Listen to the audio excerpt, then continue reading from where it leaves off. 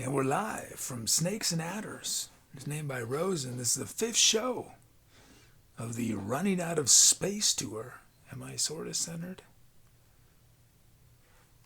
I think I need to move that a little. Let's see. Oh.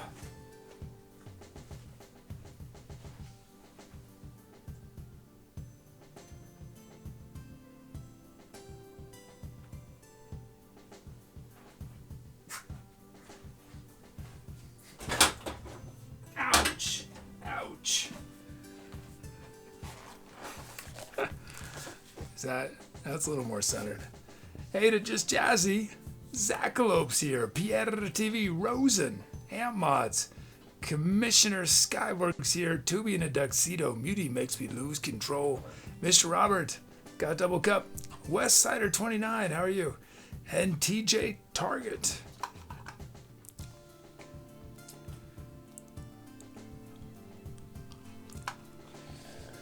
Oh, script engine crashed. How did I miss that?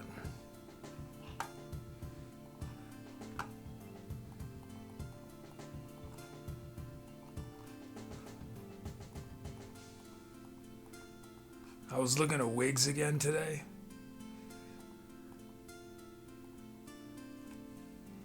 And I managed to find the Hollywood wig company. I don't know if they're the Hollywood. I specifically look for wig companies in Hollywood. Wigs get expensive. I'm trying, I want to get some normal person wigs. It's easy to find Halloween wigs, but not normal person wigs. But this wig site, they're, $800 to $1,000 for a wig. It's out of my budget, sadly.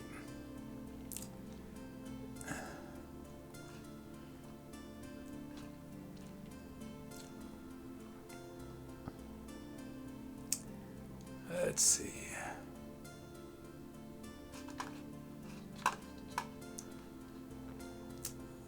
What's up with all these awards?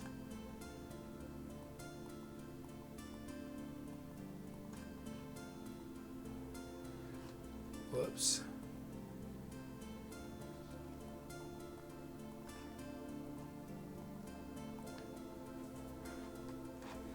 You should update your wish list with wigs. The wigs list. Yes, sadly they're not. These high-end wigs are not on. You can't put them on an Amazon wish list.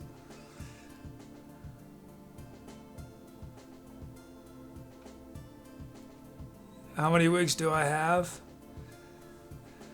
Well, there's a whole debacle with Amazon, so I have several that I intended to return that are not very good. But I have the Subtly Penguin wig, and I have the wig the game show wig, and then I have these two other ones which are not good, and they're also longish. But I want a short hair sort of.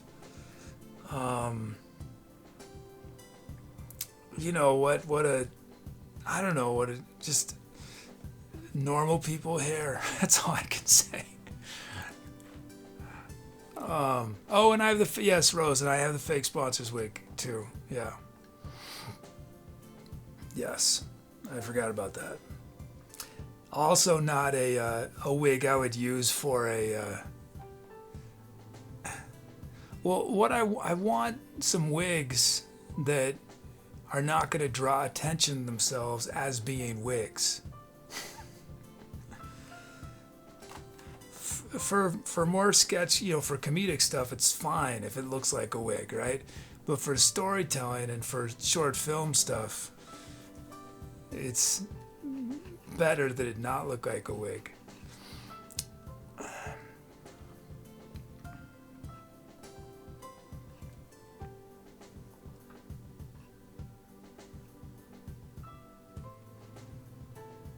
Oh, we're doing remakes.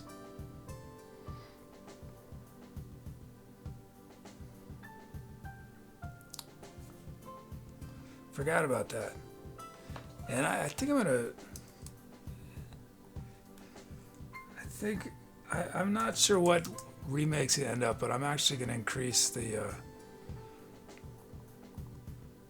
For now, I'm going to increase the.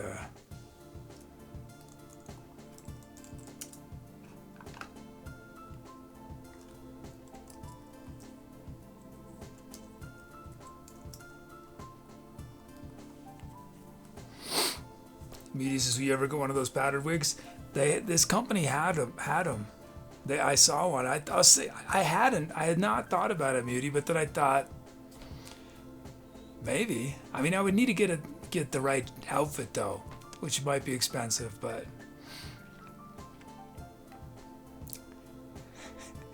think about how hilarious that would be. You're on a hike, and I don't know, the Appalachian Trail or something, and then you see this dude with a powdered white wig, wearing I don't even know what the clothing's called, but appropriate clothing.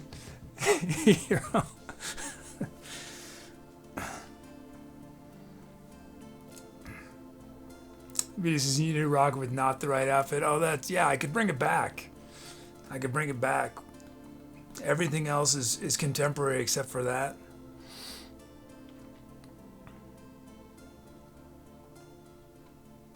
Let's see, who's here? Pierre's not here, right? But Skyborg is here and Rosen's here, I think. We have Rough Cakes, Being Awake, Pierre, Skyborg, Rosen have pending remakes.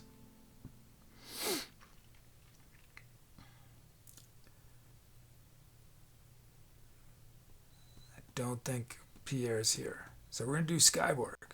Skyborg, you're still here, right? And Rosen's here.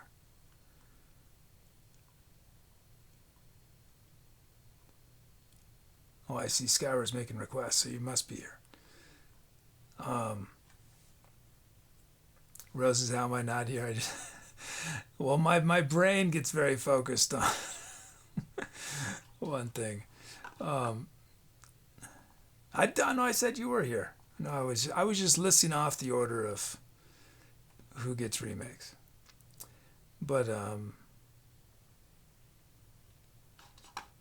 Skyborg just wrote messages, right? Like a minute ago. Just trying to decide if I do Skyborg's first. Okay, Skyborg's here. Okay, we're gonna do Skyborg's remake, and then we're gonna do Rosen's remake. Hey, Selena Astra. Now, how do I do this? How do I do remakes?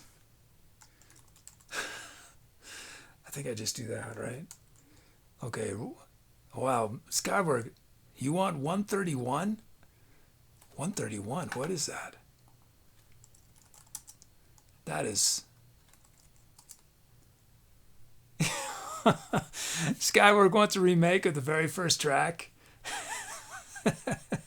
I ever did on Twitch, which nobody saw when it happened.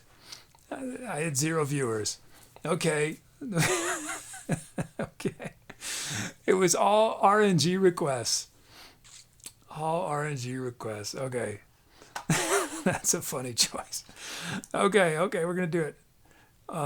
We did later name it because we watched the show and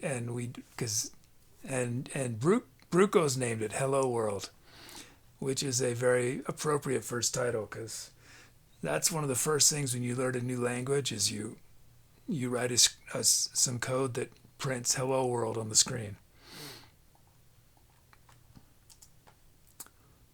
Is this the correct song? Yes, it is.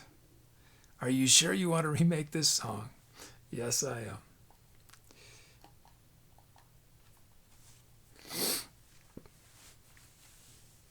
Oh, and not only did Just Jazzy print Hello World, Just Jazzy also got the first infinite loop, right? Of a programmer's life.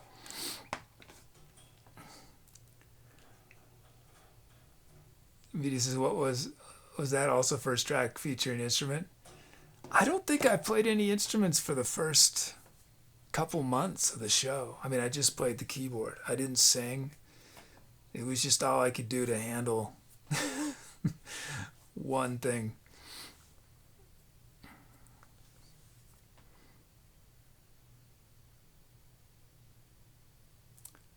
There it is.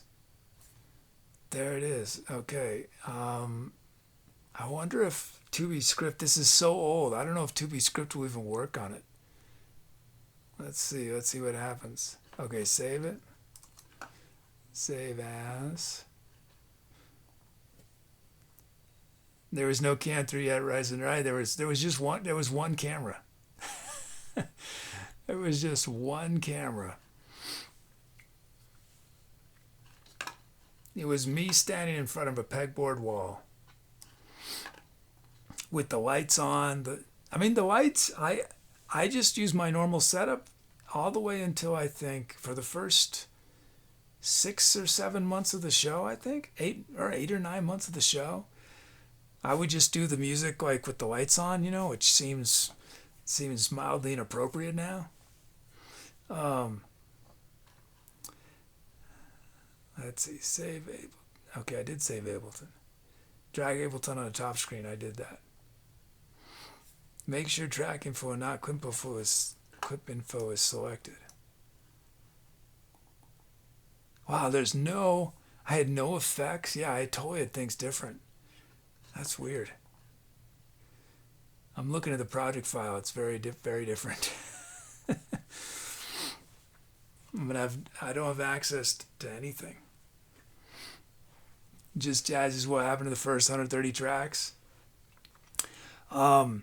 The song ID number is an ID. It's not a count.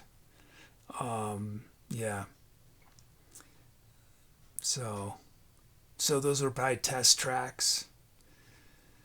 And for the first couple years of the show, I would create a test track every single show and test before the show started. I stopped doing that a couple years ago, but that's why the show IDs don't correspond to actual numbers. Well, they don't correspond to the number that the track actually is. Now they're about 1,000 something off. Well, how many songs are we at? Because today the ID for the new track is 6837. So we're about 1,000 off, right?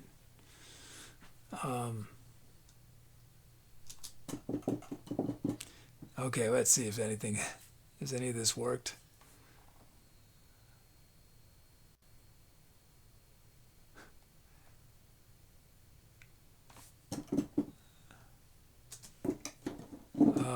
It might take me a second to figure this out. Let's see.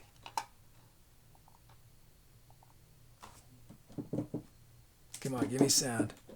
Give me some sound.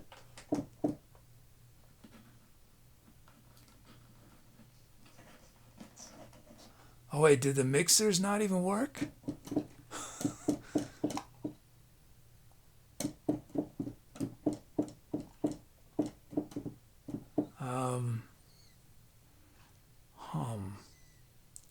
Let me think.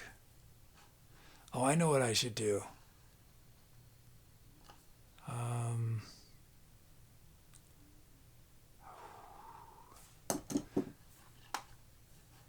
Why would I not hear anything?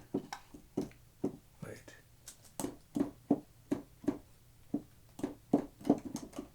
MIDI's going in.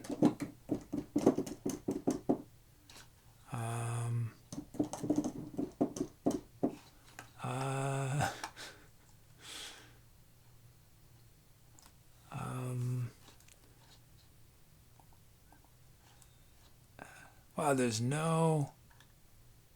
Oh, wait. Okay, so there is some... Okay, so that's working, but I can't do new MIDI. Why is that? Oh, wait. Screen set with environment. Okay, let me think.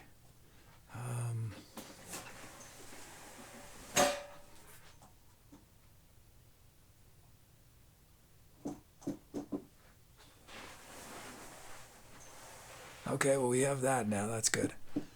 Okay.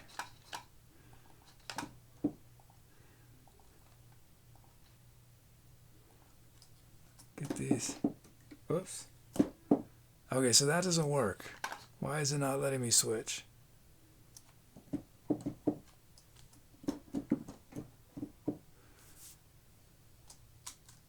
Oh, because,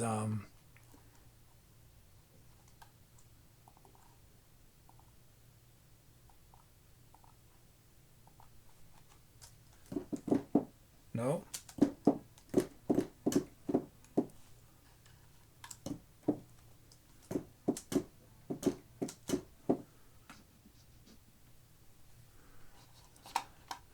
Did I not have these mixing boards when the show started?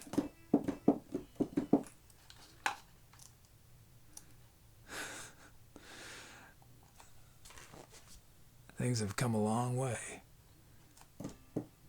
So why is stuff coming through channel 1?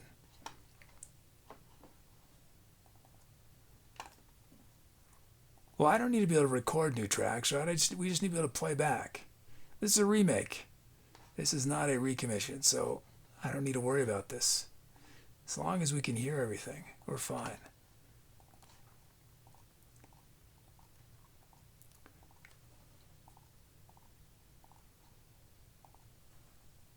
Oh, but y'all can't hear any of that, right? Because the sound's off. Forgot about that.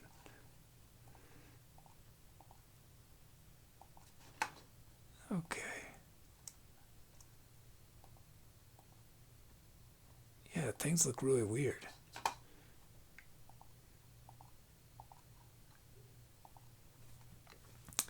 Oh, Pierre's here. Okay.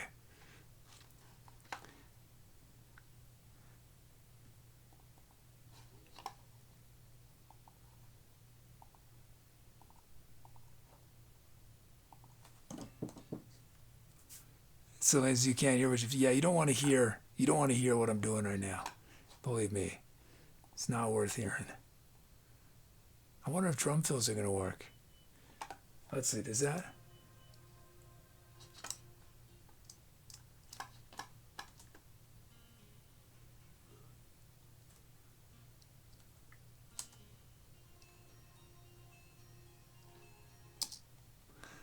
Okay, so I can't mix, but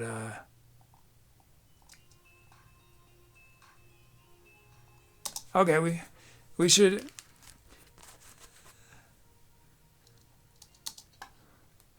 Oh, thanks, Skywork. Skywork with the big donation says remake hype. I'll try not to troll too hard in the future. Oh, this is totally fine. I just forgot that I had a different setup those first few shows or whatever. Thank you so much, Skywork. Thank you. I think we're good now. I think I got it. Let me just see if let me see. Oh, let's get a guitar channel. Whoops. Thank you so much, Skywork. Thank you.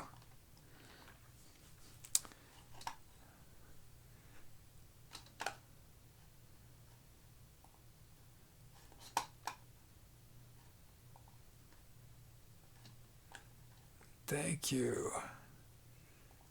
Okay, I think we got it.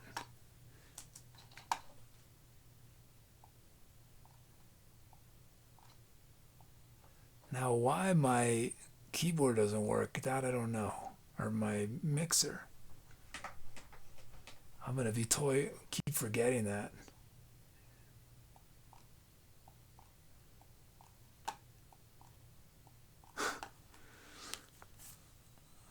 Yeah, I'll mix it as I go. It'll be okay.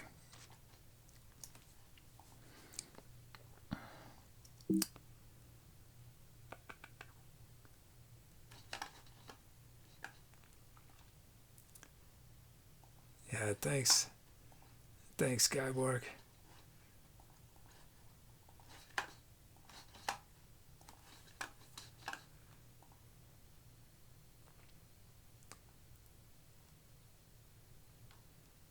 Oh, and hey to Duel, Arctic Soul. Hey, Megs.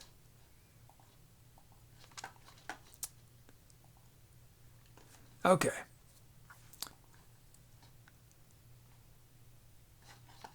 Okay, I think we're ready.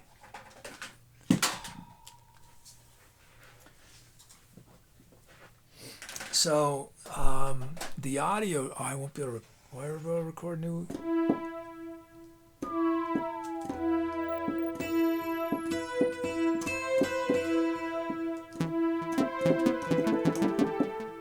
Yeah, anytime I play the keyboard, it's going to play the first sound as well. Don't know how to fix that. So if I record a new section, I'll just go with that. But yeah, this is this is a remake show where Chad is requesting songs from the past that were fully improvised tracks, and we're going back to them. I've done 5,000 on the show, so I don't know any of my songs basically. But this is the very first one I did on Twitch. So you're going to hear sort of pre-recorded loops, but I'm going to be able to change them and change the volumes and stuff. But I'll add new stuff that I improvise on top of it. And I might make a new section maybe. We'll see.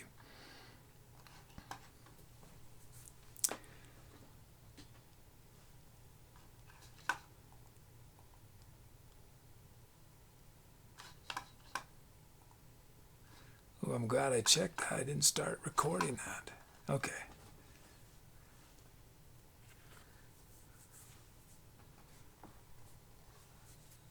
He says, "Can we get a title Inspire?" Well, if Skyberg has a suggestion, go ahead, Skyberg. Otherwise, well, the name of the song named retroactively was "Hello World," so you could take that idea of beginnings.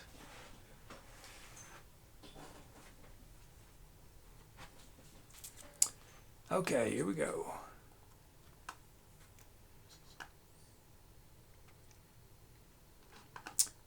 Time to accelerate.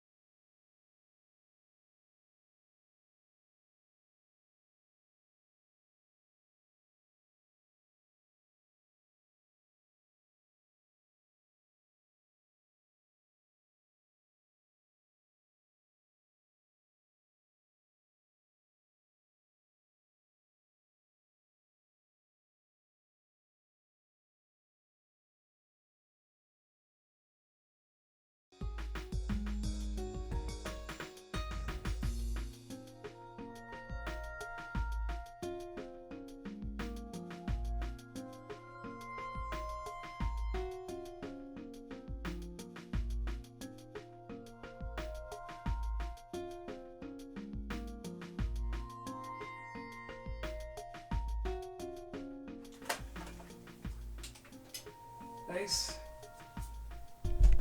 Thanks for those calves. Thanks, Skyborg, for the remake. Titles.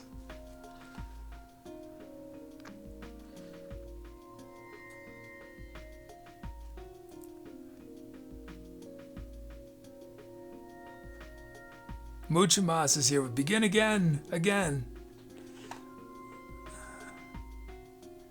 Celine Astro, Glacier of Sorrow. MrRobert, Around the World and Back Home. Hey, Pete.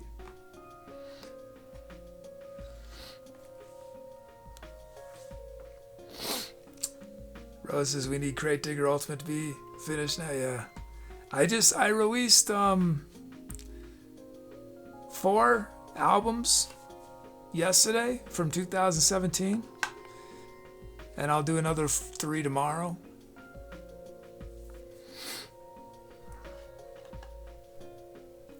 Oh, and one more.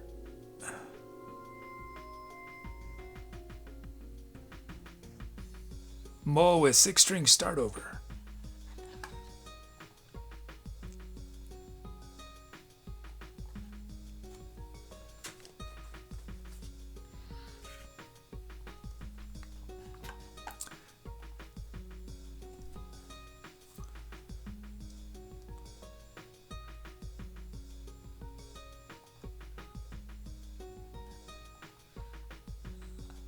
Okay, we're gonna do Rosen's up next, and then Pierre's remake, and then Hey Bean Salsa. If you stick around, Bean Salsa, yours will be 3rd. Your remake you requested.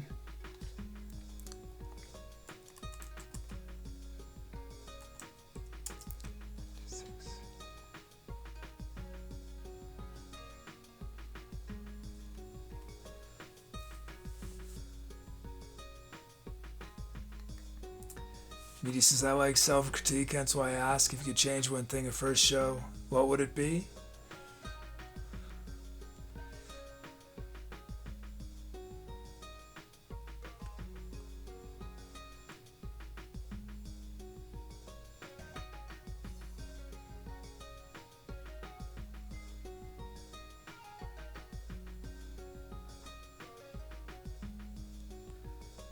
I can't think of it.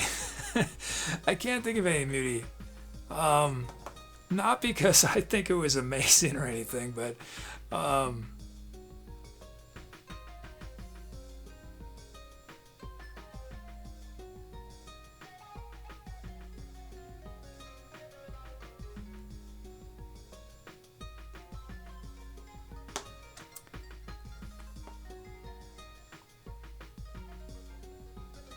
I guess my self-critique is more focused on what I can do tomorrow. Right? If I'd been satisfied with the first show, then it never would have changed. There would be I never would have added cameras. I never would have added more things to request. I never would have made Tubi.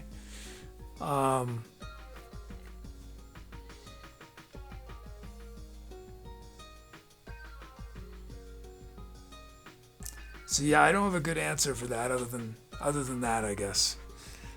Let's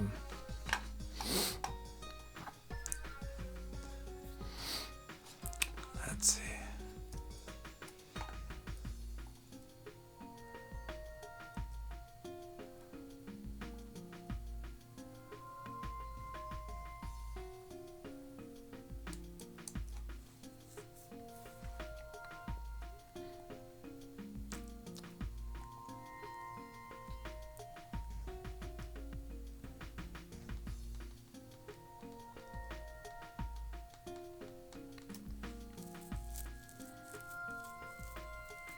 Yeah, it's funny, medium. My brain is just stuck. It's just hard for me to think about the past in that way, because it's just over, you know.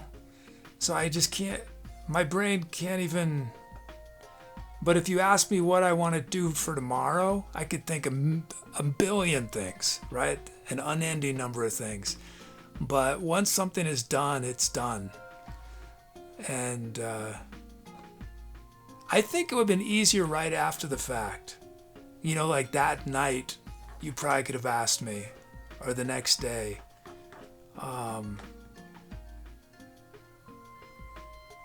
But I only did 2 songs. That's and there were no viewers, so there was no talking almost. It was a very short show.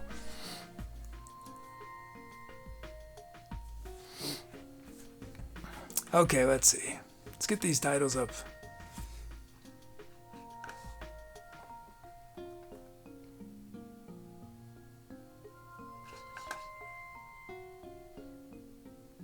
Celine asks, it's true sometimes change revamping is good, not just for the people, but for you. Yeah, I think especially for you know, I mean, I've done this. That's why I keep needing to add new things. It's maybe more for me than for y'all. It is. It's more for me. I need to keep things fresh for myself, you know. I need, in order to give y'all something that is sincere and genuine and open and in the moment. I have to feel good myself. Which, speaking of which, we got a new feature. I realize it's irrelevant today because we're doing a remake show, but I can't demonstrate it in a little while. Let's do a couple songs, but don't let me forget to show off the new feature. Speaking of doing new things, keep things fresh.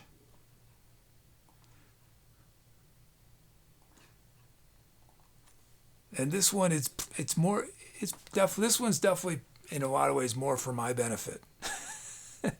I hope y'all appreciate it as well, but it's gonna especially benefit me.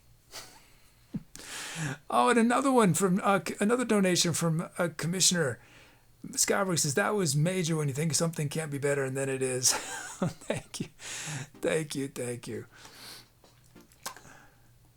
Thanks, Skyberg.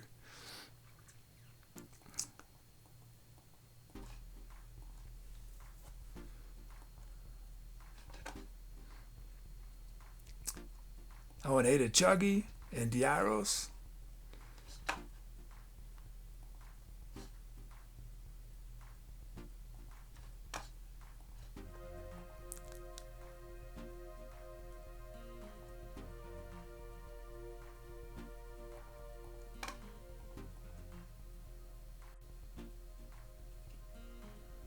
Okay, let's see if this one, this is a more recent track, right?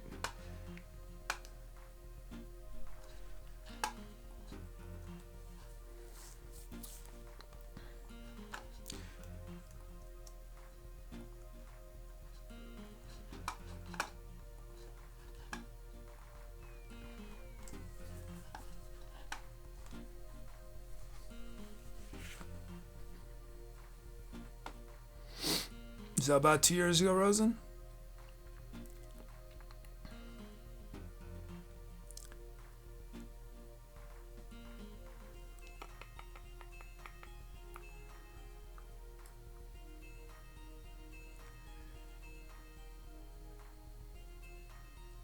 I'm thinking more and more about changing my setup in here so I can get closer to the monitors.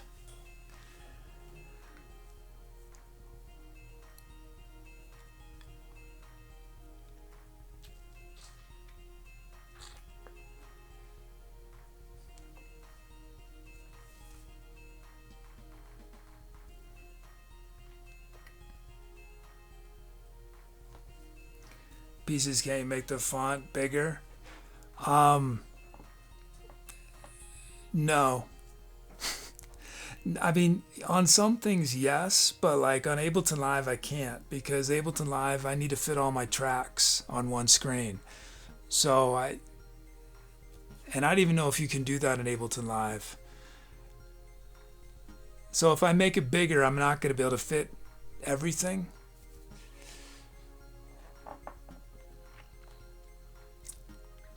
Is this your first commission, Rosen?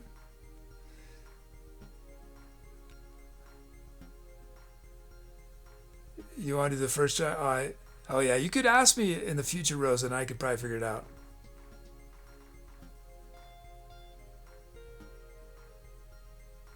Moses, why is the Rhodes the only one instrument that gets the name of its maker mentioned in the instrument list? Oh, you mean the manufacturer? I mean, I don't love doing that, Mole, but it is in the same way that the automaton. There's not like you can't buy a Fender automaton and a Roland automaton. There's just the automaton. It's the same thing with a Fender Rhodes. There's no one made an equivalent thing. The closest thing to a Fender Rhodes is something called a Wurlitzer.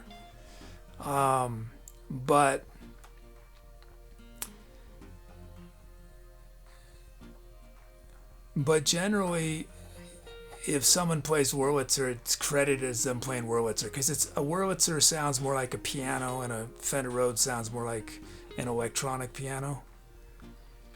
But that's the reason. But I don't feel great about it. But I also don't know what else I could do.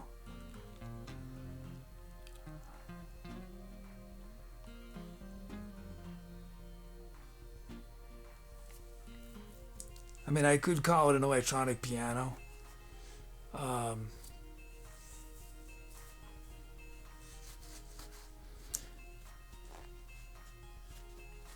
There are other Fender Rhodes, Pete? What? I'm curious. I'd check them out. Maybe they're less expensive. I could sell this.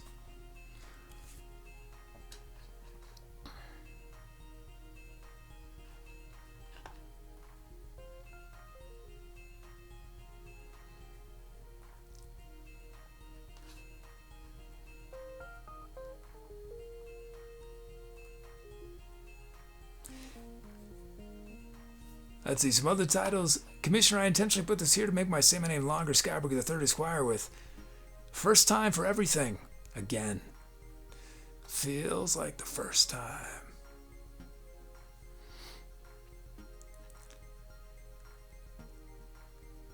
Arctic Soul, greetings, Earthlings.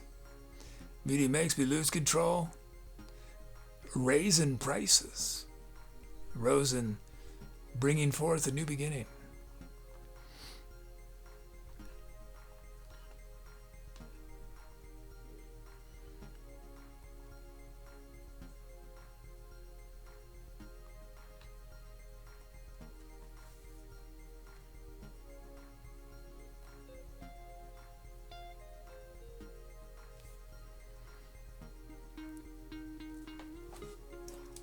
Oh, did everything work?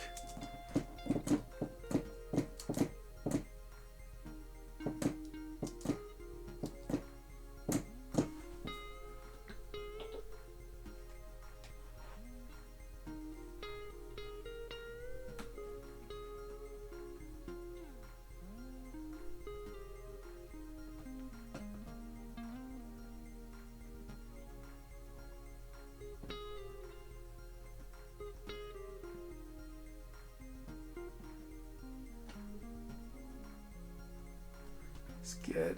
I have to make my effects roughly the same.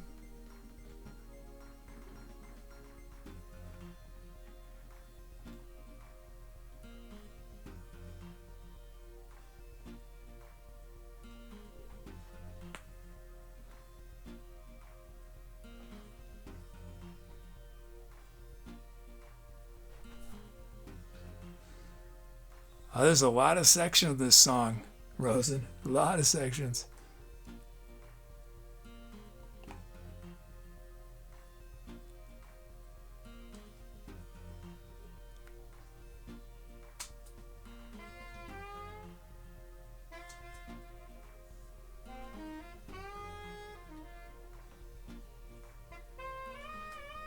Okay, we'll figure it out.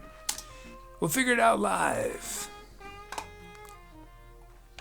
Oh, I played saxophone that last track too.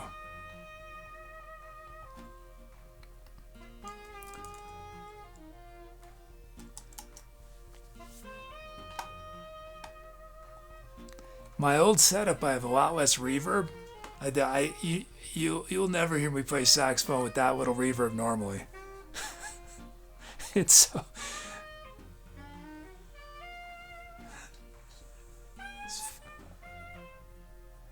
Okay, let's see. Oops. No, there's a previous track. Not this one.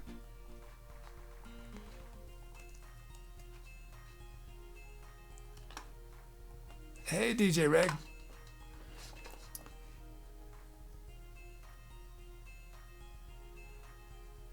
Let's end this poll.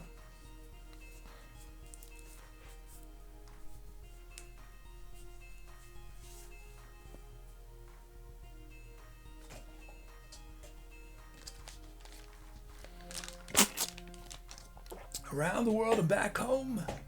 Miss Roberts named it. Rose, that little no reverb would be nice though. I mean, there's tons of music that doesn't use much reverb at all, if any.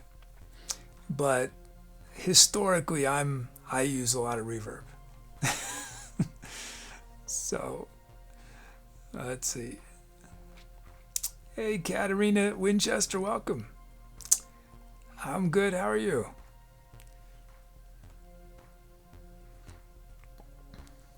Sure, y'all don't want to watch MasterChef instead of this. I just found out that there's a whole meme, there's a whole meta thing where all the top streamers are just watching MasterChef and tempting fate.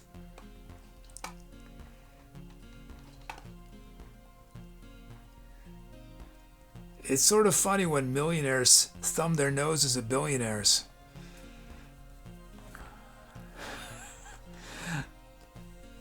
They're playing with dangerous water, though. Let's see.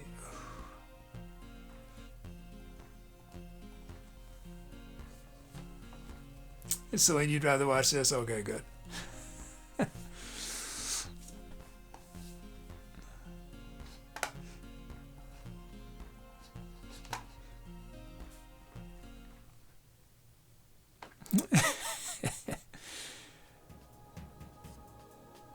Vintage Vibe piano.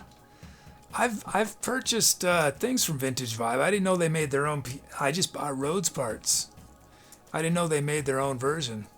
But yeah, I've bought a few things from Vintage Vibe.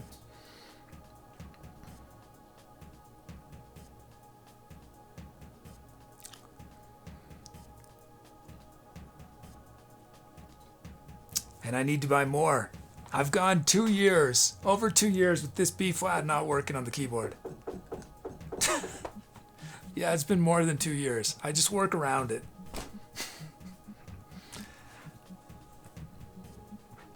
I don't have the time to deal with it. Early on in the show's career, I fixed a couple notes, but yeah. Okay. Oh, we're glad you're here, Katarina. Okay. So Katarina, anyone else who's just joining, I do improv, where I just make stuff up live. And today is a special show called a remake show, which we only started this year. Well, in the last couple weeks. Oh, why did I just change those? That was dumb. Where Chad is requesting improvs I did in the past. And so the stuff you hear, whatever you see me do is live improv, but we're going to be using some things I improvised back in the day.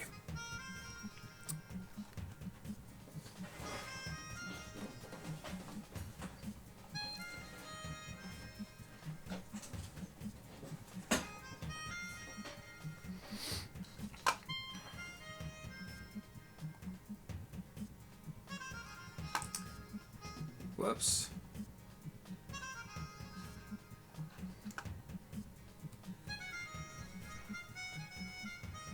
Rosen, can you name them? Yeah, well, yeah, that's what's happening. Or do you mean you personally?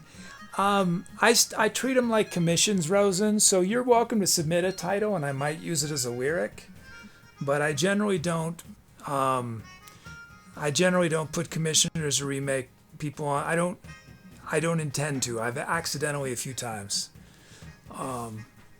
Yeah, but I often will use them as lyrics.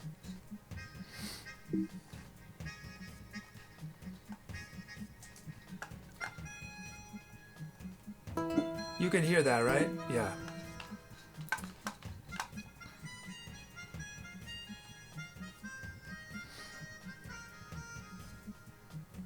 What time is it where I am? Well, we use Eastern time zone for the show, but I'm actually in the Mountain time zone, and it's 5:13 for me, but the show time is 7:13. Okay, here we go. Oh, and Katarina, you can, and anyone else who's new, you can help name this. It's going to get a new name. You're going to see people using the title command, and you can suggest as many ideas as you have for new names. Here we go. Time to, and I might use them as lyrics.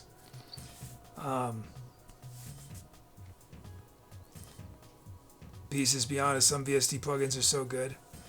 Yeah, it's not.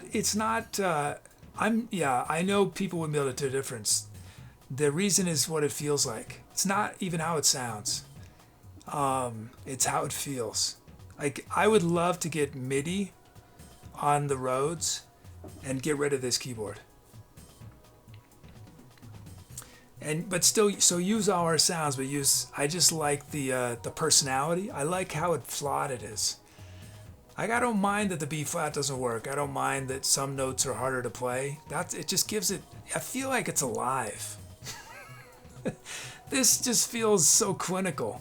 It's just, although, I mean, the pitch bend causes all sorts of problems, so it has its own personality. Here we go, time to iterate.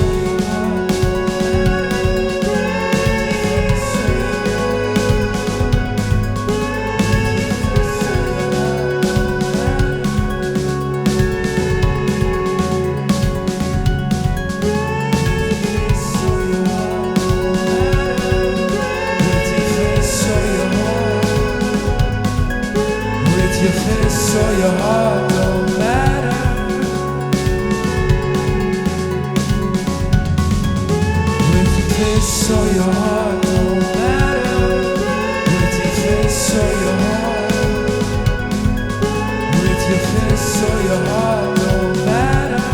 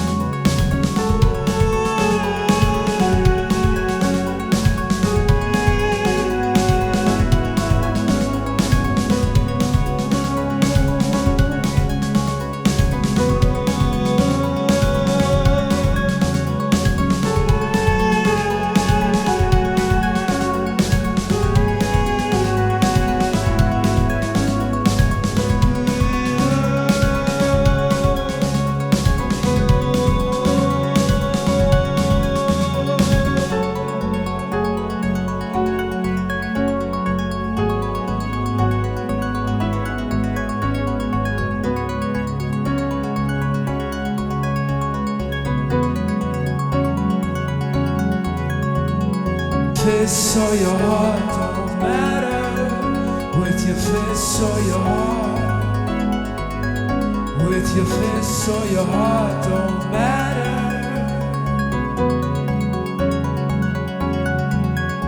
With fists or your heart don't matter. With your fists or your heart. With your fists or your heart don't matter.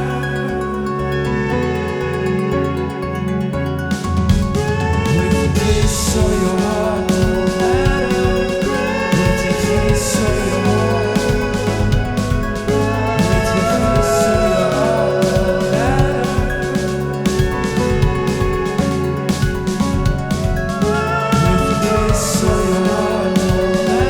matter. With your face or your heart. With your face or your heart don't matter.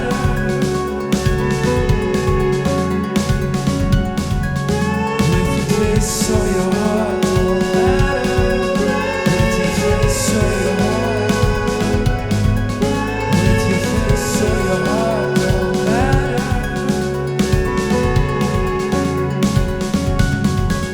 With your face or your heart don't matter. With your face or your heart. With your face or your heart don't matter.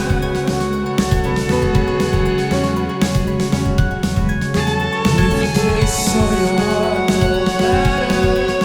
With your face or your heart. With your face or your heart don't matter.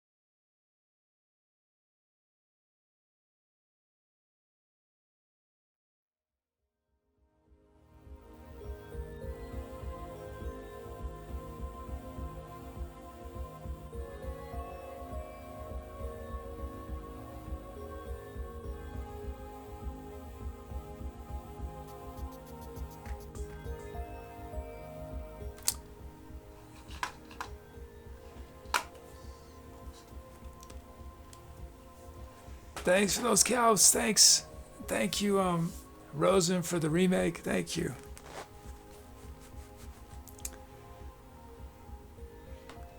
Let's see. Thanks, Rosen. Thanks, Westsider. Let's see. Titles.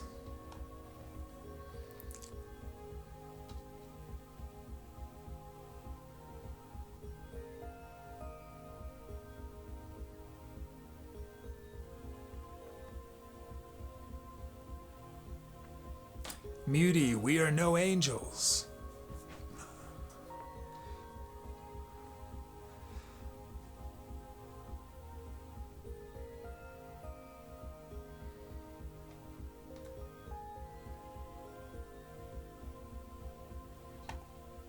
Westsider 29, running from your dreams. Bean Salsa, living keys.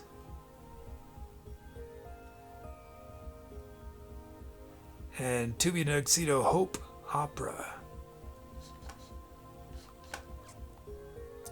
Oh, thanks, Megs.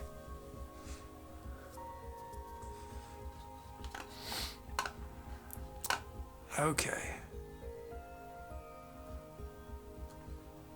So we're going to do Pierre's next. And then if Bean Salsa's here, we'll do Bean Salsa's after that. And then we got, oh, there must have been a donation. Oh, Doug, thank you. Rosen, yeah, your vote is worth 1,000 points.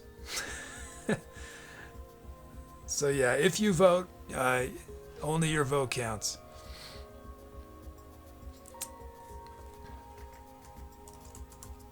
And I'm going to get those up on screen in just a moment. I got to get Pierre's remix starting to be processed.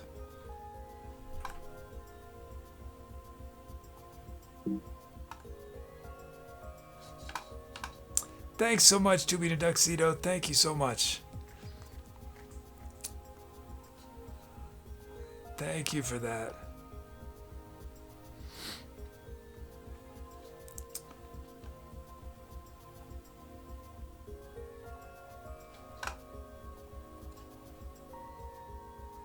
Okay, let's get this up on the board.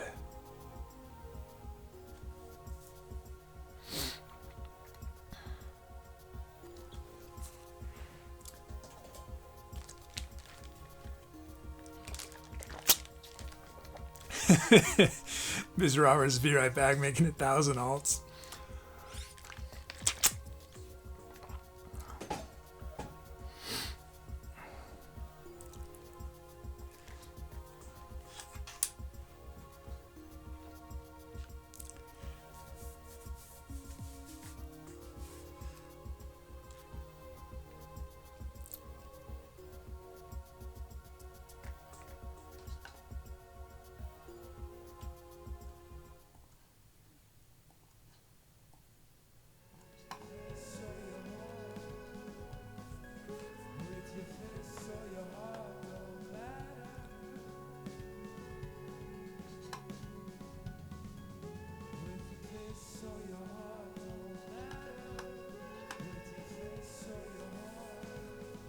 If he says if somehow chat managed to vote, I want to get overrules.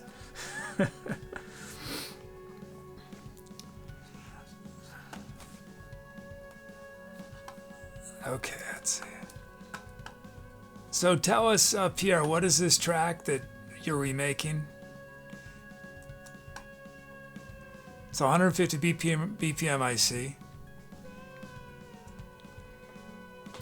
4 sections.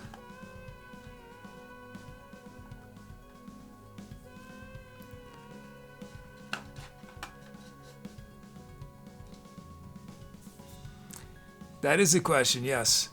Tell us, because I don't know what it is. I just see the number. I don't see the name of the song or anything. Just what's the original? When is it from? If you remember. If you don't, that's fine.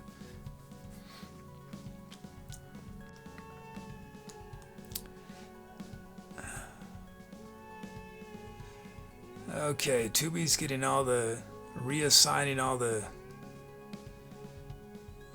sound card issues. It's a commission of yours, part 4 on the 4 track? Okay.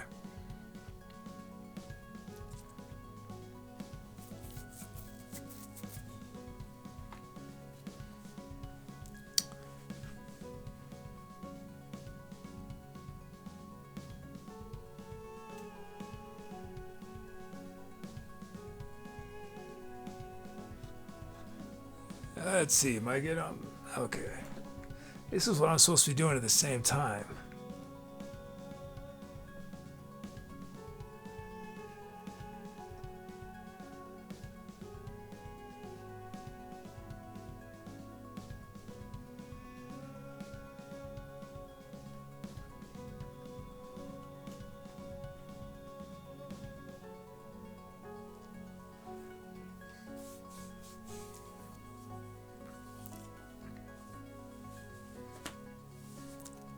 This is a weird question. Would you rather play one song in heaven or 1,000 songs in the other place? 1,000 songs. I mean, it's such a hypothetical question, but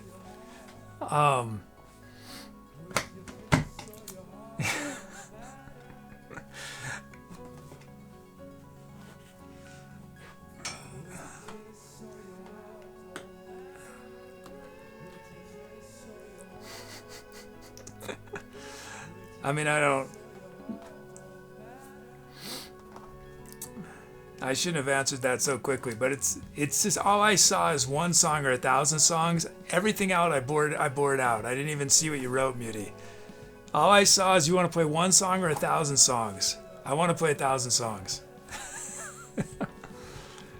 Because one song, how long is it going to take? And then what do I do the rest of my... How am I going to survive?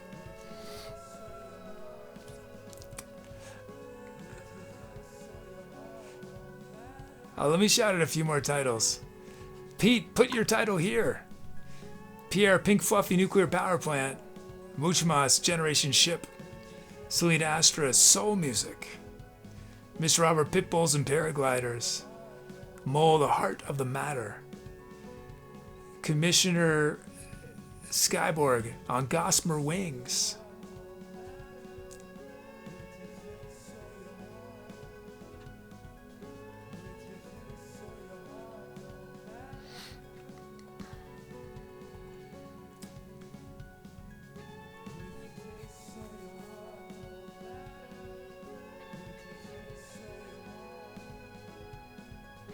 Okay, let's end this poll.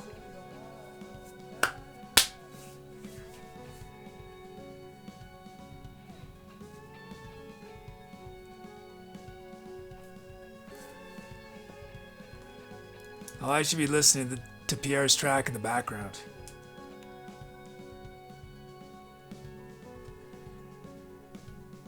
Well, I can't hear anything. Oh.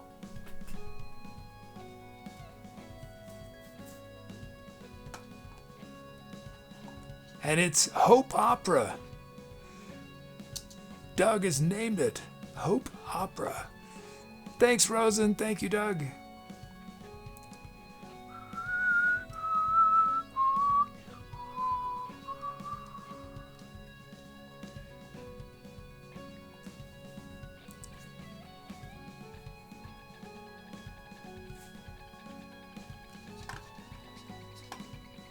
Oh, and Muty named a sound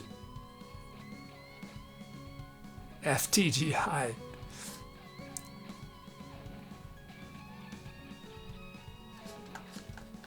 Oh, and let me demo it for you.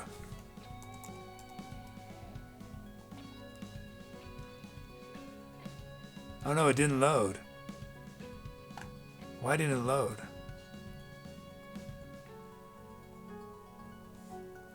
TGI. Okay, here it is. I think.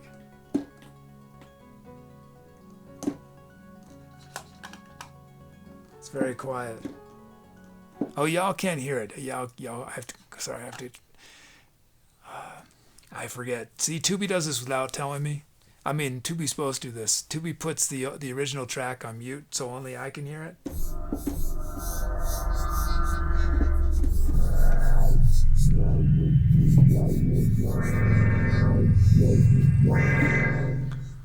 Wait, there's Dombrel chords on here? Oh no, it's the different Dombrel chords. Is that actually Dombrel chords?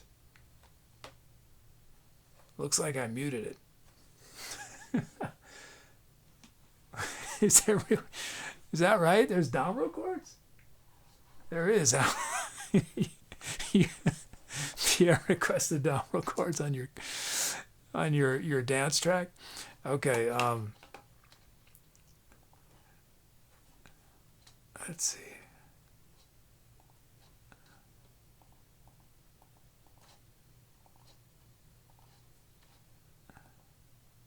Hey, Sack Drum. Oh, so we know each other. Where do we know each other from? Weird geckos. Let's see.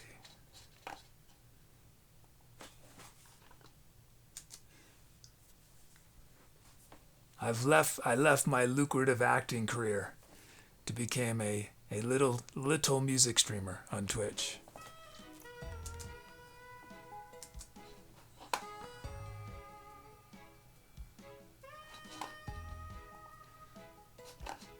Okay, let's do it.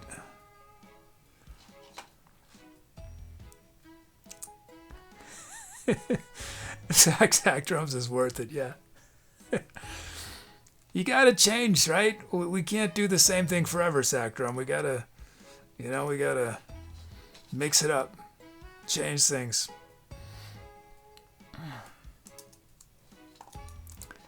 Oh, let me I need to add a guitar track, right?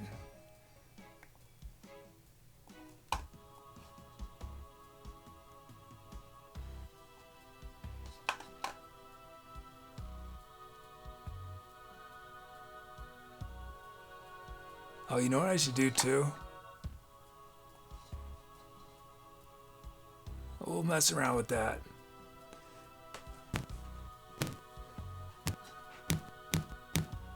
Oh wait, maybe we shouldn't. Maybe I shouldn't mess around with that. Wait. Yeah, I should learn how it works first. Right? Oh, there it is. There, it's okay. We'll mess around. I don't know. Should I take a risk? Should I take a risk on your remake and try out an effect I've never used on the show before? Is you okay with that, Pierre? I don't know if it might crash. Okay. I don't think it'll crash, but we'll see you'll know when it happens. Okay, let's see.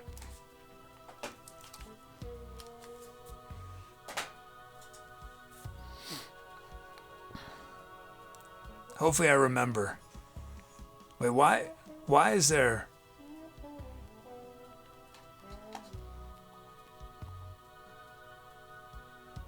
Wait, how do I turn everything off on it? Oh. Oh, that fixed it. Okay, good.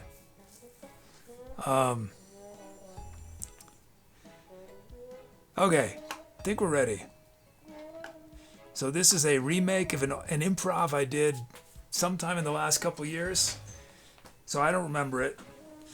But so anything you see me play, I'm making up live on the spot. Anything you hear that I'm not playing, I made up live 2 years ago or something.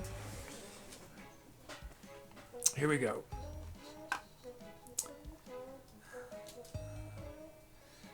Time to accelerate for Pierre.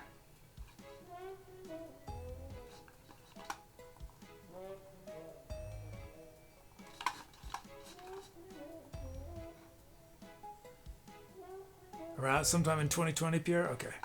Here we go. Time to accelerate.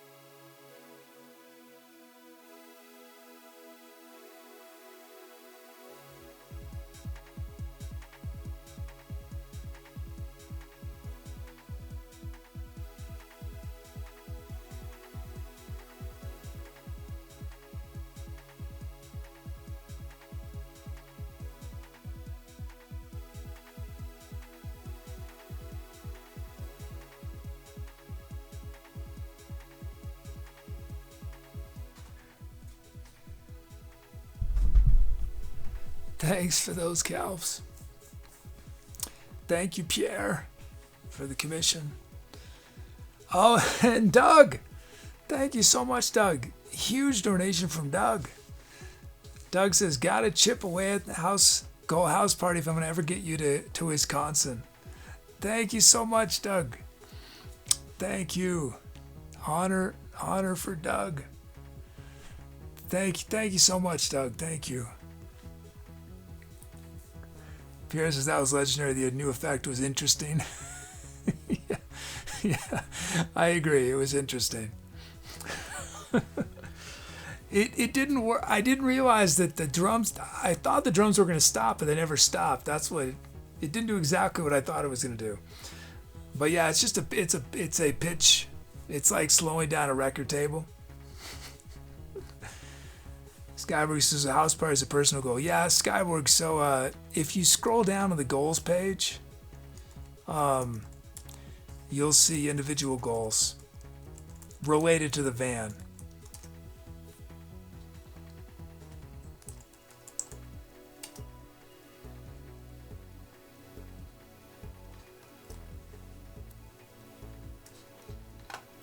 Yeah, thanks so much, Doug.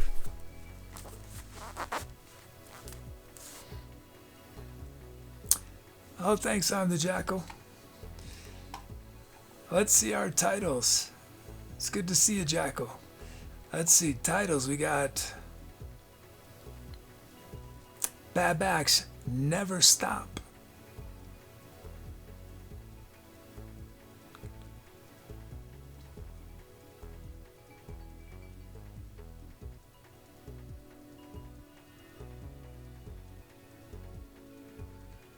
Rose and Tornado Outlaw. Oh, silly titles? Okay.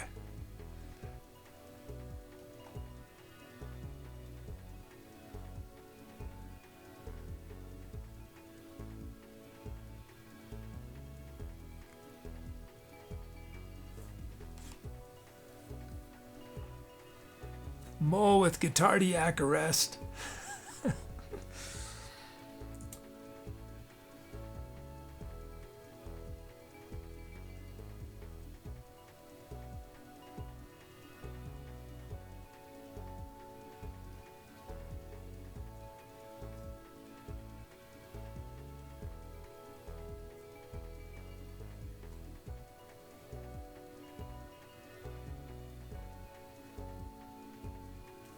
One more.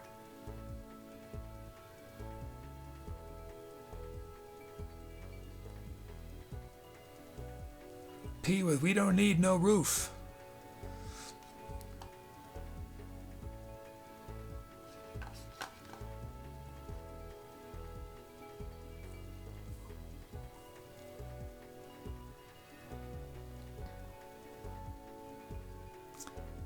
Wow, thanks again. Thanks again, Doug.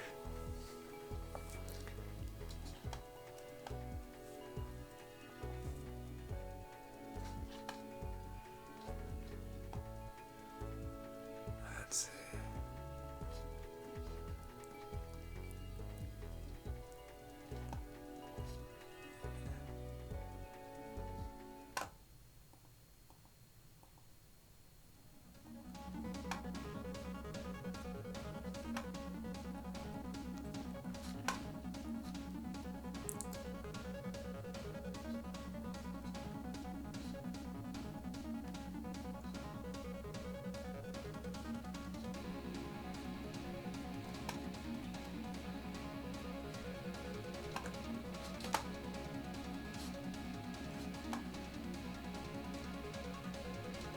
Oh, hey to Meme Lord Shostakovich. Bad Backs is here. I Am Brumpo is back. Hug Queen's here. Hey, Hug Queen, call me Kixie.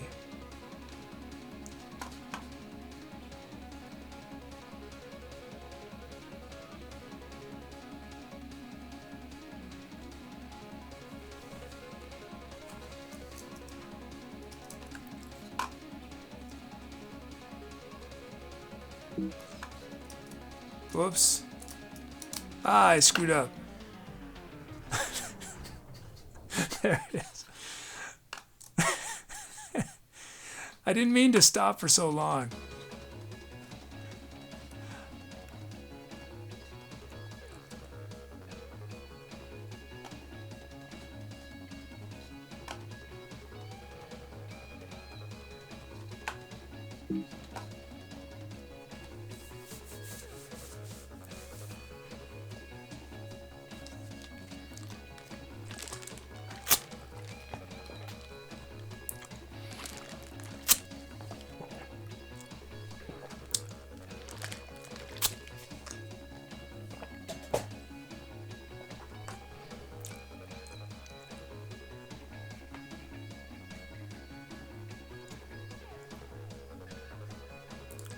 Sure, Pierre, that's fine. You know, you can chop them out.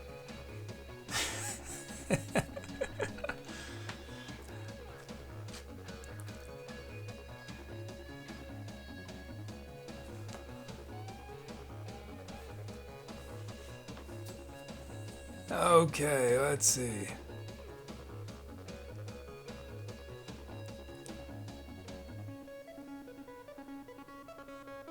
What are you doing, Tubi? Are you doing it right? Or maybe you are.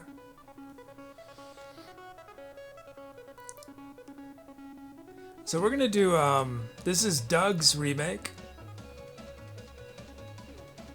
How long was the track? I think it was about, I don't know, 18 minutes? Did Tubi not tell you?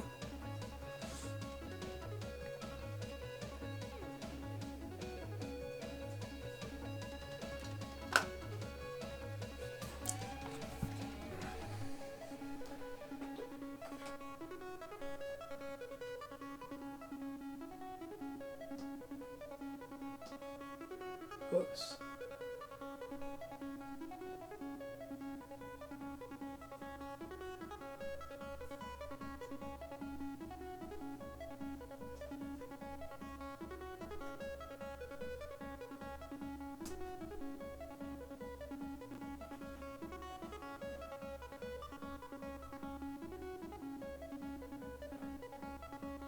Just getting my tracks where they need to be.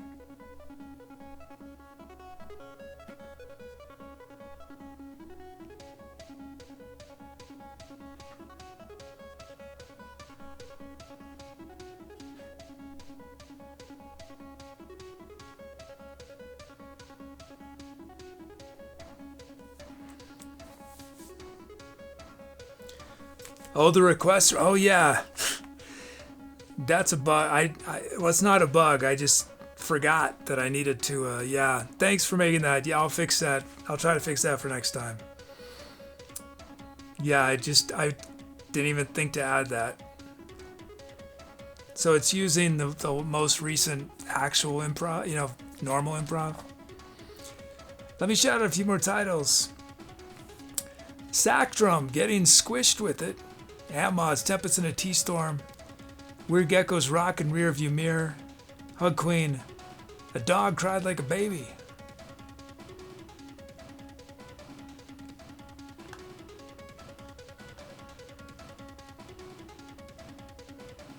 Skyborg is back to Skyborg YZ. And Tubi and Tuxedo is 1 foot on the brake and 1 on the gas.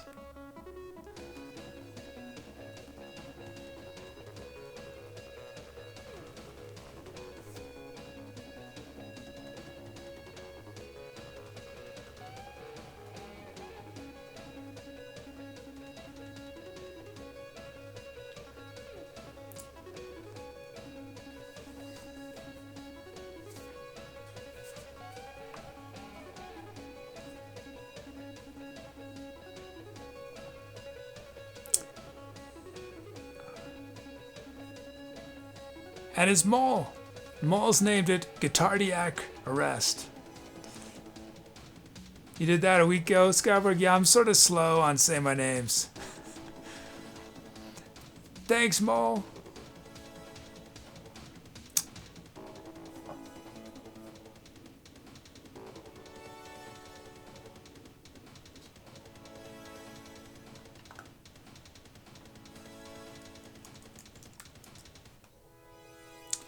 Rose says, how many keys?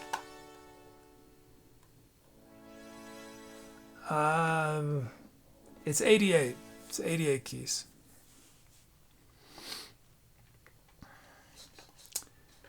Okay. Okay, well I'm gonna show our new feature, even though it's irrelevant today, but I'll at least demonstrate it. Wait, do I have a piano sound? I've done 3 out of 14 now, right? 3? Or is this only the second one? Wait, is this only the second? Have I only done 2 features? Oh my, what did I commit to? Is this only the second one? Oh, this is only the second one. I don't know if every Saturday is going to be realistic, but I'll get the 14 eventually. But yeah, okay, I've succeeded at 2 so far. Oh, Logic didn't open. Oh no, Logic.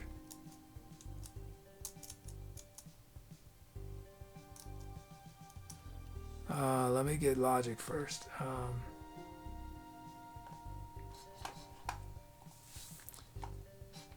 Why didn't Logic open?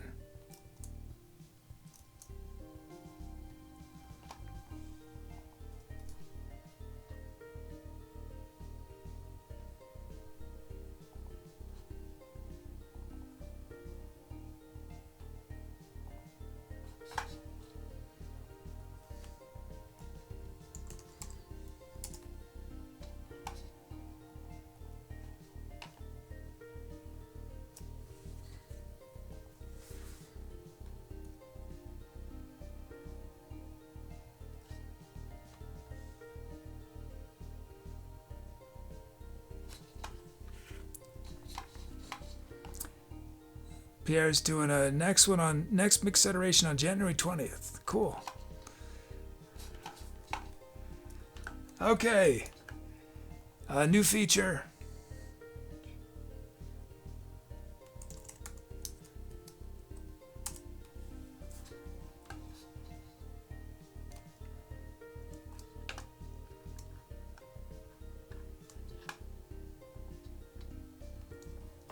How do I do it though? Wait, something's not right.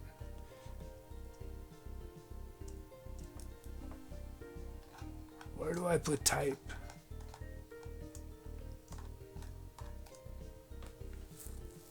I know what I'll do.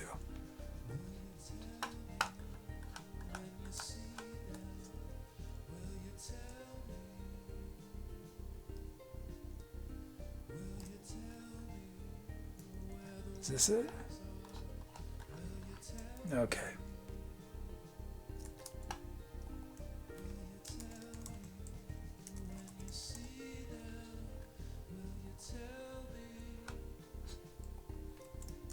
Okay, hopefully it works.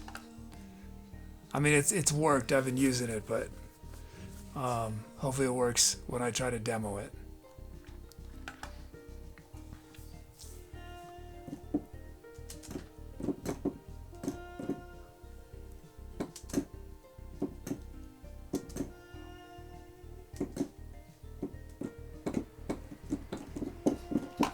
Do I not have a piano on here?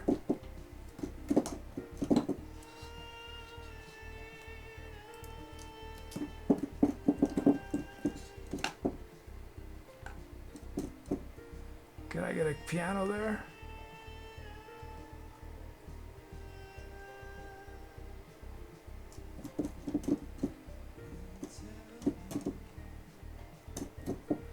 Okay.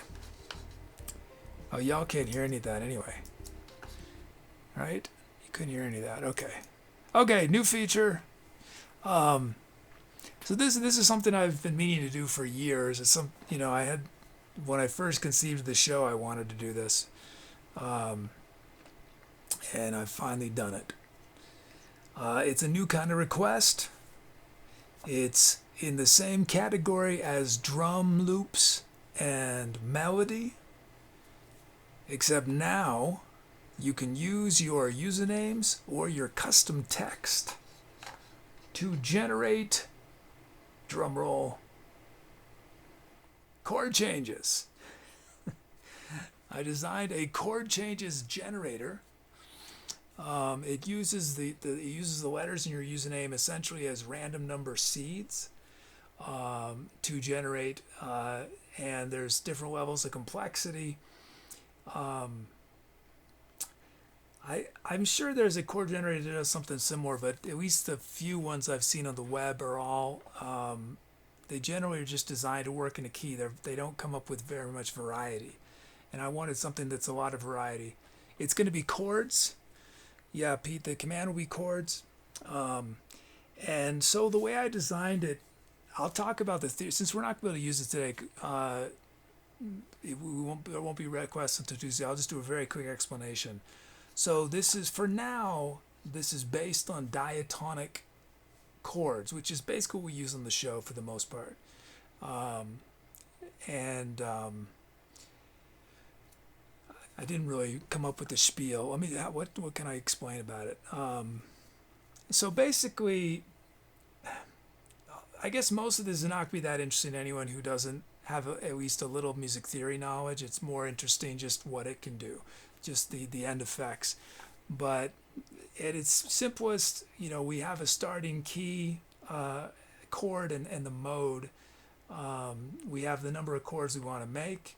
And what it does is it takes, if there's 4 chords, it divides your username into 4 parts, and it turns those into numbers, and it adds them up so that we have 4 random numbers that we're going to be using in the generation process. And this is the key information right here.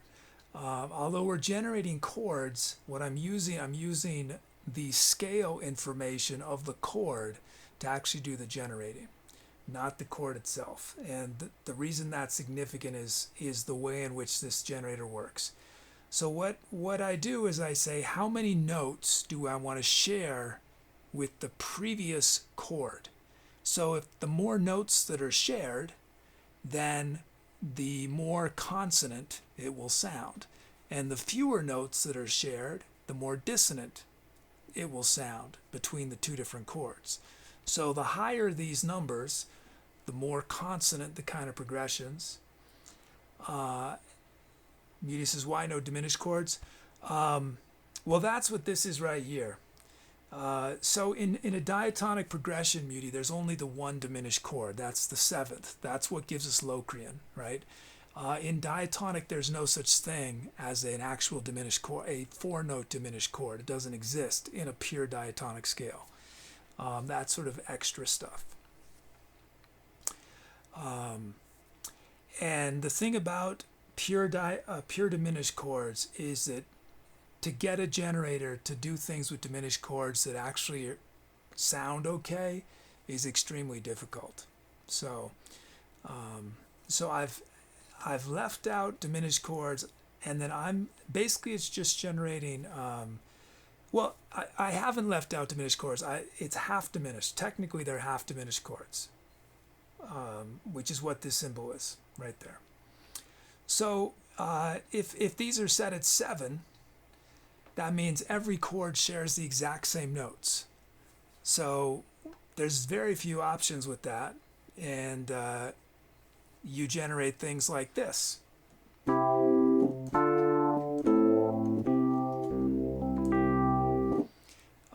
So all those chords share the exact same notes. You just start on different notes. And you can get a sense of the number of possibilities based on these numbers right here. So starting on C, with the way this was generated, you'd have 24 times 5 times 5 times 5 as the number of possibilities. But those numbers are going to change because they're based on the previous chord. It's a little confusing, but now if we can increase the complexity, which is more, normally I'll be around this range of complexity.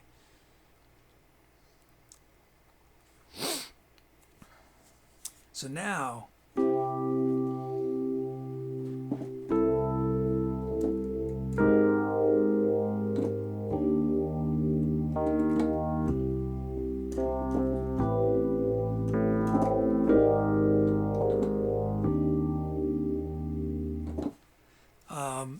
And the reason I'm not having it generate seconds, fourths, sixths, and sevenths and ninths is because that's sort of where I come in. That's the value I add. As a musician, if you can control the sevenths, the sixths, the fourths, and the seconds, you can make anything work. I can make almost any chord progression work. But if a generator is choosing those for me, you're going to get a lot of stuff that just isn't going to work. There has to be some intelligence that goes into it, basically. Now let's do one we can go the other way. We can require. So here's an interesting thing with the diatonic scale. I didn't know this until I actually was coding this. I figured out all these things I didn't know. I just sort of, because you don't need to know them. So a diatonic scale is the 7-note scale that is the most common in 99.99999% of the music you listen to. Everyone listens to. It is almost everything Western music is going to be using diatonic. Now I know there's plenty of exceptions in jazz. There's tons of exceptions, but for the most part, it is the most common thing you're going to hear. Diatonic scales. And what's interesting is that two diatonic scales, the minimum number of notes the two diatonic scales will share, and I might be wrong, maybe I made some mistake in my brain, but is 2. You're always going to have at least 2 notes in common no matter what. With any diatonic chord scale, you're going to have 2 notes that are shared. That's the minimum. So we can go to that extreme and say that we can only have 2 notes in common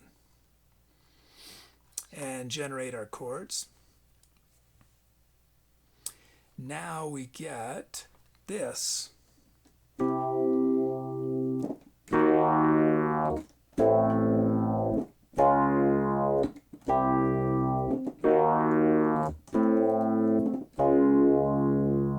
Now that's me playing the straight triads, just exactly what I'm playing exactly what you see on screen.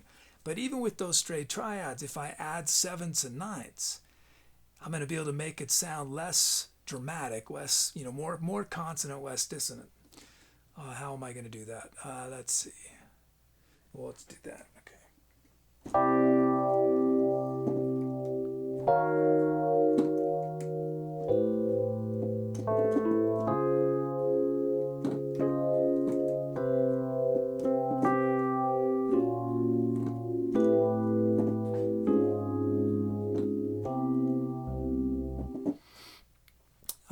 And there's a few other options, like you can prevent repeats so the chord doesn't appear twice. Right now I just have half diminished off, but I can turn it back on. So we start to see the insane number of possibilities when we say basically any combination works.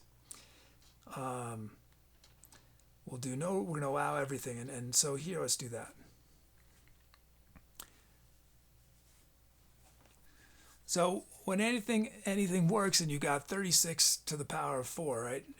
So 36 times 36 times 36 times 36 is the number of possibilities with this setting. So here we get.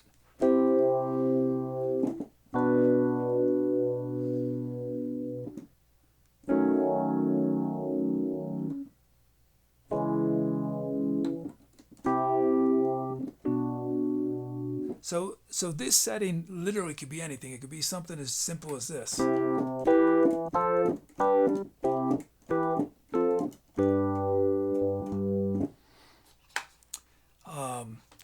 But the main reason I'm excited about this is it's gonna come up with things that my creativity is definitely more expressed in rhythm and melody than it is in chords. I mean, and looping in general lends itself to shorter chord progressions. But I'm excited to sort of get really challenged with some interesting progressions that are going to sound very different than the kind of stuff we normally do on the show. So that is chords. Was there anything here that's interesting?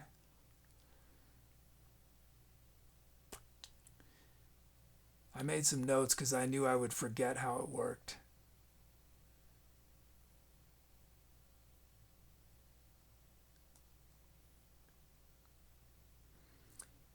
Yeah, so a C major scale, right? It it shares 6 of its notes with an F major scale and a G major scale. A C major scale shares 5 of its notes with F, G major, B flat, and D. So that's sort of this concept of we're progressed for people who understand theory. The fewer the notes we share, the further we are getting away on our circle of fifths. Anyway, okay, enough of that. There's our new feature, chords.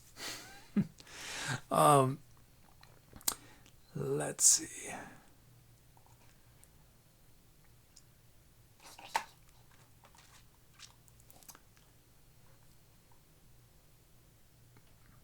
Jazz says if it doesn't generate a flat diminished 7, add 13, that's not good enough.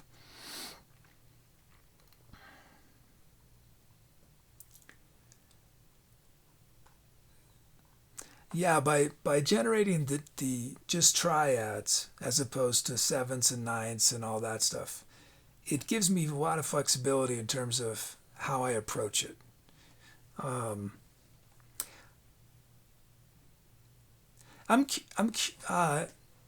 curious. Tell me, for those of you who don't have a lot of experience as musicians or music theory, I'm going to do 2 things. You tell me if they sound basically exactly the same or if they sound different to you. Okay? Here's option 1. That's option 1. Here's option 2.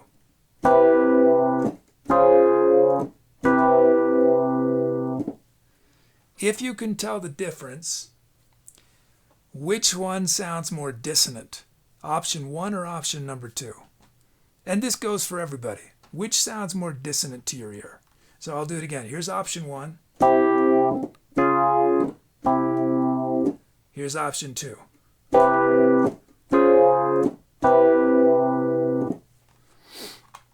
Miss Roberts says the second one does. Mole says the second one sounds more dissonant. Cool Breeze says first did to me.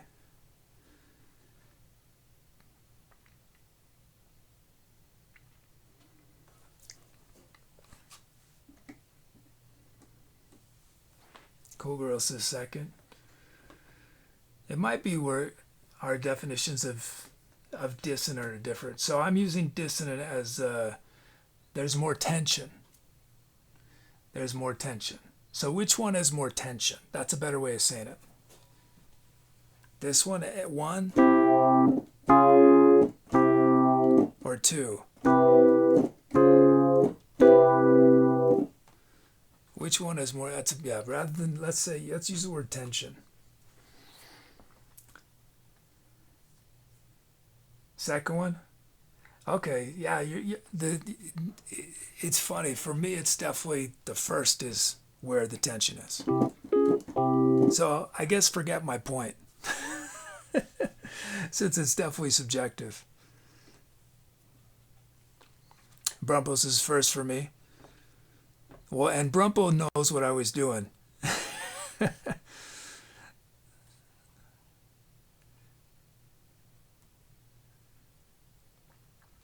Greenbaum says, I want to say the chords feel more dissonant too, but the progression of one feels more so. So they're the same thing. They're both C major to D flat major. But the second one, I'm adding another note. And in adding the other note, both chords. So the first time they've totally different notes. I'm not repeating any notes, okay? In the first example. In the second example, I am repeating a note. And so to my ear, it's less dissonant because there's something shared between the two now. This note is in both chords now.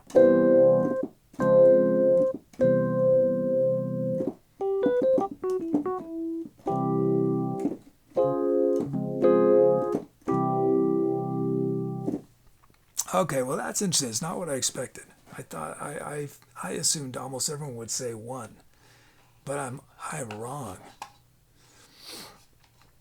Okay, let's see.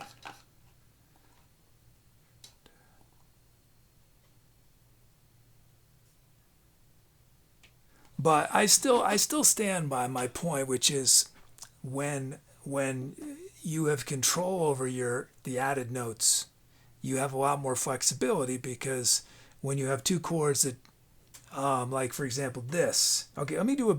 How about this? Does this sound? Let's see. Well, option one would be. Okay, here's option one.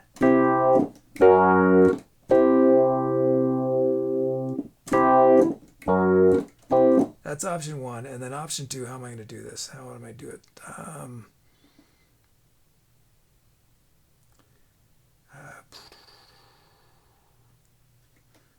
This one's really tough. No, I'm not. I don't know. I'm not going to be able to do this one the way I want. Okay. Let's see. Oh, that's what I should do. Okay. No, that's gonna sound tense. Okay, that's what we'll do.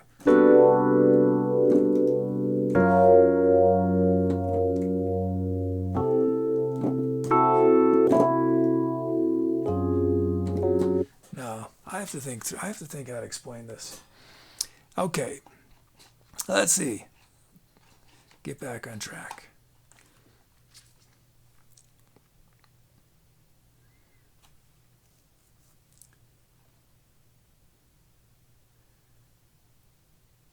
Most is first is more tension, second is more dissonance. Pieces, I think it's a bit how you define it.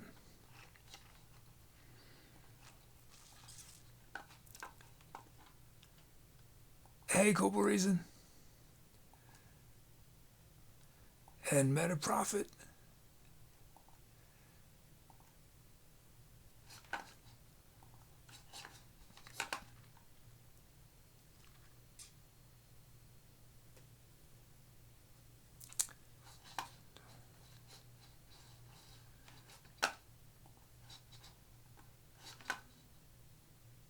Okay, we're gonna do. This is Doug's remake. Doug, which track? What is this originally? Crestfallen. Okay.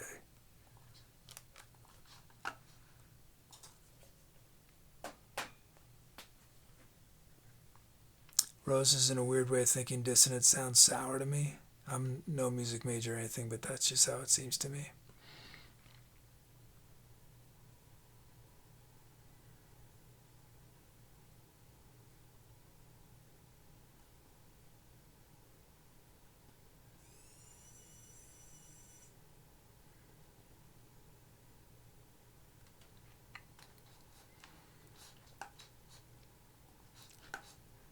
Okay.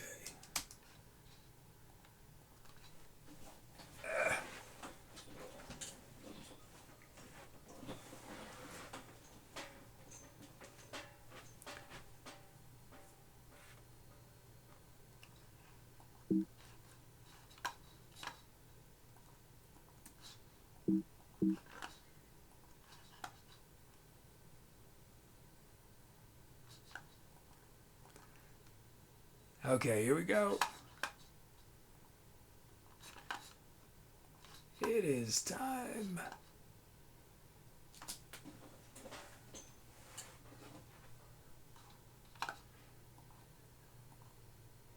Time to accelerate.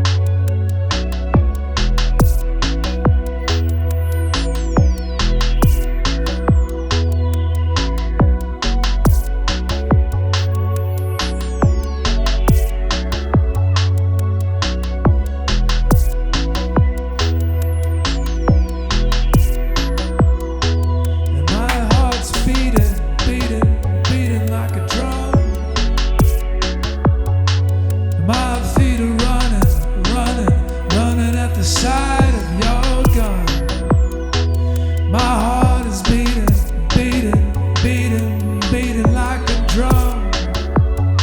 And I'm running, running, running from your gun. Yeah.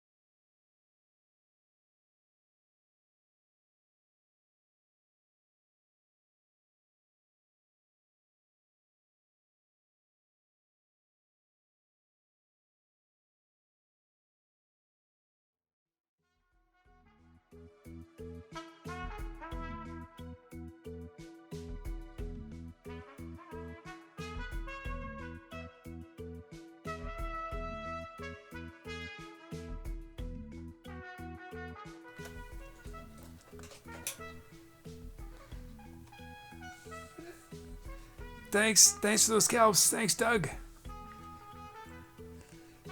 We got a raid from Tone Hack.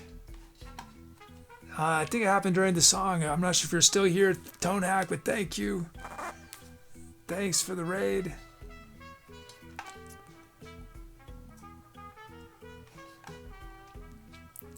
Let's do a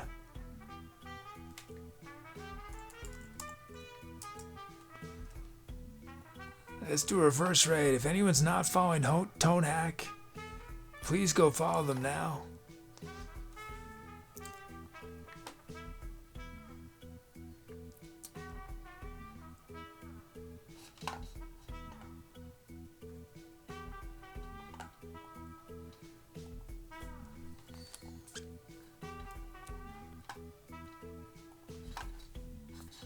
Okay, let's see our titles.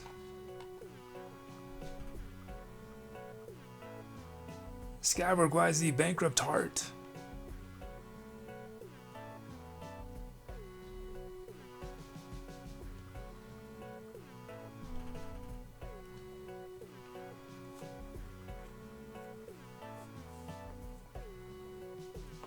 Mr. Robert, Shards of Dreams.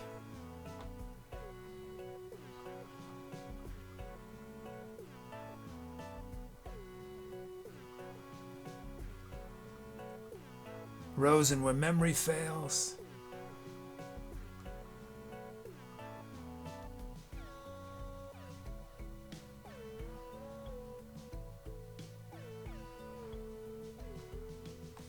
Oh, it's Bean Salsa in chat. Are you here right now, Bean Salsa? Bean Awake.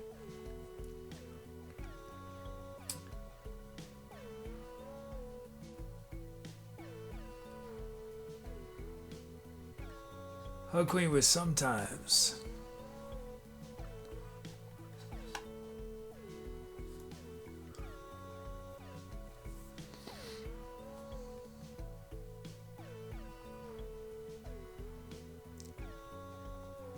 You are here, okay. So we're gonna do your remake.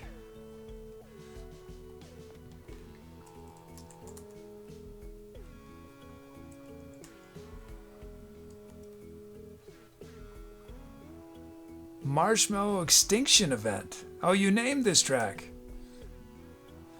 Marshmallow Extinction Event.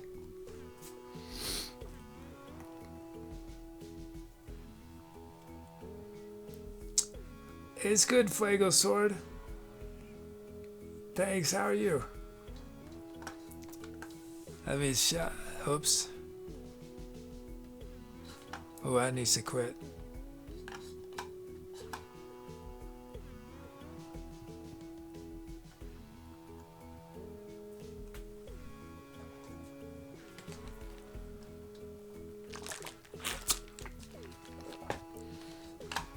Oh, and I use the title from Hug Queen as a lyric, My Heart Beating.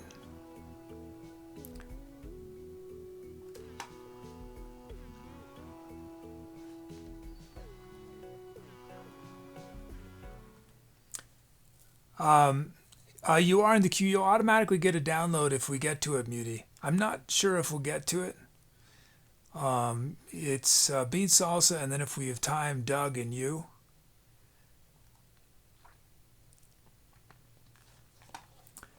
But you'll automatically get a download. Or sorry, Skyborg, and yeah, not you, Doug. You're right. It's Bean Salsa, Skyborg, and then Muty if we have time.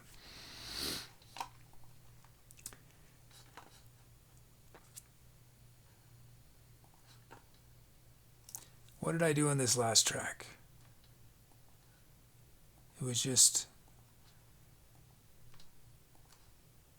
guitar and voice, right?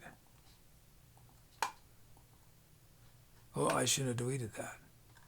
How do I get it back?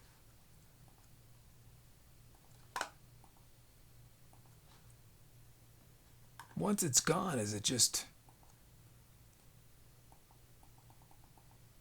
I don't know how to get it back. Oh, I know what I'll do. 6840. Oh, wait, I screwed that up. It was on this track. Wait, no.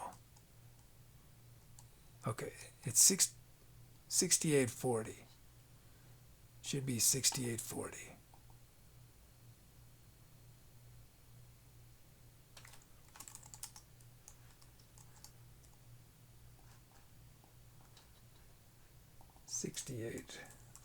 Okay, got it. And why did that not do it again? Okay, dashboard. Oops. 1. Commands, new logic.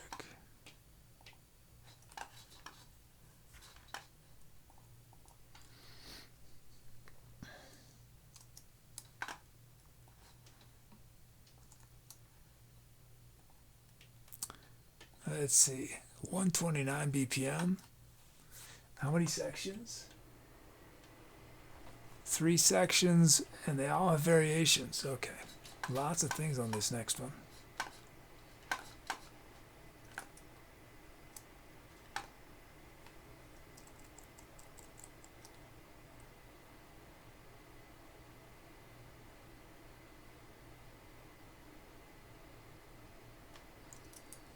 Is this gonna work?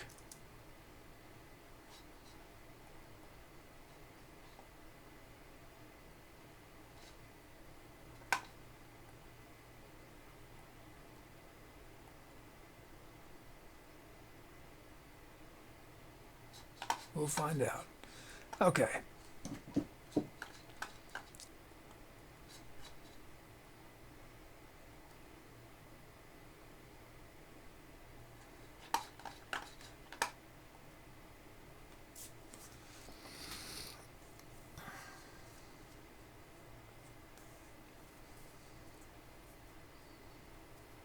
Except for that first show, Tubi's done pretty well with loading the... Oh, there's Rhodes. Also Rosen, thanks. Hey, me dog water. Welcome.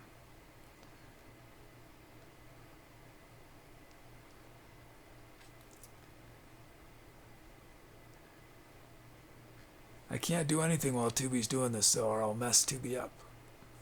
Tubi's controlling my mouse. Let me just watch, make sure Tubi gets it right. Tubi's made a few mistakes, but much better than the first time I did it. Hey Atticus, thanks for the raid. Do I have a manager? No. Well, my robot tries to manage me.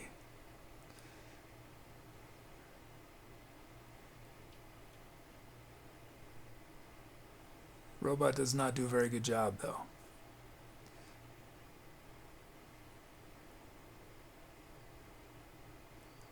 Yeah, how was your stream, Atticus? Oh, a friend recommended. Awesome. Well, it's great to have you here.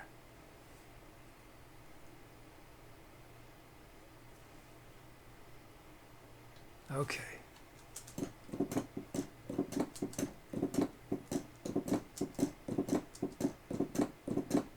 Everything's there. Everything's loaded. Okay, good. Now let's see if it works. Oops. It does. Sweet. Okay. Oh, let me shout out a few more titles. Drew is slow and sleek. Cool breeze in the rise at Colgate.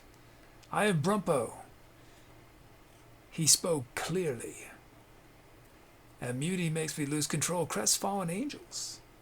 West Sider with Heartbeat.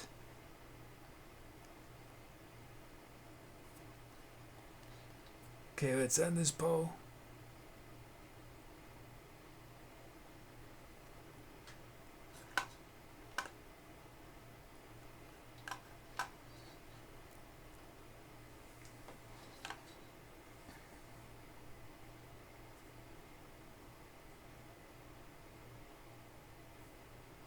don't know, can I actually demo new sounds? Logic got an error.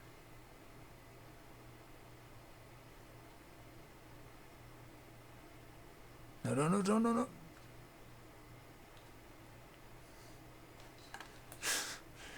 And Mr. Robert has named it Shards of Dreams. Shards of Dreams. No, Tubi, don't do that. Don't do that.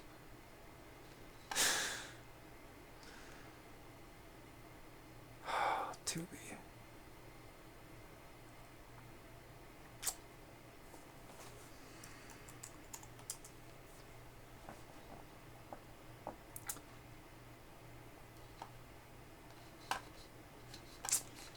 Thanks, Mr. Robert. Thank you, Doug, for the remake.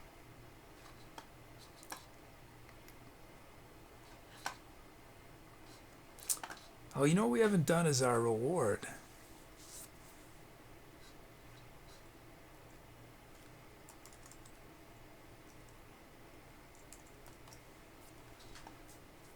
What did I just do? Reward. A. Oh no, prep. B. Okay, let's do...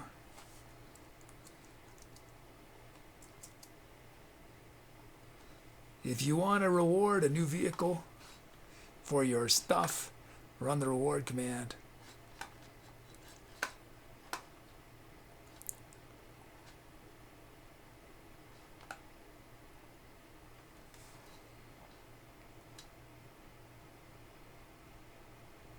Oh, and Atticus said, it was good. Had a few polar bears destroy us. It was great fun. Oh, and Ada, so homage. Oh, so is this new chord progression route you say? Yep. Have a chord generator. Chord progression generator now. So who's going to get the first chord progression on Tuesday? Who's going to remember and run the chords command? Thankonomics is here. Calisetsi. Coopstofo. Good Cat is here. Didruniac 007. How's it going?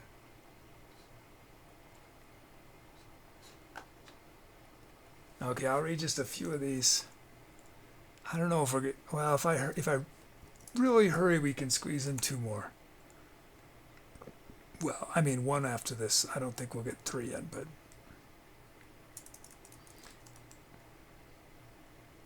I can't dilly-dally. I just wanted to say dilly-dally. What does that mean? Where is that from? Dilly-dally. Muchamas got designed to survive ice storms. The L850 football dry is the dashing fairy of the year. Not only capable of surviving a spinning funky fox, there are 7 CD slots in the speaker system, easily enough to hold your Caribou Manitoba collection. Scarborough YZ got marvelous. I just got this postcard. Clara Cheshire IV pulled your name out of the Mickey Mouse ears, and you won a Thresher. With 13 seats, the Trapeze 388HH is all about delivering a cromulent experience for you. If you don't want to claim your prize, you could also give it to Nuktel. The Bad Bass got the Ding Dingo L6 is the conveyor belt of your dreams. With plenty of room to hold your 9 octabands, you'll not need to replace the conveyor belt for another weekday. Yummy. Now that's an incredible deal at not quite $98. Bean Salsa got get to the car dealership quicker with the all-new 2022 Plaqueude Perseverance. Look magic with the vintage version. This box car is made by Dude Adam Corp, so you know it's the yellow and navy way to travel.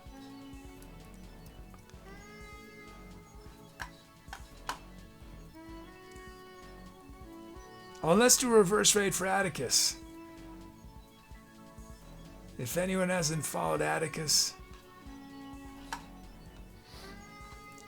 let me make sure I'm following you, Atticus.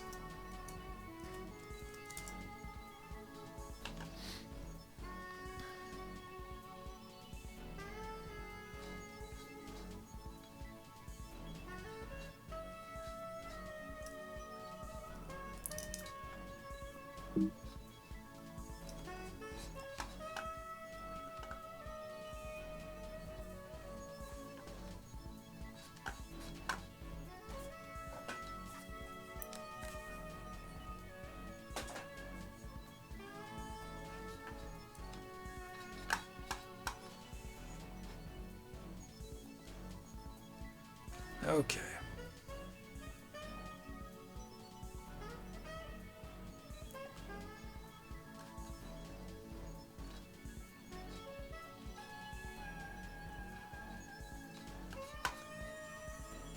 Here we go. This is a remake for Being Salsa.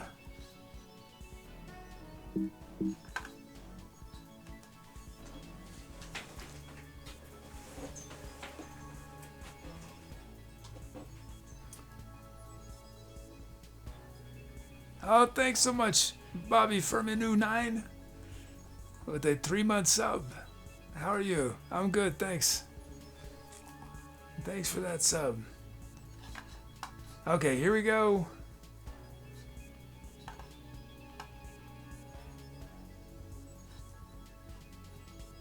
Time to accelerate.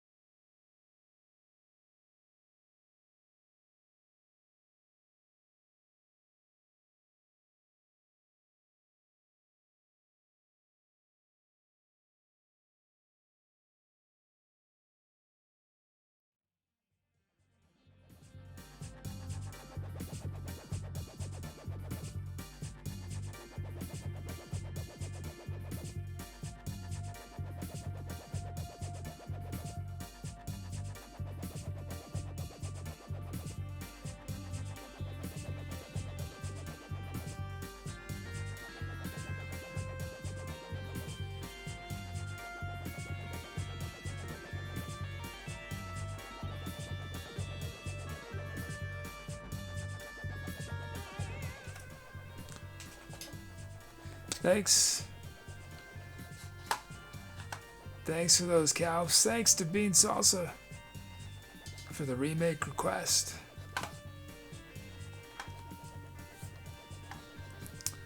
Let's see, titles.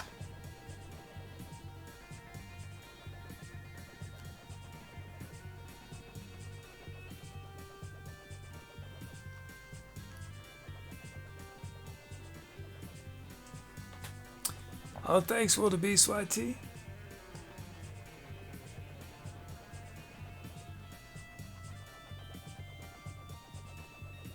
Kulbariza Neutron Blonde. Tony Beersky Botsky's here with Saucy Ocelot.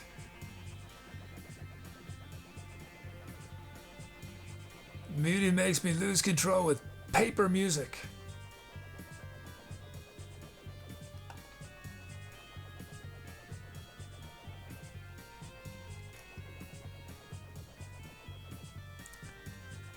And Bobby Firminu 9, more funk than sense.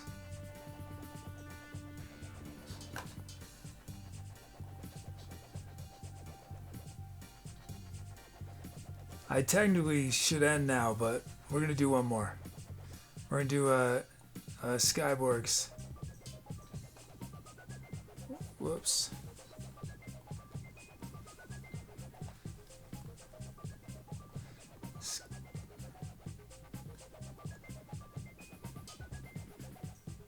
Skyward's remake requests.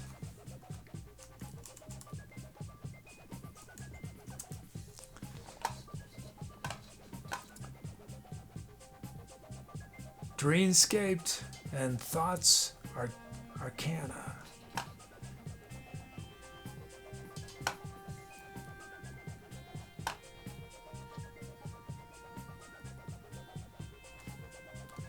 Oh, and thank Rosen, thank you so much.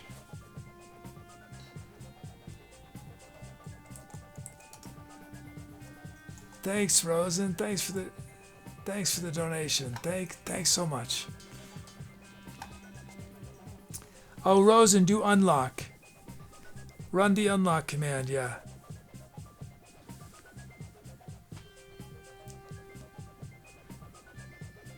Means if we get a huge raid, we do one more extra. I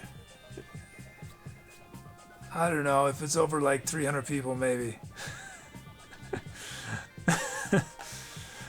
Let's see.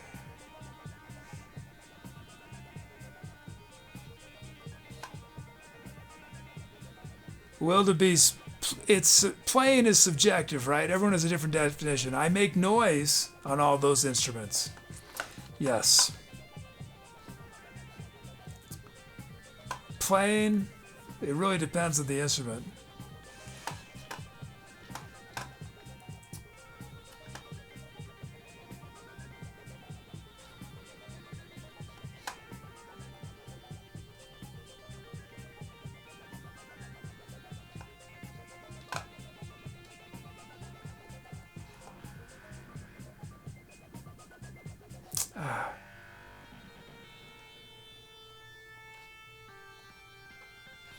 Tubi, you're breaking my back.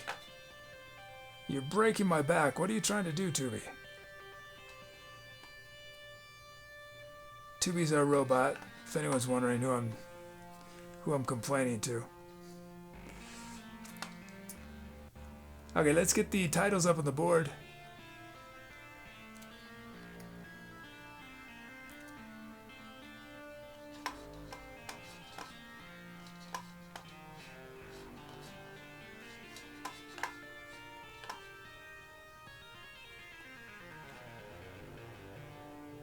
What is this improv from?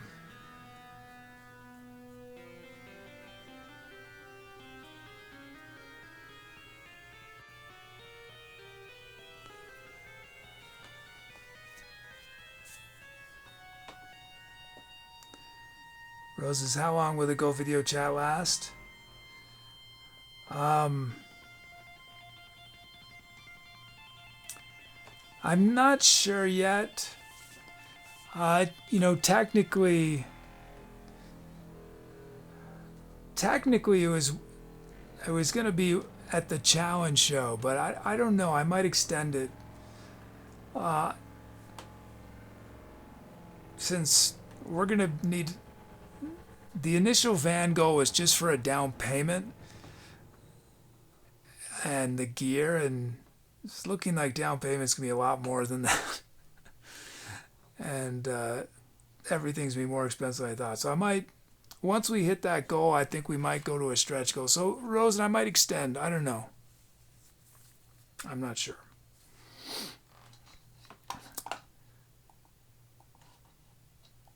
But at very least, it will go until the challenge show. But I don't know when that's gonna... Might be sometime this month. Welcome to Neuro Truck. Is that it?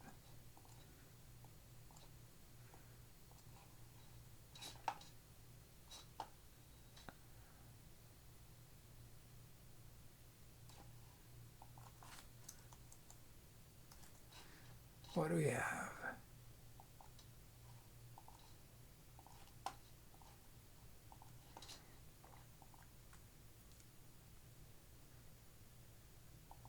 Okay, let's see how Tubi does. Okay, the one Skyberg requested is 100 BPM, and there's two sections. Well, Rosen, we can, if I do end it, we'll work it out. I'll make, since you've already started towards it, we'll figure something out. Yeah, no matter what, I'll make it work for you.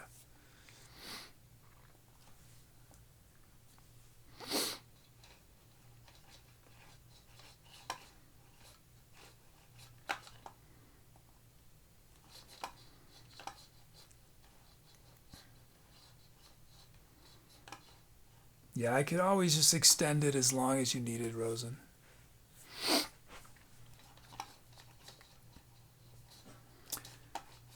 Let's see.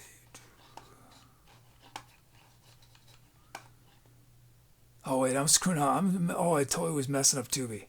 Sorry, Tubi. That's on me. That was on me. Sorry, Tubi. Sorry about that. Although maybe you're going to screw it up anyway.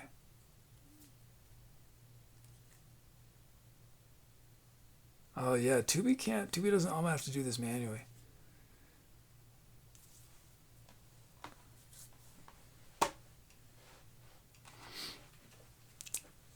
Oh, I love the brass construction quote in chat. Brass construction is probably my favorite disco funk band.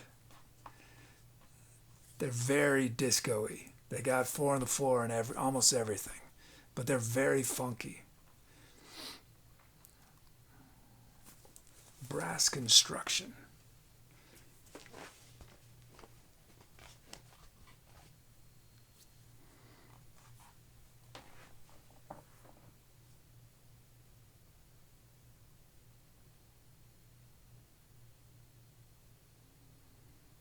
No, Skyborg. No, I don't have it set up that way, Skyborg. So you didn't, yeah. The only things, the only unlocks that stretch across shows are the goals. All other unlocks, commission, everything else, you either have to unlock it or if you only do partial, it expires. And my reason for that is I just know that I'd end up being a bank, and people would always be asking, oh, I thought I had this amount, and so just to make my life easier. But for goals, for these higher value things, I understand. I want to make it so it's easier for people to do it over multiple donations. But that's sort of the exception.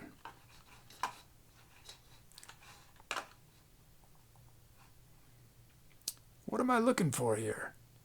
New logic. Okay, I gotta do all this work for Tubi.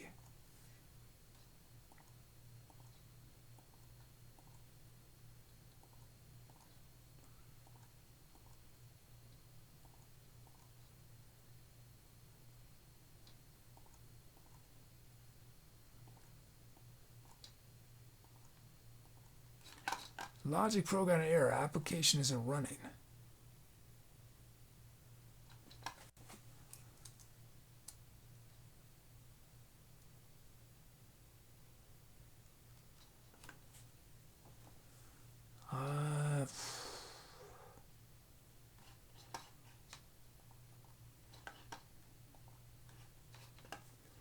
Let's see.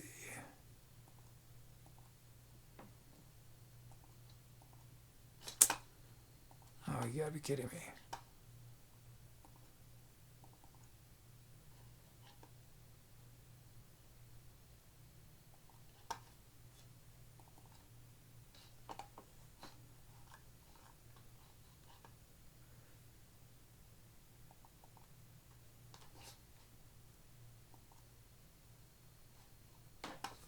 What?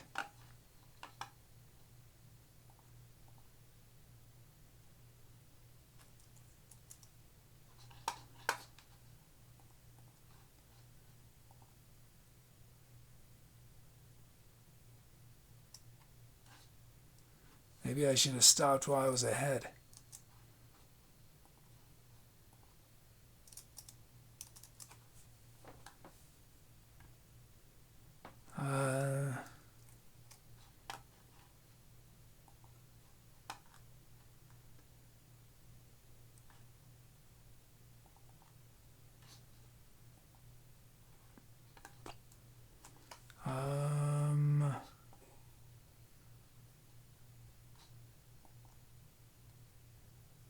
So I'm just having a little bit of a technical problem here.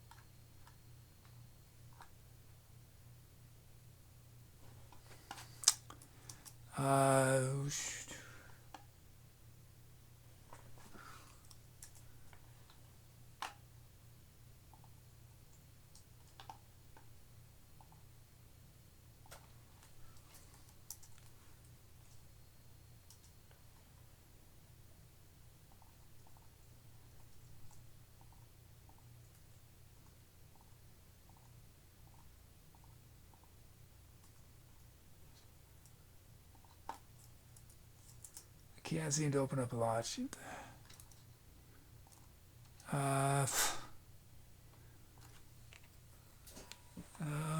Okay, let's end this poll. That might be it. Might have to save that one. Let's see.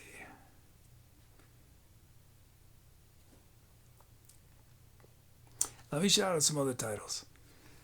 Big Child with Don't Do That. Bean Sauce of Venus Hendricks. One Foot on the Brake and One on Doug Gas. Fueled by Sugar. Triple Vaccinated Mole Echoing in My Dreams. Skyborg Astrut Rageous. Mr. Robert Lost and Found.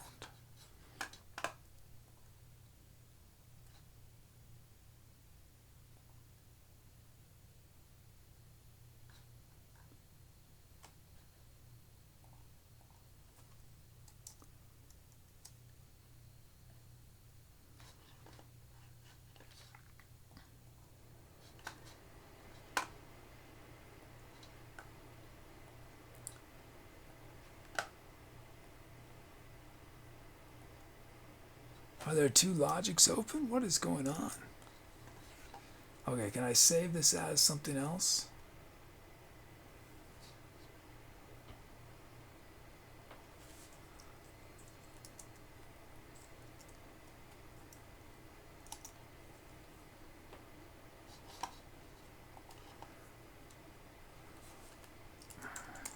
is the best part of the show. When things go wrong. Okay, is this gonna work?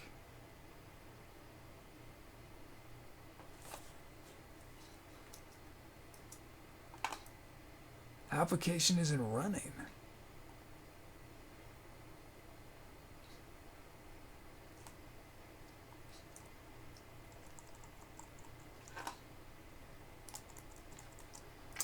Okay.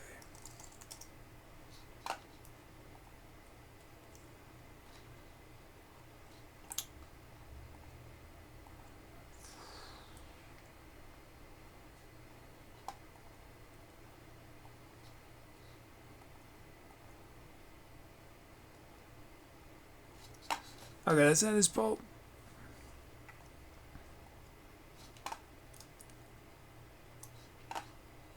The application isn't running. Okay, I know I can tell it's not running.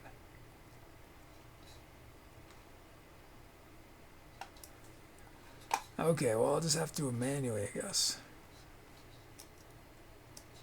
I'll do it live. Okay, end the poll in just one moment.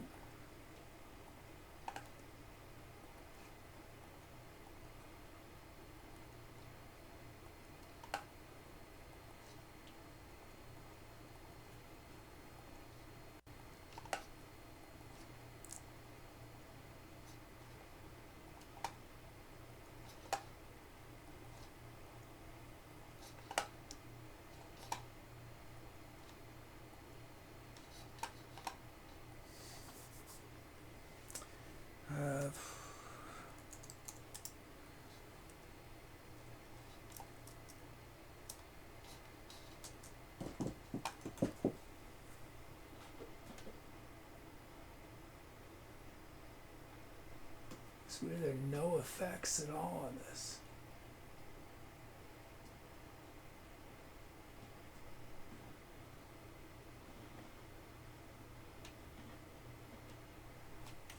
Let's see, first sound, dirty FM, oops.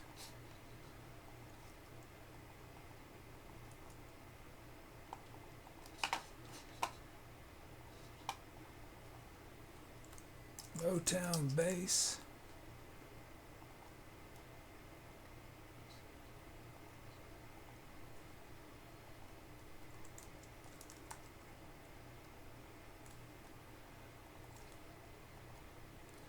Metallic mallets.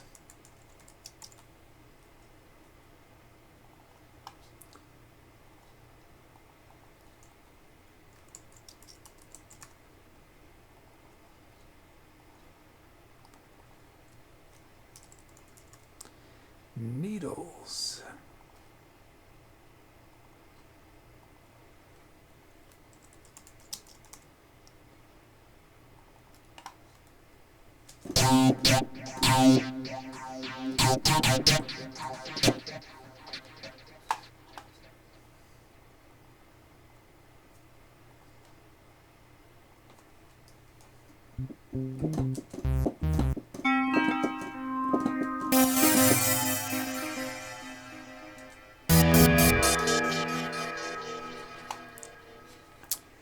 Okay, we're ready. Let's end this poll.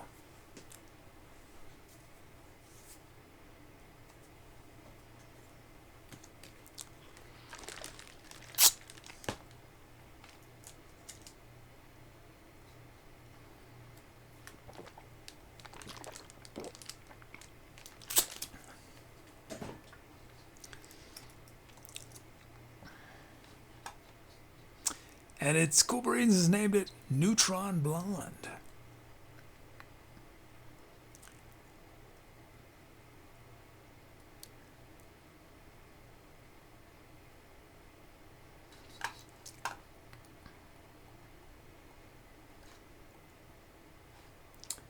Oh, thanks, Iron Brumpo. Thanks for the donation. Thank you.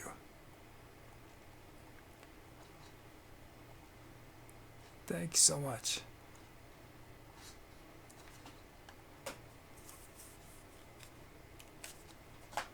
Thank you.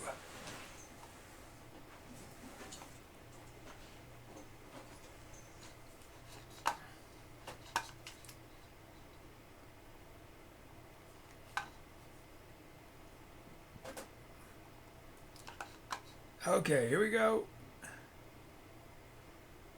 So this is a remake of a improv from probably 2017. Anything you see me do live is live improv. Anything you hear was live improv back in 2017.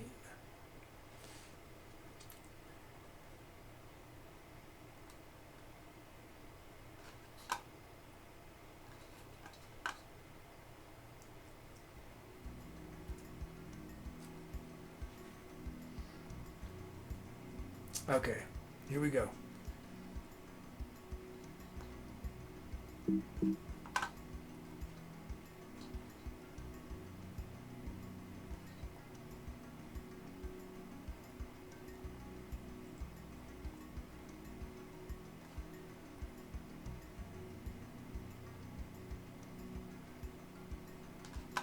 Here we go, time to incinerate.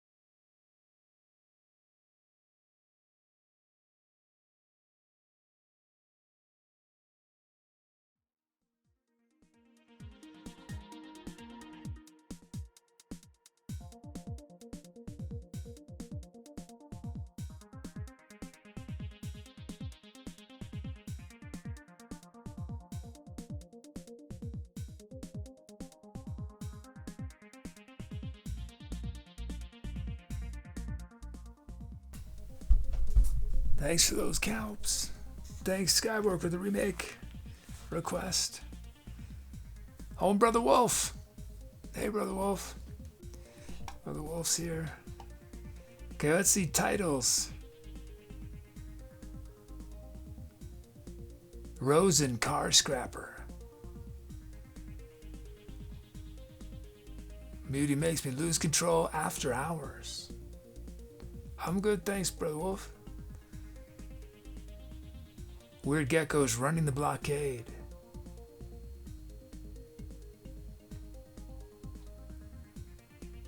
And Cool Reason until it's done.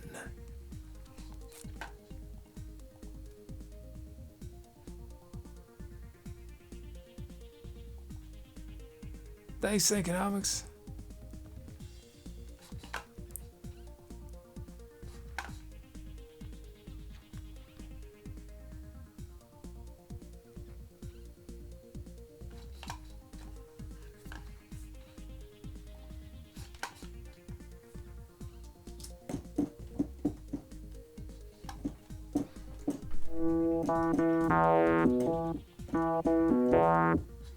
Oh, we got a bunch of sounds.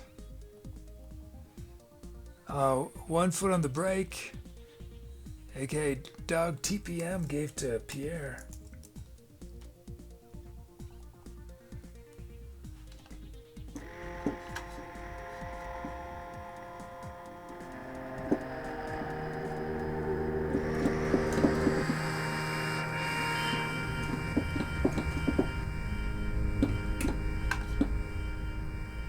That's pretty cool. And then Doug gave this to Drew.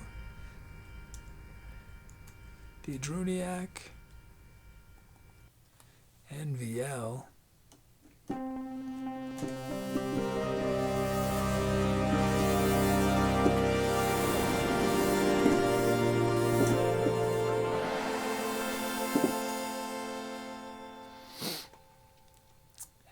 And then Doug gave to Hug Queen SXL. Wait, what? Is that right? SXL? No, I typed the wrong thing. SXL.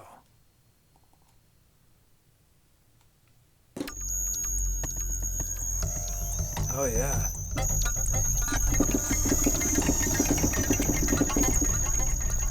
And then Doug gave this to Thinkonomics LVM.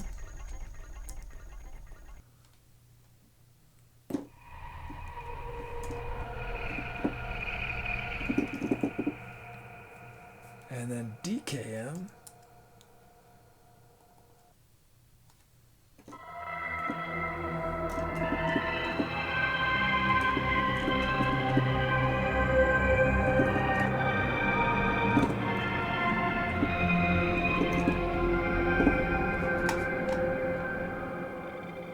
DKM is for gave to I Am Brumpo.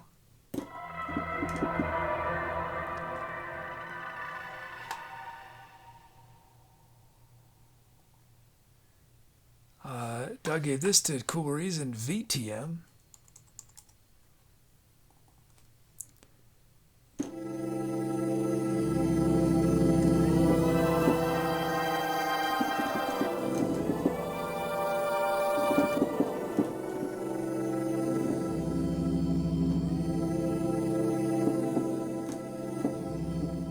And then gave to Weird Geckos NJM.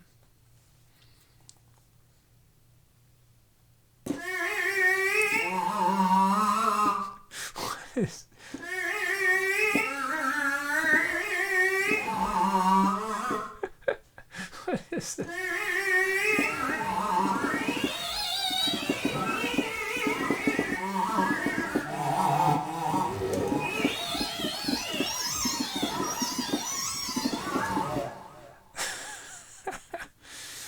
Oh, that's scary. Then Doug unlocked PPM.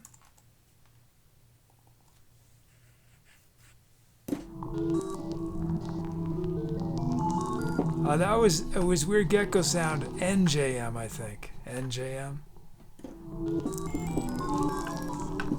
And then Doug gave this to Mole PVL.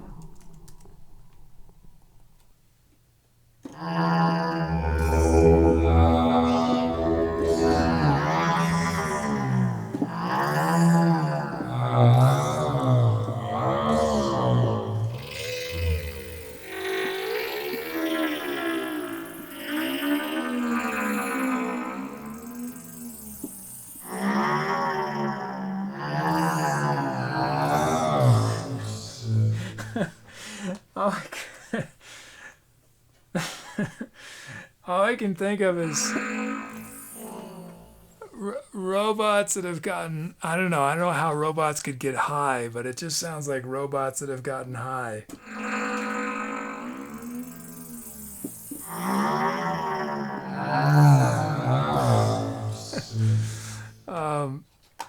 Okay.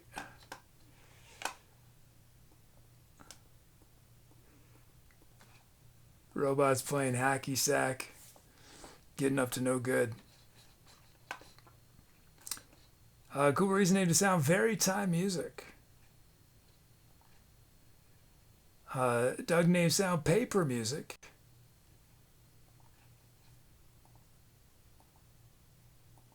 I'm Brumpo the Smell. Did I play hacky sack? No, I played frisbee though. It's close, right? You have to run a lot though. But yeah, I probably played hacky sack once. I wasn't any good. Hug Queen on the Road again. That's the sound name. And Weird Gecko's name sound Night Juice Moat.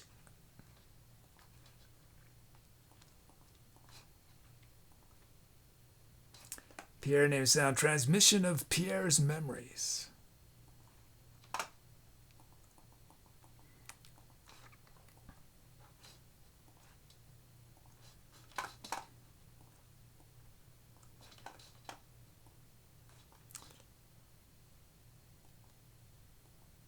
Whoops, delete, delete, delete, delete.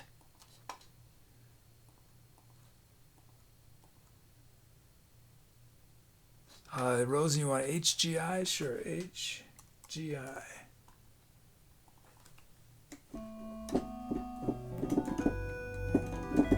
Did anyone play hacky sack?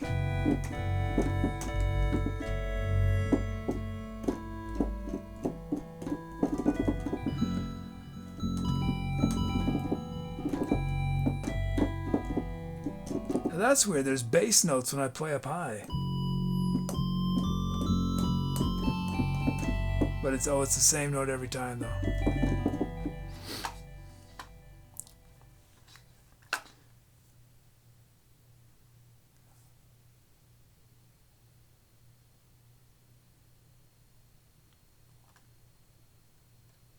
Let me shout a few more titles. Brother Wolf, Pure Vanity.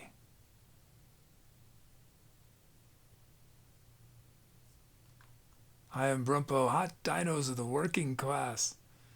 Cool Reason, 3000 IQ Tubi thinks of everything. One front of the break and one on the Doug Gas, Cheaper by the Docks. And Skyborg, Nightmares and Thoughts Mechanica.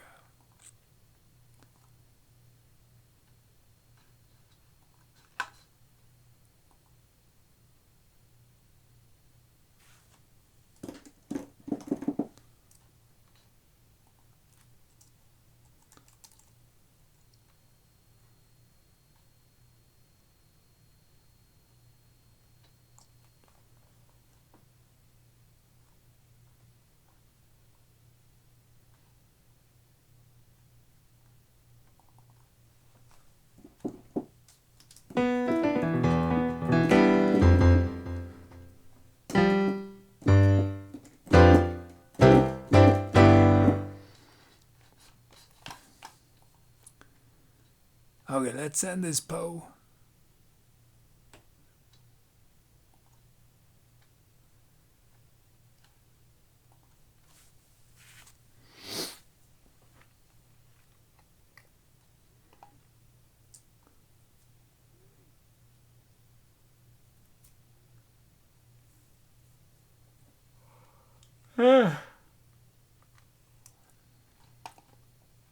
And it's Cool Reason. Cool Reason has named it Until It Is Done.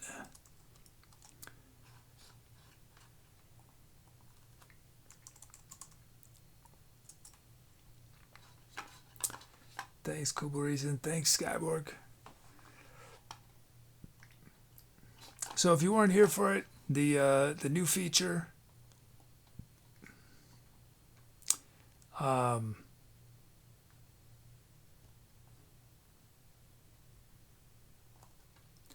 that I will use for the first time on Tuesday is my chord changes generator.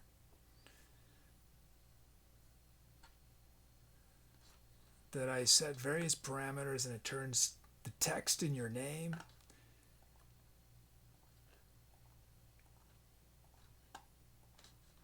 into chord changes. So it'll give me some nice new sonic palettes. Doug's, I'm waiting for the new features extension chord changes. Oh, can I get?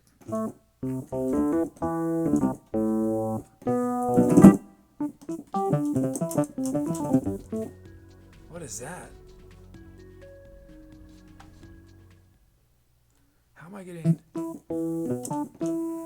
That's right weird sounding.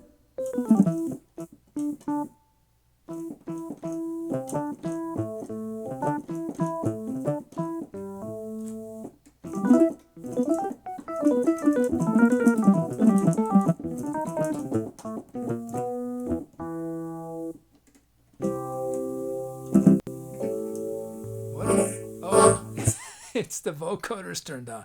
It was the weirdest thing. What is that? Oh, it's a vocoder. I don't know how that turned on. Oh, got the vocoder.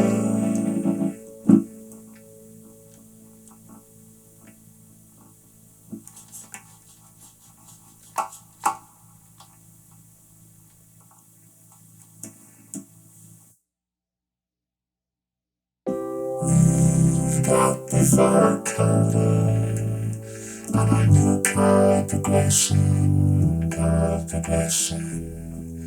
We got a C major chord, an A dominant chord, G, and then E minor 7, and then back to our C, and now we're gonna add a ninth to our A, and a ninth to our G, and then E minor again, and let's generate another bunch of chords.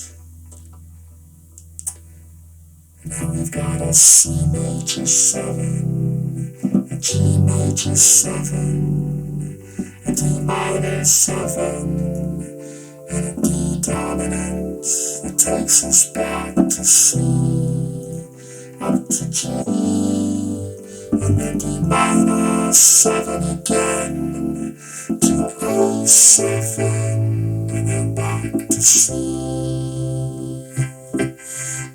To C, that's G, and then D minor.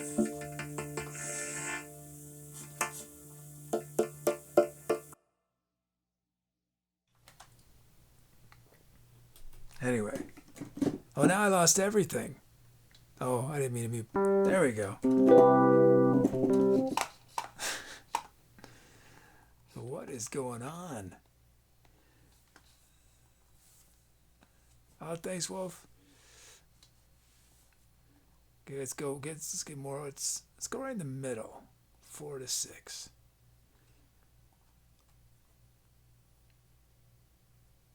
That's not that interesting. There we go. What's this gonna sound like?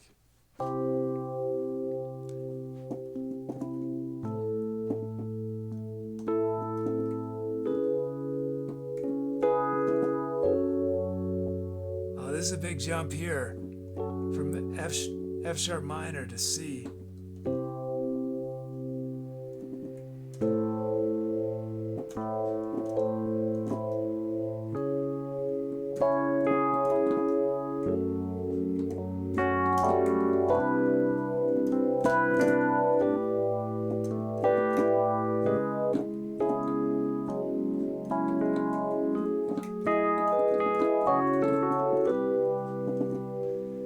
Let's try another. It goes C to C. That's interesting. Let's try that. C.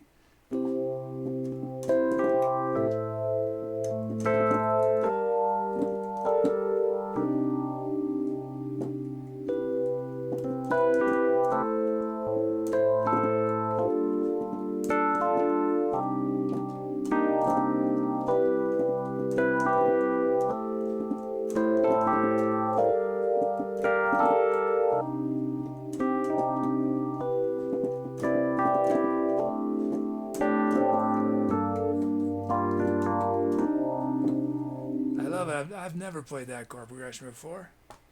Oh, this one I've definitely. Well, no, it's got that C minor.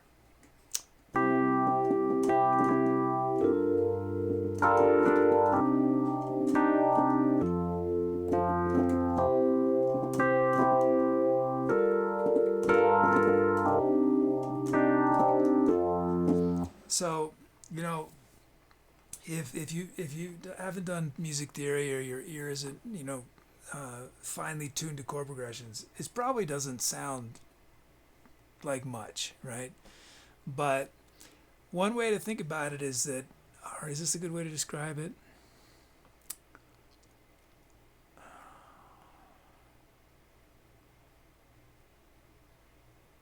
If you think about a melody, right?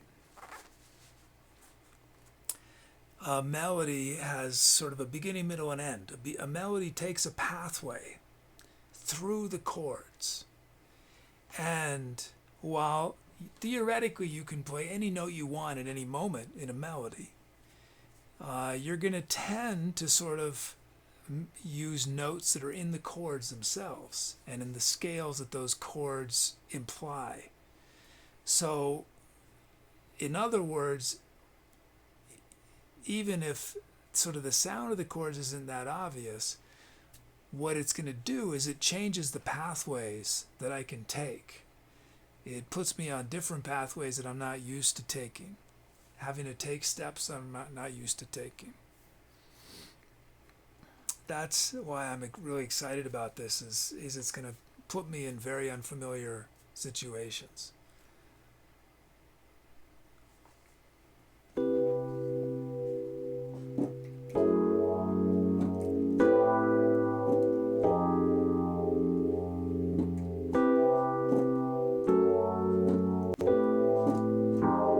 I never would have come up with this, ever. These chord changes. It'd make more sense to put it like that. There.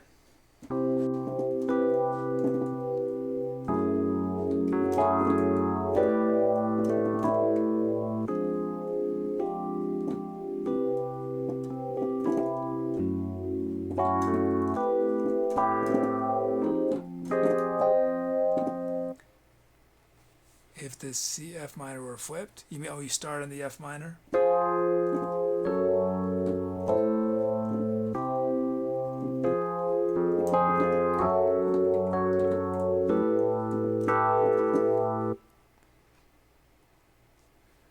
And it could be more than 4, but I think in general, because of looping, it makes sense to do shorter progressions.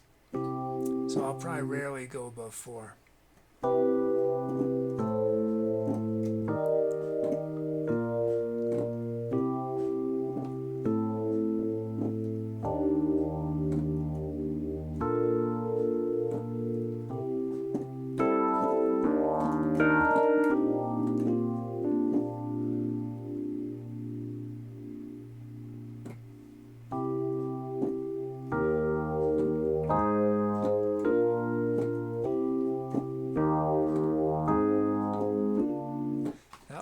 That's an interesting one too. C, E flat, A flat, B flat.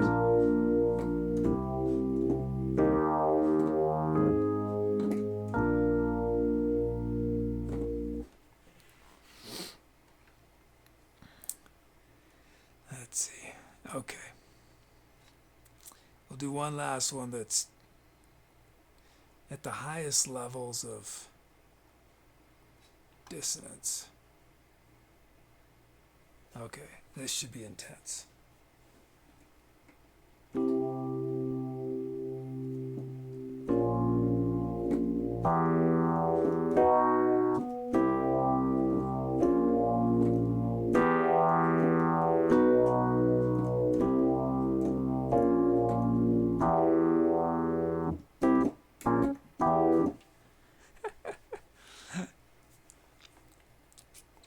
You don't know about that one, Brumpo? I'm not going to use the extremes very often. I'm going to mostly be in the 5 to 7 range. But it's fun to hear them, you know? Let's see.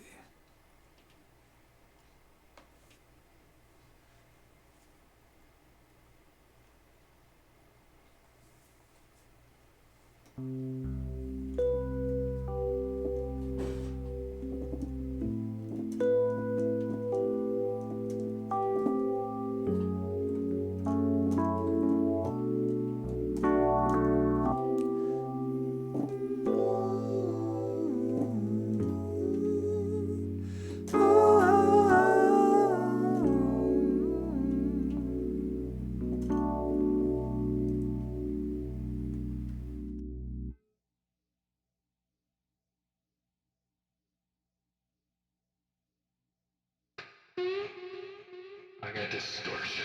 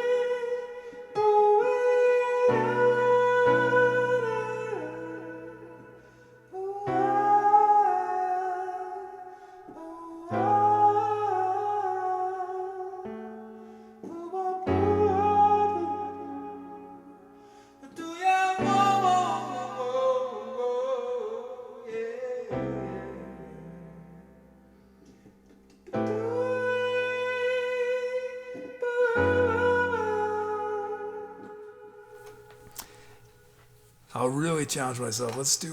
I'm going to do one of the hard ones, and I'm going to try to sing to it. Let's see. Okay, let's do a real hard one.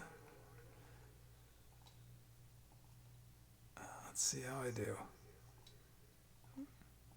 I can't go on autopilot with something like this. Okay, it's going to be this one.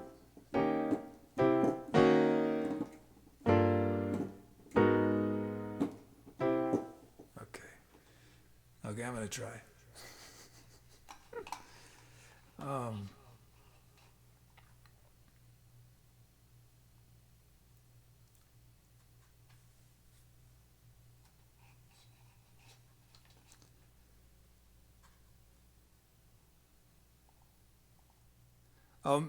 Midi says, with this generator, harmonic function is not even important. The world has just been opened before my eyes. Just when I understand music is this. Midi, I have done very little harmonic study. I mean, I did a little bit when I was a teenager, but not since then. I don't remember much. I think, it's like with many things in music, art, and anything.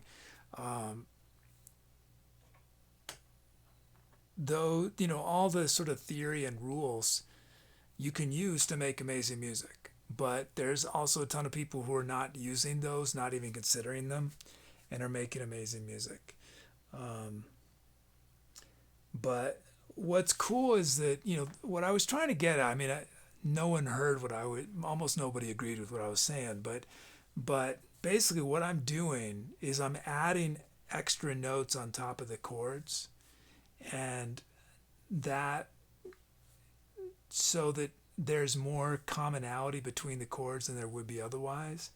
And so that gives me a way that I can take a path through them, because I've essentially created more steps that I can take.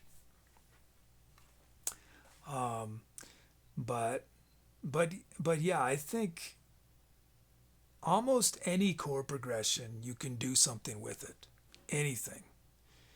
It might sound sort of dark and disturbing or very tense, but there's a way to make it work, even if it breaks all the supposed rules of the way harmony and the shape of something, because we have all these other tools besides harmony to make it work. We have the rhythm, we have the melody, we have all these other things that even if our chords are very unconventional, we can still do something. But this is going to be a challenge right here. This is going to be a challenge for me, I don't know, to try to sing. Because there's very few shared notes between these. So I have to really know where I am. I can't just sort of riff. Brumple says, as long as you stack a seventh or fourth. Exactly. And that's basically what I'm doing, is just adding sevenths and susses, and that's what I'm going to try. I've really set myself up. This is not going to be an easy one. Here we go. Here we go.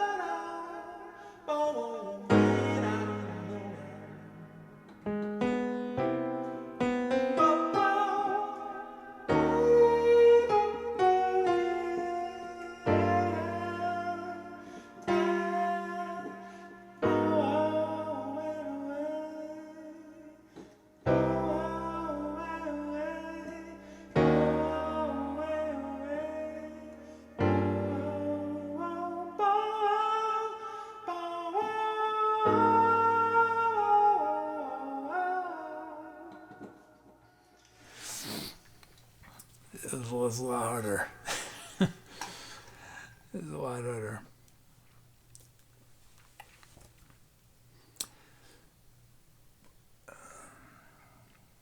Voice is nice because voice is really nice because you can slide, right? So if I oh hey Chills. So if I hit a note that I'm not feeling, I did it once during there. I started sliding in something. I just kept sliding till I got somewhere. Oh, thanks, economics. Yeah, the more times so at first I was thinking more about the notes as I sang.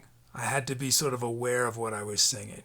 And each time I did it, I started to get more and more used to the sound, and I could just riff, because it's very difficult to. It's distracting, I think, musically, to be thinking about the notes all the time. Be thinking, okay, I'm on a C major chord, and I can play these notes in a C major chord, because the goal. And this is what I get a jazz musician. You're not thinking about the notes. They're just there. You're not thinking, oh, this is a C major chord. What can I do? You're just doing it because you've worked so hard to get to the point where you can. But you saw a little bit of that as I did it more and more. I started getting used to that strange progression. It's not a normal progression.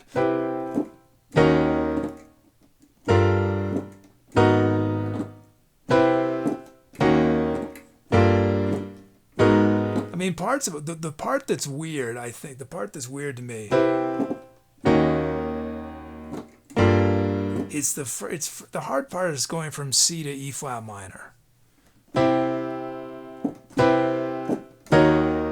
Right? That's not, you don't hear that very often.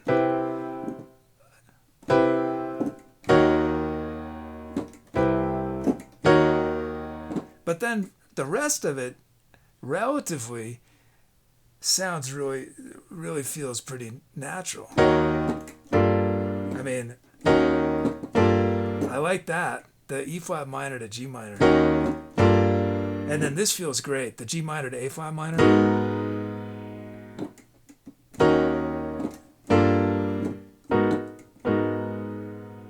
I would do a track with I would forget the C and I would start with the E flat minor.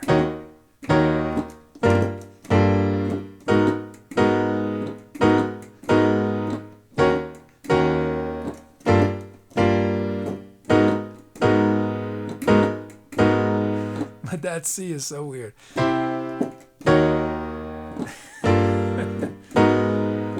Okay, well, let me make one more. See, I don't know if well, hopefully y'all are enjoying it. I find it so fun to do these and just hear these sounds that I haven't heard before. Because, the possibilities, I mean, so this one we just did, right? I mean, there's two ways to analyze, but let's do the simpler way of analyzing, which has fewer options, which is 24 times 14 times 13 times 9, 39,000 possibilities. I'm simplifying a little bit, but and then considering this is even more. It's crazy. Oh, okay, cool. I'm glad folks are enjoying. Mujmas, can we commission voice, piano, guitar, voice, piano, sax? You mean just instruments? I'm not doing just instrument commissions. No. Someday, I hope to, but yeah. For now, it's you can request instruments, but they're part of a bigger thing. Okay, here this should be weird too.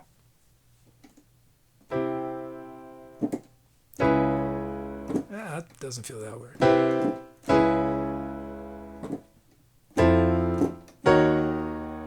Okay, the F to E flat minor sounds weird. Oh, y'all can see this.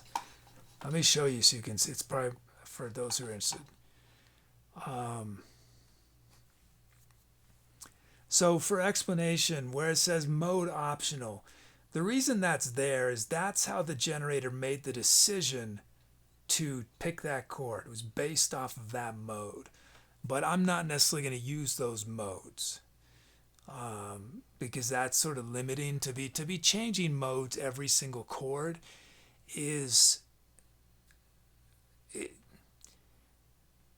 that doesn't work great for most music.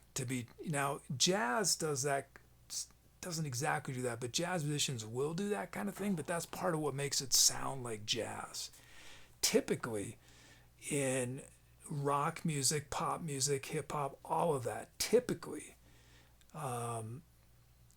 musicians, if you're soloing, typically are not playing the chords, they're playing the key.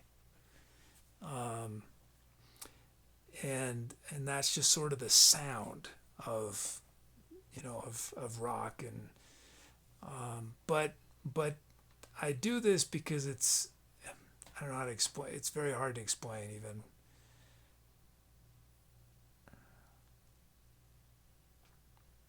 Doing this way creates many more theoretical options. If I weren't to consider modes, there would not be nearly the variety of what can be generated.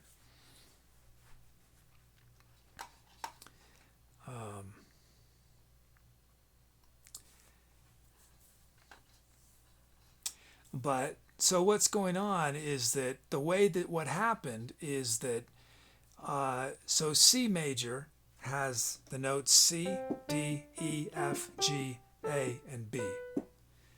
7 notes, C major. So our rules are that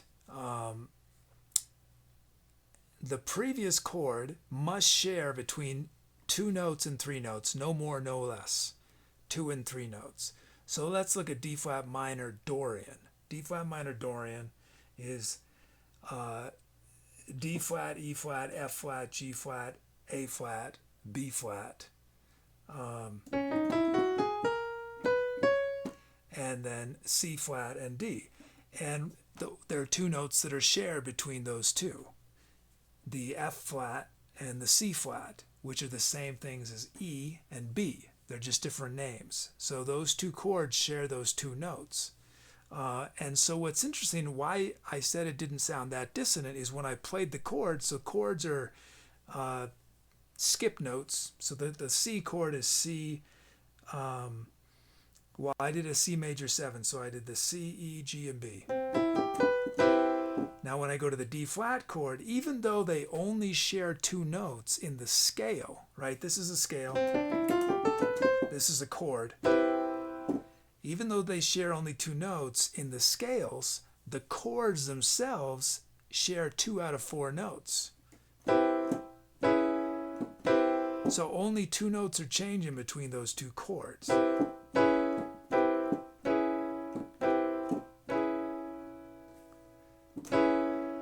And then we have our F chord, which none of the notes are shared in terms of the chord with the D flat minor. However, there are, 2 notes that are shared in the scale. The E flat and the B flat are shared between the D flat minor and the F. But it's going to be, this is the more dissonant change. Right, that's pretty. And so the mode, the optional mode is Mixolydian, which I can add the flat 7, so we could get this, which is going to be a little. Right, so that's less dissonant because we have one of the notes from the D flat in there.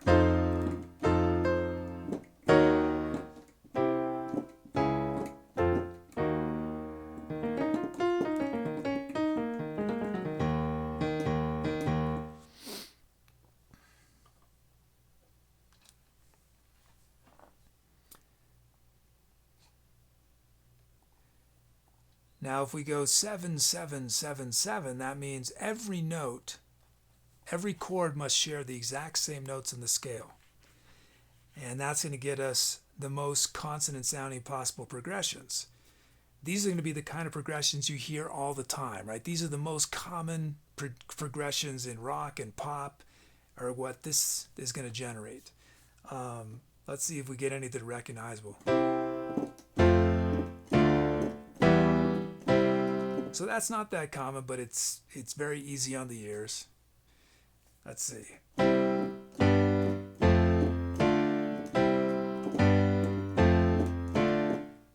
Not that common, but still it's very, very easy on the ears.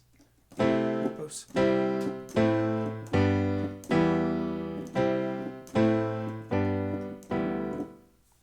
Problem is we always be playing the root and the bass, where you play the chord over other notes. Well, I almost never play 2 hands during the actual improv. You know, and part of that is I'm very limited in terms of my 2-hand playing, but I actually, for what I do, I would recommend most keyboard players just use 1 hand. The problem with keyboard players using 2 hands when they're trying to build up an entire track is their instinct is to always use 2 hands, and that's just too much. You're going to make your track absolute mud because you're playing too much. And using 1 hand, except when you're playing chords, gives a lot more space sonically. So when I'm doing this kind of stuff on a song, I might, chordally play it, but maybe not. I'm going to give the bass usually to the bass, and if that makes sense. Yeah.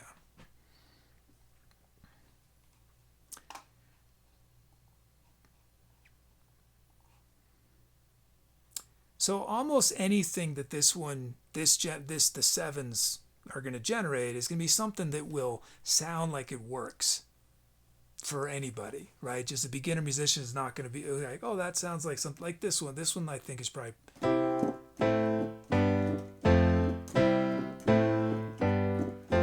That's a more common progression,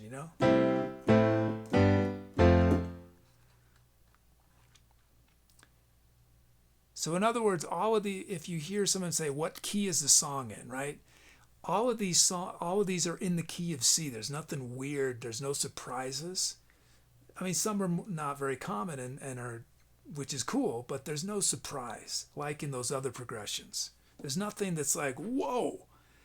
Whatever I could play just C major. I could just play the white notes on the keyboard over all of these and it would sound totally fine over every single chord.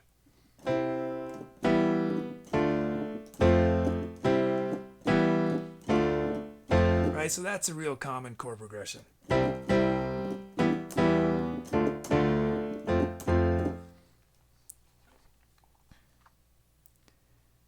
Let's see this one. There's another super common chord progression.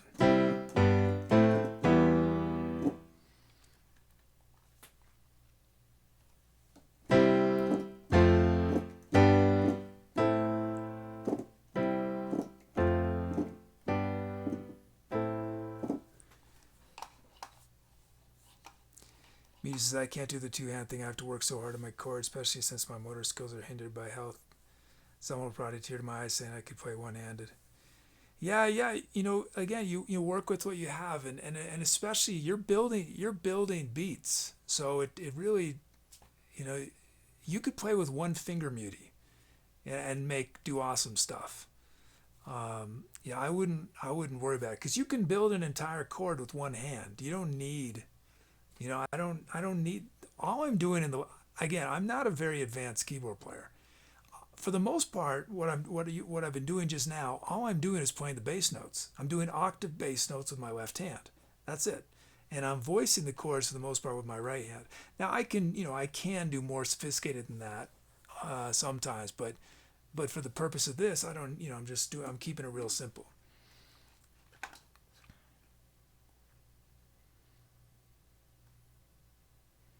But I do, it can be a challenge playing with keyboard players sometimes because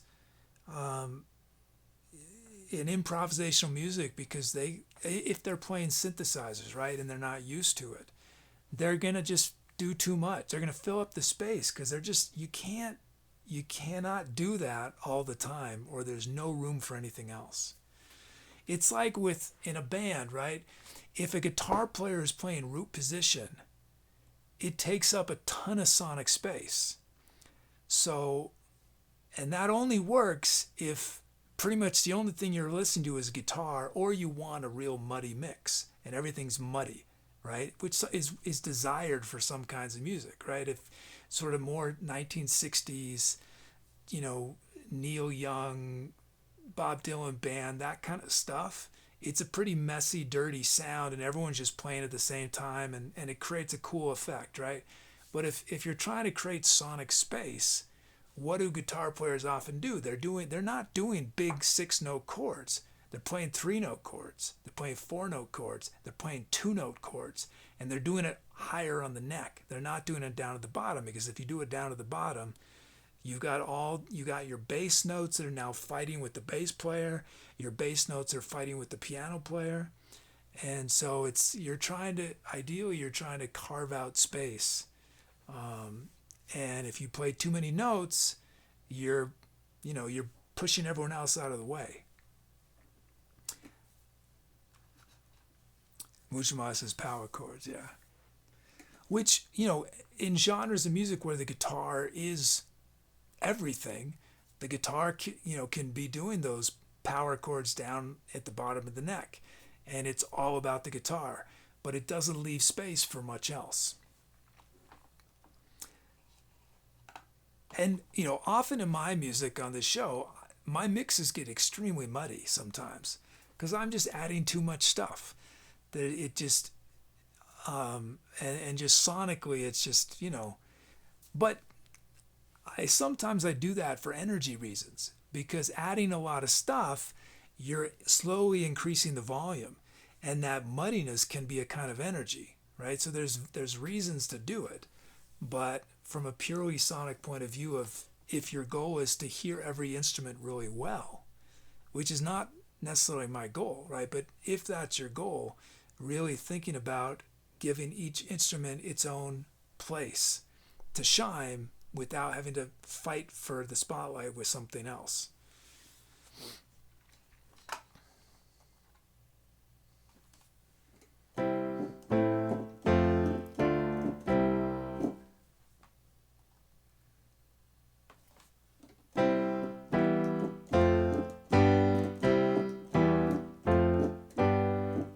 So this kind of stuff, I don't find it, these kind of progressions, I don't find them particularly inspiring for the more synth type stuff we do. But if I were playing guitar and I was singing, these would be super fun because they just lend themselves to really singable melodies, and they sound great strummed. These, to me, I don't find them that interesting to listen to on a piano, but on a guitar, they would sound, to me, more interesting. But this is totally subjective. This is not some sort of statement of fact. It's just my own preference. But almost as a keyboard player, I had to get used to most of these songs don't need a keyboard, and got good at dancing. Yeah. Um,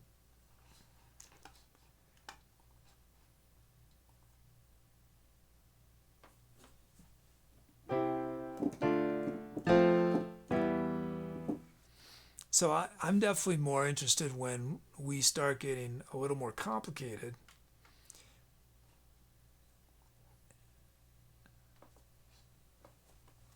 Like this is slightly more complicated.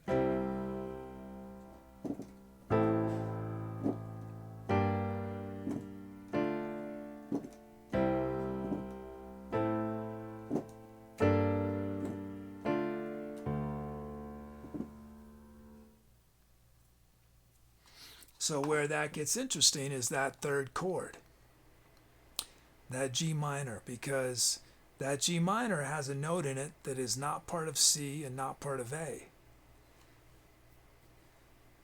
But then it goes the G minor to the D minor. Those two chords are happy together, and the D minor to C is very happy together.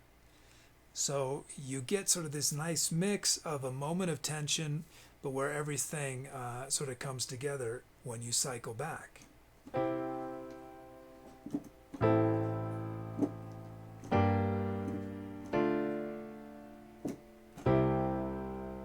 Right, that D minor goes very well back to the C.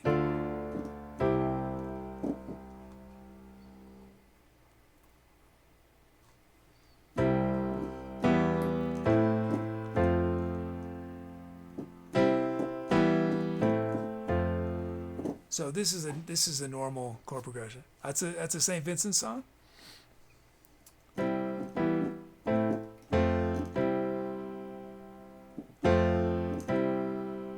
So one thing I do very rarely, that is you'll hear a lot in music, is I rarely go from the 4 to the 1 or the 5 to the 1, which is this kind of sound, you know. Or I almost never do that on the show.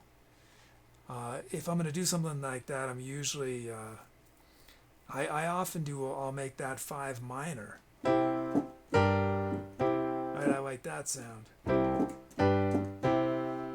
But this sound doesn't feel very it's just not contemporary. I don't know how to say it.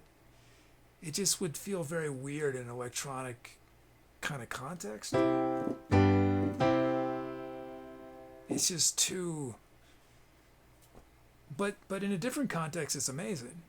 You know, like a lot of those old songs that I love singing, those chord progressions, some of them, you know, they would just not work at all in a modern context. But in the context in which they're created, they're awesome.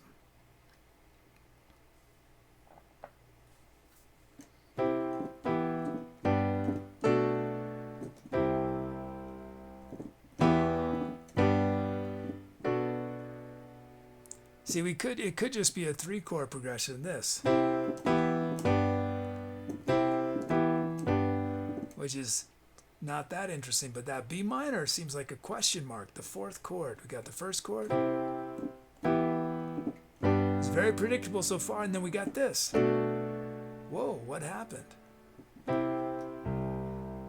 Play the chords out with the C and the bass.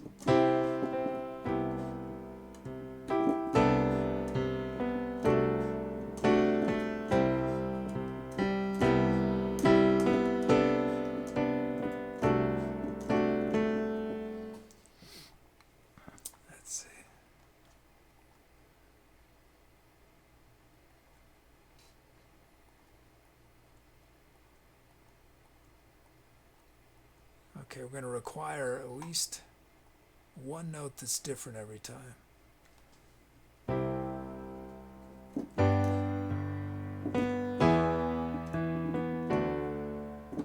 Oh, good night, Brother Wolf.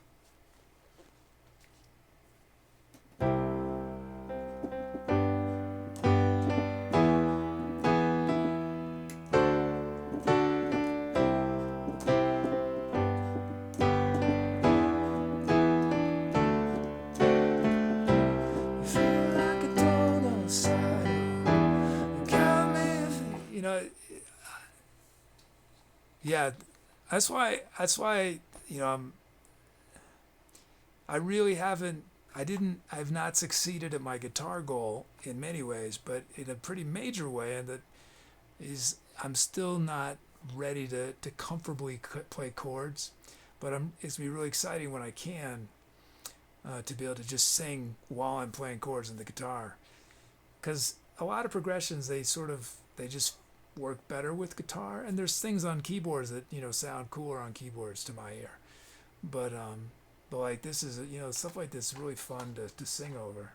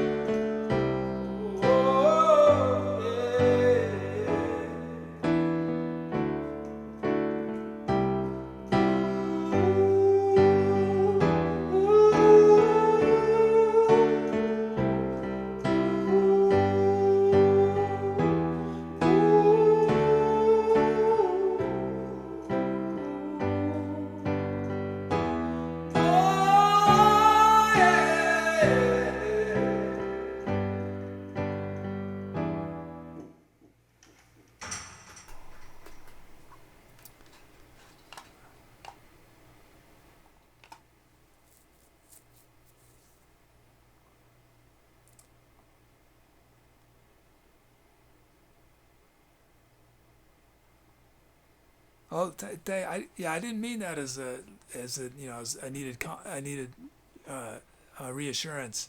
It's just a literal thing. There's aspects of guitar that I don't do on the show, right? You barely see me strum at all on the show, and that's because I just don't have the skills there yet to be able to do it in a way that is going to match the level of musicality of the other things that are happening. And I'm not willing to sacrifice everything else just for the sake of playing a few chords. But I will. We will get to that point. But right now, guitar is it's like a horn, right? It's just something I add on top of everything else. But ultimately, guitar is going to be part of the structure of the songs, and that's when I build up that other side of my skills. It'll happen. It's just not ready yet.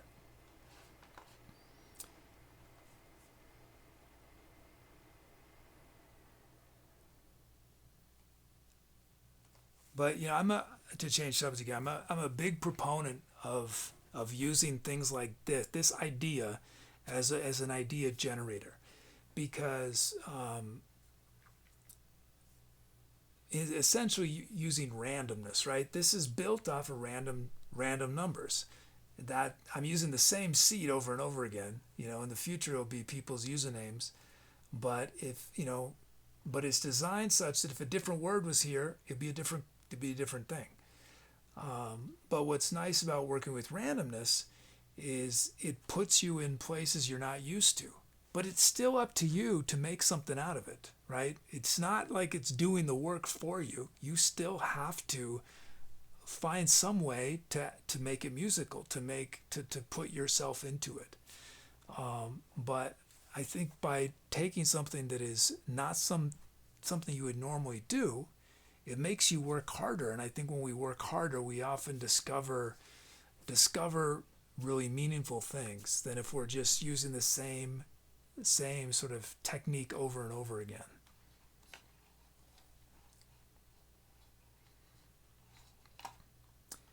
Meaty says, will you do piano only more if chat can request chords? I feel it could make show more accessible for the drive-through viewer who wants instant gratification. Oh, you mean just sort of like what I'm doing, just making more sound in between songs? Yeah, I've tried to think how I can do that. It's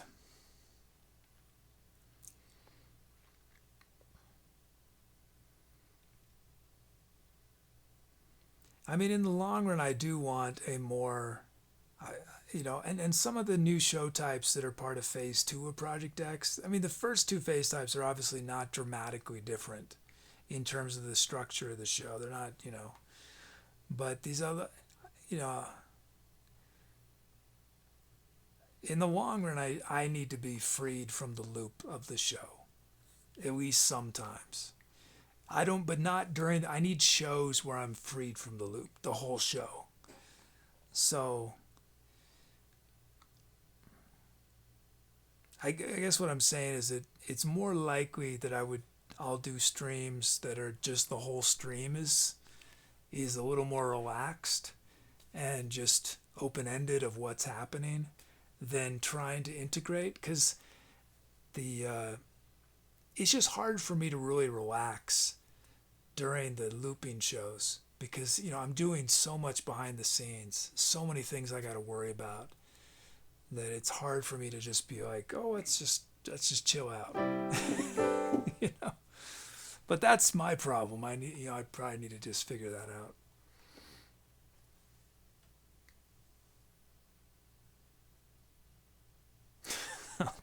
Thanks, Goody.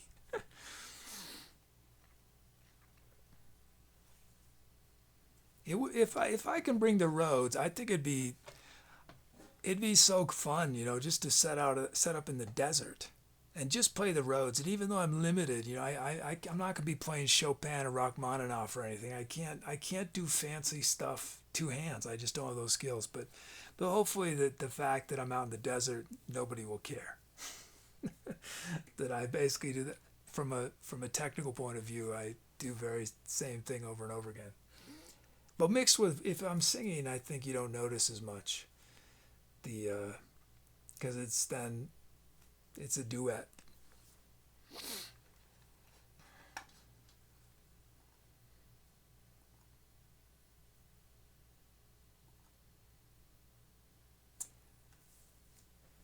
But this was a really satisfying project for me.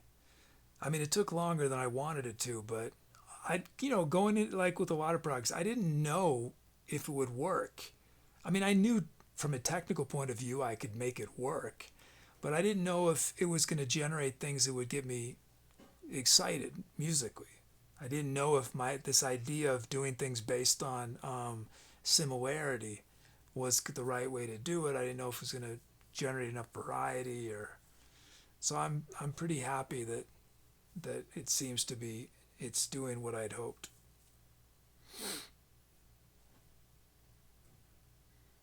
Rose, I want to know what does it though. I mean, so what's that? Oh, I don't know. Just anyway. I mean, there's lots of. I think the classic idea of desert is just sand, but that's not really the desert. Most desert, most desert is cactuses, and there's a lot of there's these low bushes, but it could be a white sands, Rosen. White sands is literally just white sand. That's I don't know, southern somewhere in southern sort of the middle of New Mexico. I've never been there, but that could be cool. But I don't know if I think it's more visually interesting actually to have a desert that has vegetation. There's more to look at. I mean, white sands, it's like it looks amazing for a second, but then it's just nothing changes. It's just white sand wherever you look, you know. Cool reasons. Shouting out Rachmaninoff.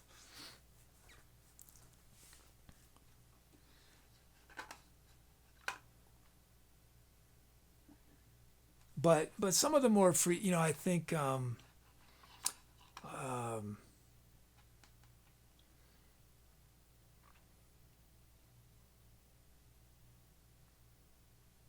well, it's not gonna be some. Well, it's not like some big fancy secret or anything, I guess.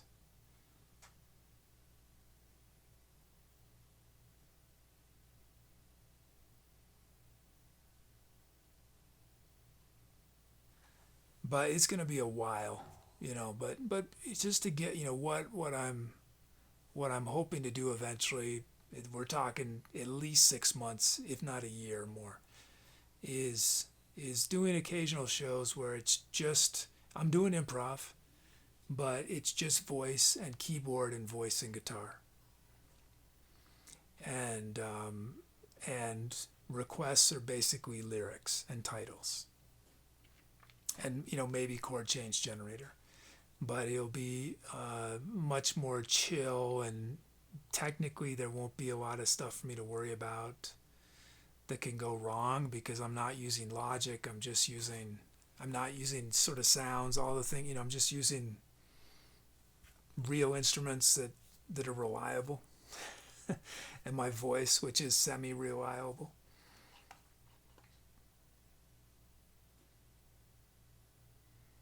Rose, is there something more like hiking streams? Well, what's cool, Rosen, is that there's so many really beautiful places that you can literally just pull right up next to, right in your car, and just walk a few feet. And if your camera is pointing away from the car, you're in the middle of nowhere. Nobody's gonna know that there's a road. Well, you'll hear the road, but no one's gonna see there's a dirt road there or whatever. So there's just tons and tons of possibilities. Most of the places that I filmed almost all the places I filmed that first episode on I was within a minute of the vehicle. So, but it feels, they feel pretty. It doesn't feel like I'm next to the vehicle, right? So it won't be that hard, I don't think, to do the show from really cool looking places without having to hike. But just the van will be, the camera will be inside of the van pointing at me outside. So I'll be right next to the van, but you won't see it.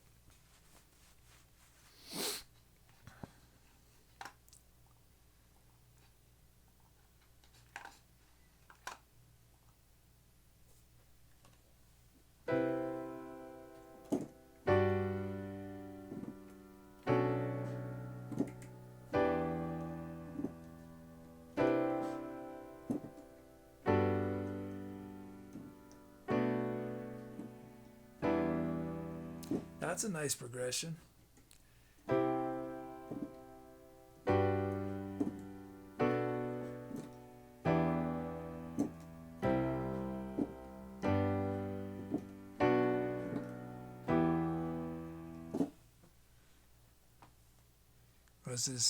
Florida has no deserts. It's hard for me to even imagine that. Well, like as in Florida, Rose, and I imagine it would not be that hard to film near a wetlands or swamp type thing, right? Where you could pull your car over and walk 15 feet and you're sort of in this very lush vegetation. Oh, Rosa names down Hidden Grace Inclusion. The Economics Night Sky.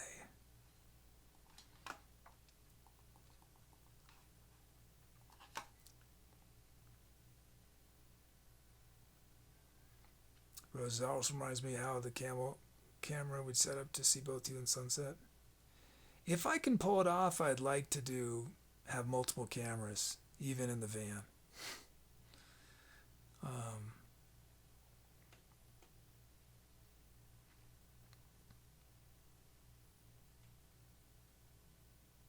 The B minor is a relative minor of D major.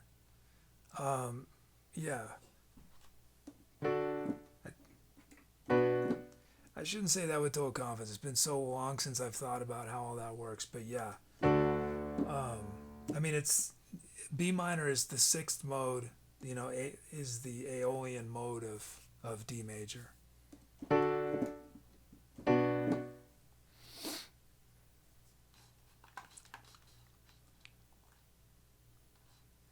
Let's try four.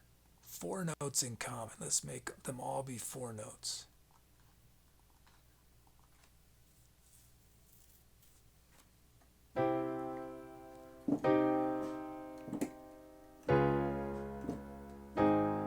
That's pretty weird.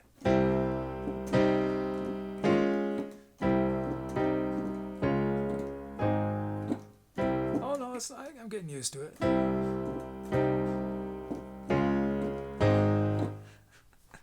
You play it enough times and it becomes normal. That's the secret.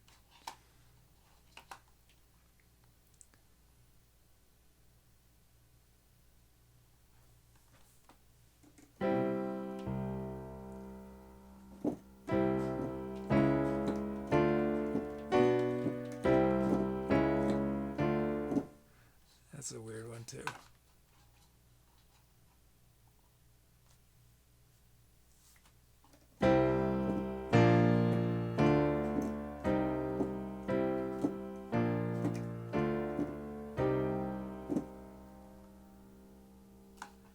Okay, let's try 3. Well, this will be pretty dissonant. 3s will be dissonant.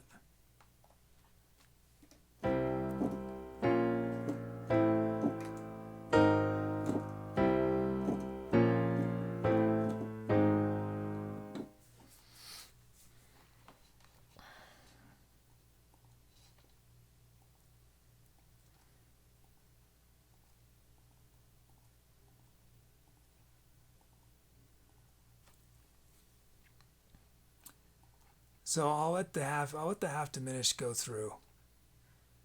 So a half diminished,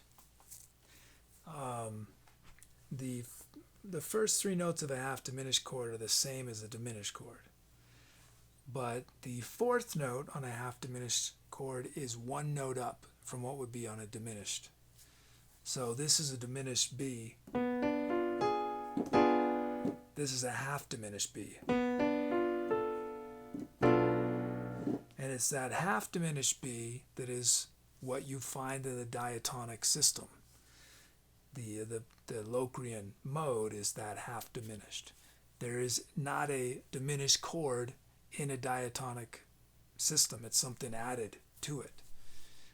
You cannot get that naturally. Same thing like an augmented chord. You cannot get that. That's not there.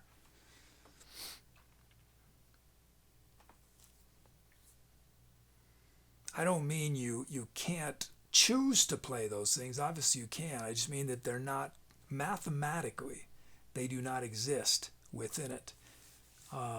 So what the diatonic scale is it's a mathematical relationship between the notes in terms of how close and how far apart each note is. So the way a keyboard is designed, right, is with the white notes and the black notes, and you have C, C sharp, D, D sharp, E, F, F sharp, G, G sharp, A, B flat, B.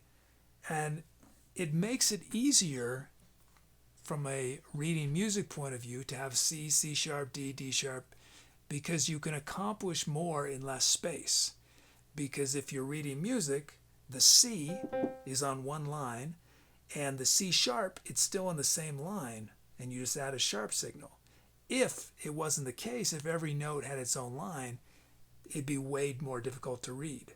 However, it also makes it much more difficult to understand certain aspects of theory, because this is arbitrary, right? We could instead have just call the notes by their numbers, 1, 2, or 1, 2, or it could be A, B, C, D, E, F, G, H, I, J, K, L, M, N, O, P, all the way up, 12 of them. Because when I'm doing all of this programming, it's a nightmare to try to do it if you're thinking in terms of C, C sharp, D, D sharp, E, F sharp. You can't. So what do? I convert everything to numbers, to 1 through 12. Then I can do real simple math operations, right? If I want to transpose a scale from C and I want to transpose it to D, all I have to do is add 2 to every note in the scale. And now I'm in D.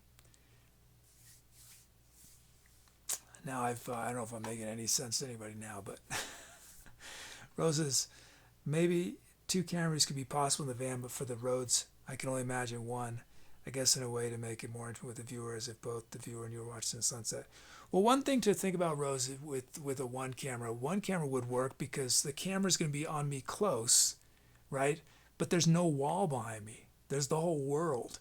So you're going to see the scale of the sunset even though I'm close in the camera. So the diatonic scale, right? That these are all based on, and most music you listen to is based on. The scale is basically a relationship between the notes. You're deciding a relationship because there are 12 notes. 12 notes, okay? But a scale only has 7 notes. So that means you have to skip notes. You can't play every one if you're going to play a 7-note scale. So which notes do you skip? And in a diatonic scale, there are going to be, how is it? Let's see. There are 4 whole steps. Is that right? 1, 2, 3, 4. Yeah, 4 whole steps and 2 half steps. A whole step means you skip over a note. A half step, you don't skip over a note. I wish you could see my fingers better, but so yeah, I don't have a way to see it, but well, you can sort of see. I guess I'm not very big, but you can see.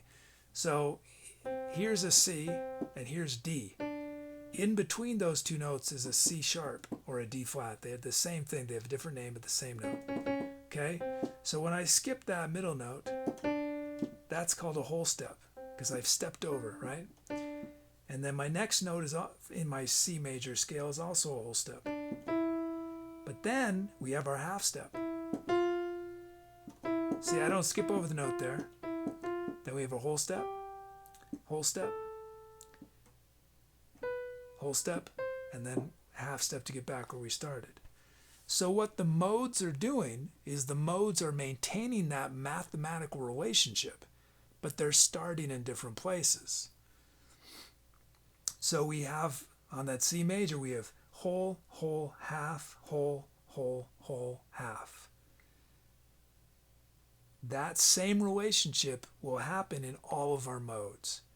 It just we start in a different place. So now when we start on our D, if we play the same notes as C major, we're playing D Dorian. And it's a different sound because we've now shifted where those relationships are. Now instead of going whole, whole, half, now we go whole, half. Whole, whole, whole, half. Whole.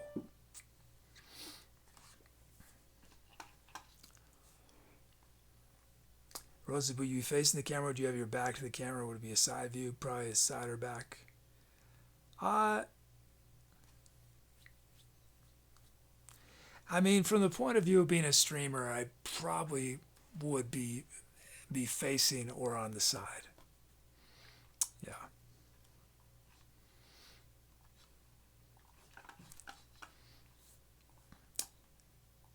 Oh, hey, Lamb's Quarters, and Andy's here.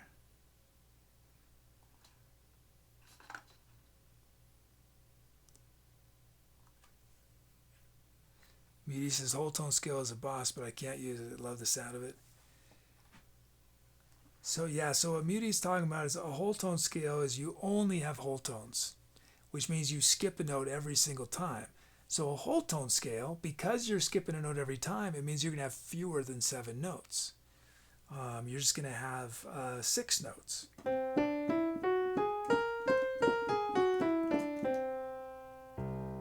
So you've heard that sound. That's sort of the dreamy type thing, right? Isn't that how they use it?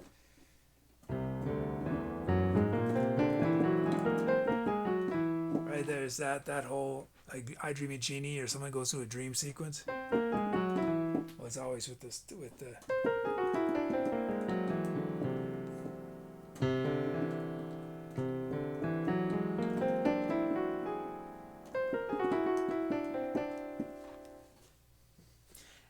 if you always do half steps, you're going to play every single note, and that's called a chromatic scale. Chromatic scale is where you play every single note that you possibly can.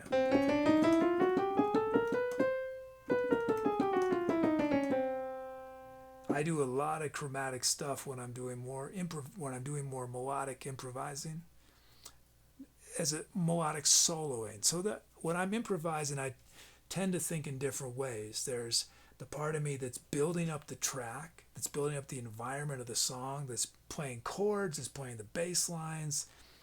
And then there's when I'm improvising melodies that I'm trying to think like I'm writing a song, but live. And then there's the times where I'm playing an instrument more like a jazz musician would take a solo, where I'm not as concerned with creating melodies that are going to be structured and repetitious. It's more just free flowing over the chords, right? And it's when I'm doing that kind of thing where I'm more likely to do lots of chromatics, because chromatics allow you to go anywhere. There's a lot of freedom in chromatics. When you can play any note works. And the key, any note works, especially if you have a destination in mind that is part of the chord. As if you're on a C major chord and you start on that note, there's dissonance there, right? But if that's part of a string of notes where I start on that but I end on another note, right? I ended on a place in the chord.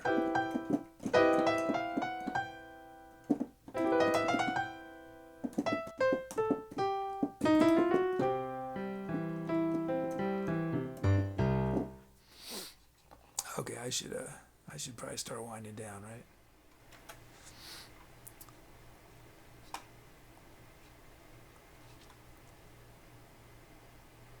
Any random questions about any of that, or comments, thoughts?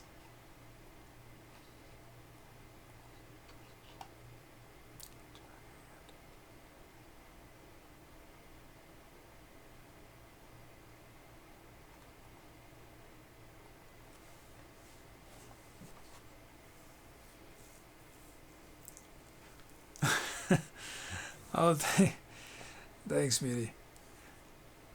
Maybe I'll do something constructed at some point, but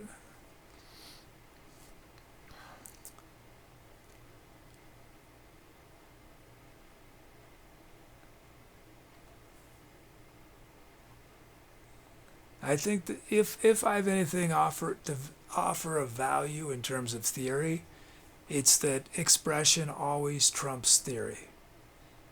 Expression always trumps theory. And expression allows us to do anything we want with theory, whatever it is.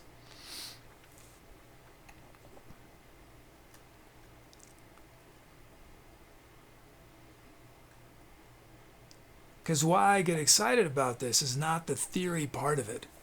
I'm excited because of the way in which it's going to allow me to, or going to force me into situations I'm not used to. Many of which are not conventional in terms of theory.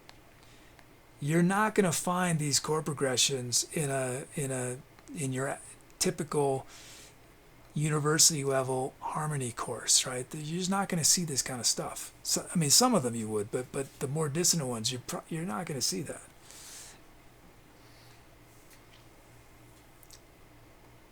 But thank you, Moody. Thank you.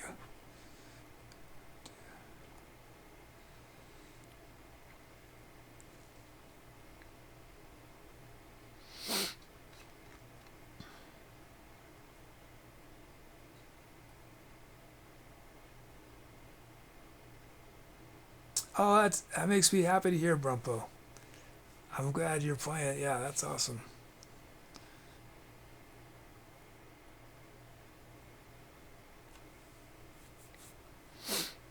But you don't need this fancy chord generator to do this kind of thing. You just get a 12-sided dice. 12-sided dice.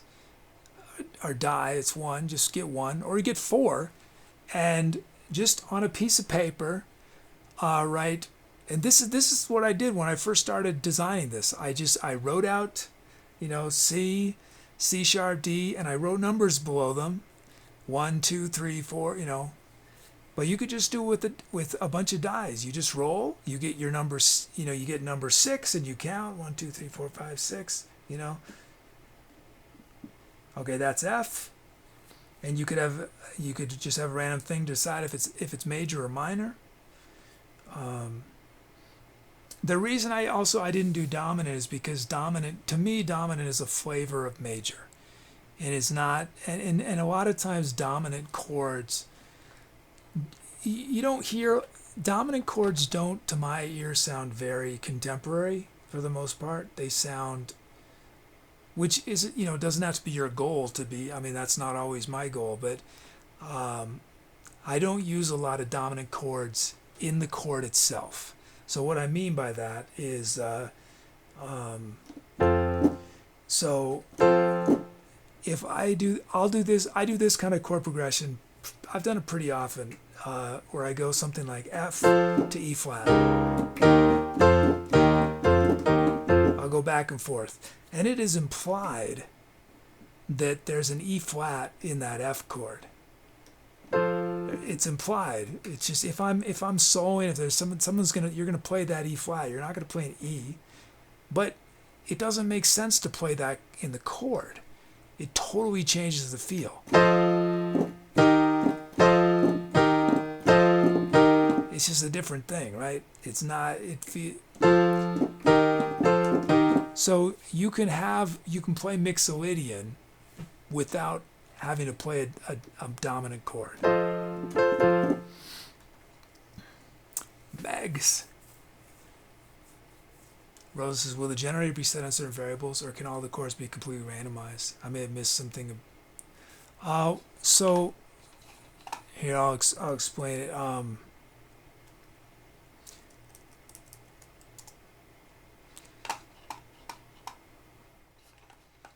So it starts. It doesn't have to, right? But usually we'll probably have a key and a mode, or so we have our first chord already chosen for us. So we're going to use the seed for the next 3 chords.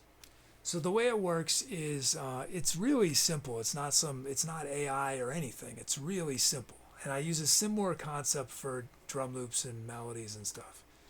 So what happens is it figures out that there are, and it's using this column. The software is using this first column. For my musical purposes, I'm more using essentially this column, but the computer's using this. So what the computer does is it says, okay, we got a C major chord. How many scales have between 5 and 7 notes in common with C? So there are 32 scales, diatonic scales. Obviously there's infinite number of scales, but there's 32 diatonic scales that share between 5 and 7 notes with C. 32, okay? Now it's going to take the letters in your, hey Light Lord Steve, it's going to take the letters and it's going to divide these letters into 3, because we need 3 chords. We already had our first chord. So let's say, I don't know how many, 10. So it's going to take TES, and it's going to figure out what position each of those letters are in the alphabet. And I'm taking into account capital letters. So we got, I can't remember how it's set up. It's probably lowercase. Well, just for simplicity, let's say it's only lowercase letters. It's gonna take, let's say, and T is what letter of the alphabet is T? It's the well, let's just do something simpler for me. Cab. Okay, C is the 3rd letter of the alphabet. A is the 1st letter. B is the 2nd letter. So it's going to add those up. And this is all just arbitrary, right? I'm essentially creating a random number, but it is from your name, and if a different thing was there at that moment in time, we would get a different chord. So while yes, it's generating a random number, your username or your text is what makes it happen. But there's an extra random element because, so what I do is I scramble these scales once they're decided. I scramble them up. So they're in a different order every time. If I didn't scramble them up, then the same text would generate the same chords over and over again, and that's boring. I want them to be different. So these 32 scales are scrambled up. Then we take the CAB, we add them up together. So CAB is going to equal 6. So we go to the 6th of our 32 options, and that's, in this case, it would be the B minor.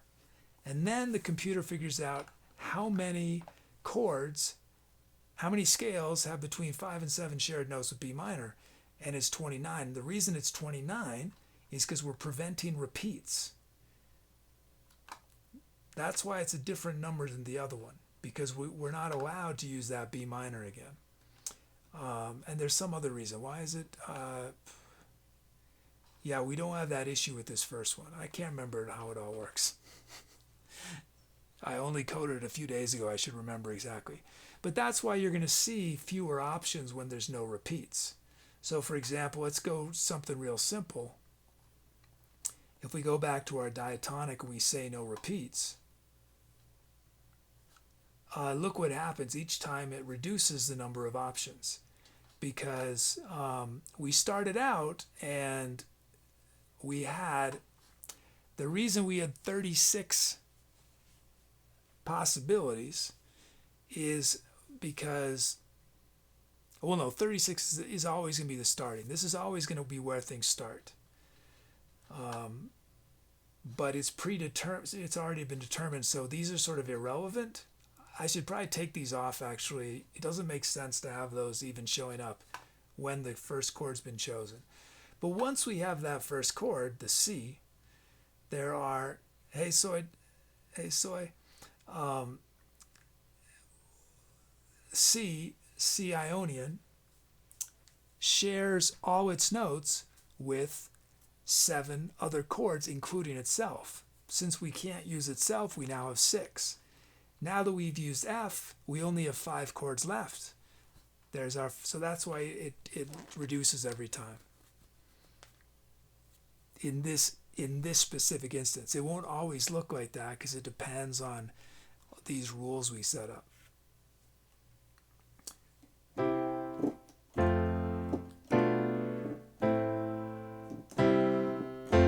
But there's our half diminished. You see half diminished all the time, especially in jazz. You see it all the time. You see it every once in a while in non-jazz, non-classical music, but you don't see it that. But in jazz, it's all the time.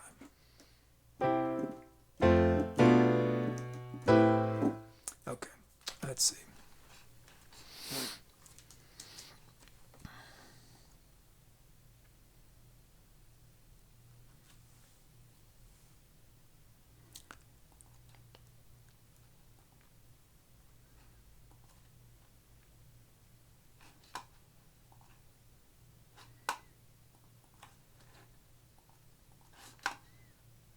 Okay, let's do our thank yous.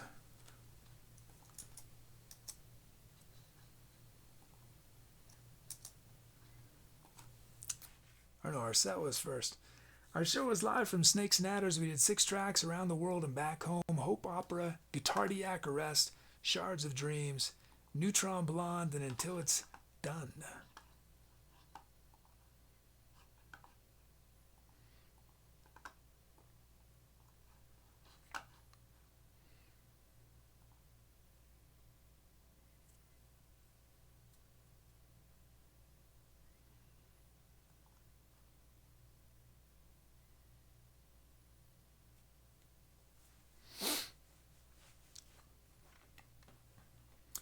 But, you know, all this stuff I was just saying, there are tons and tons of musicians who wouldn't understand any of that, who you know of, are famous, make amazing music. And that's the thing about theory, is it is not necessary to making music. It changes what you do. It can open your eyes to things you might not do otherwise, but it is not necessary.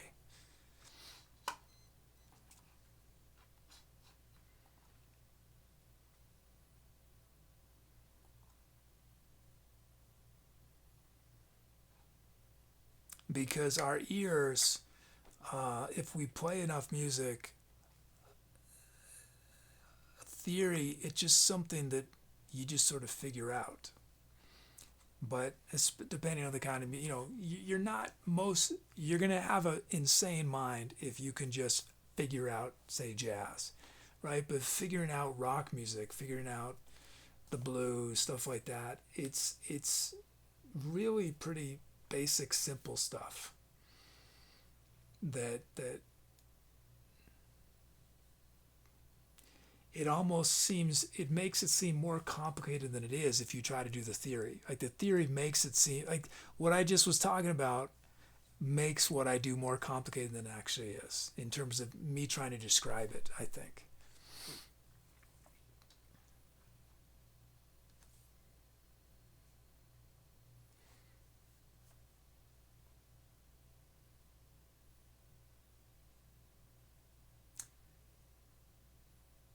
Oh yeah. Rosen chords are just like drum loops. You have to do text.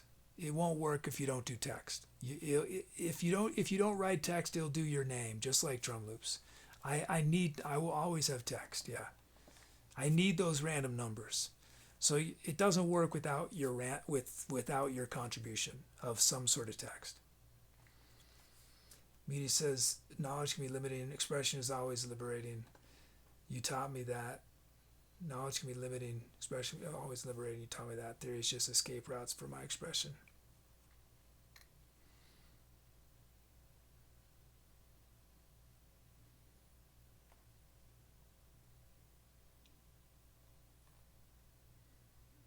I think one way to think about it is when we learn something, it's like we've moved to a city. Or even if we don't learn something, no matter what, we're born somewhere, right? We're somewhere. And wherever we are, we're going to live a life. And we can have all sorts of interesting things happen. We could have joyous things, tragic things. We're going to have a life. But some people decide to go somewhere else. They say, I was born here, but I want to go somewhere else. And it's not necessarily they're going to have a better life. You're going to have a different life if you move to one city or you move to the country or you move to another country. And that's the way I look at theory, is that you're moving to a different place, where you're going to have different experiences. It's going to change your life to move somewhere else. But it doesn't mean it's a better life. It's just a different life. Which I guess it's fine if just looking at ourselves say, I'm going to have a better life if I move there. Or my thing is that it's not better than someone else's life. For someone else who decides they want to stay in one place and work with the infinite possibilities where they already are, what I don't like is the sort of superiority complex that you especially see in very advanced musicians and jazz and classical especially, which I love. I grew up, I came from that, right? I didn't come from rock music and electronic music. I came from classical music and jazz. That's where I'm from originally.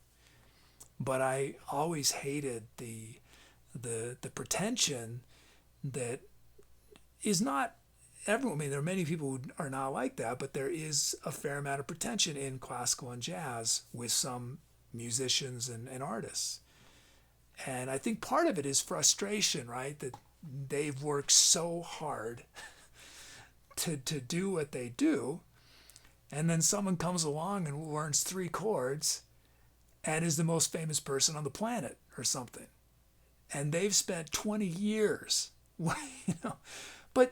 But that's art. Art is not about showing off skills. Art's about expression. And expression is something you can do magically with 1 chord or 0 chords.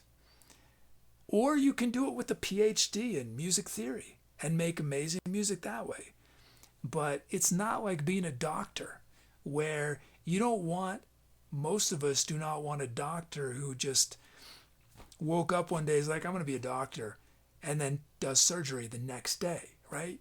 No, you want a doctor who's trained, who's learned, who's studied. But art is not like that. Art is a fundamentally different thing. Art does not have this easy path. That's, you start here, you study chemistry and biology, you go to med school, then you do your residency. Medicine is straightforward. Art is not straightforward. There is no path that is guaranteed, because again, that one person who's 15 years old can pick up a guitar and 6 weeks later start a band and be incredible with just their 3 chords that they can barely play. The drummer can barely play, the bass player can barely play, but they are saying something no one's ever done before. They're doing it away with an energy that no one else has ever done before, and people want to listen to it.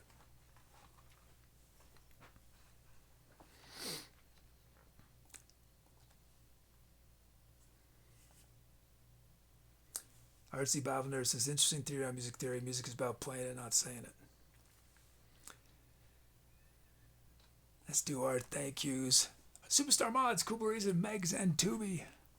Thank you, mods. We had a raid from Tone Hack and Atticus.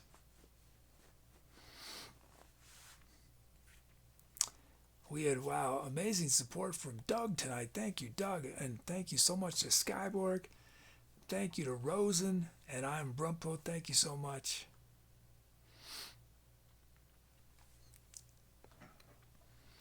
You know, it's why I say over and over of the course of this show, that idea that you start making it right away.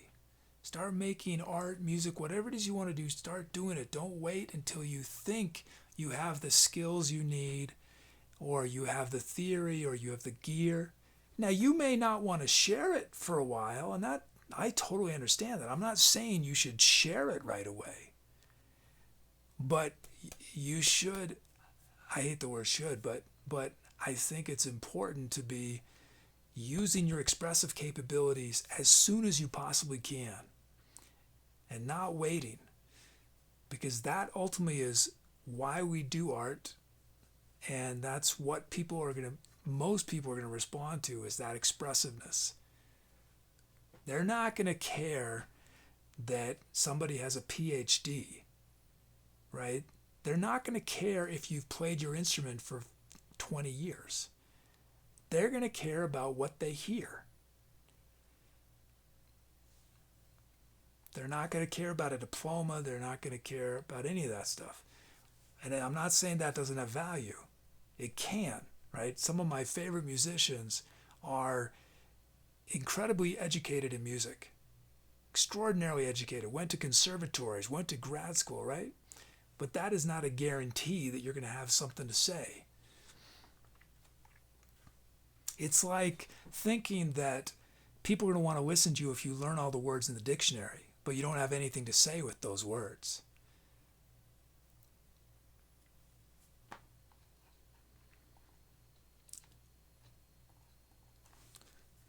I want thanks for our sub from Bobby Firminu 9.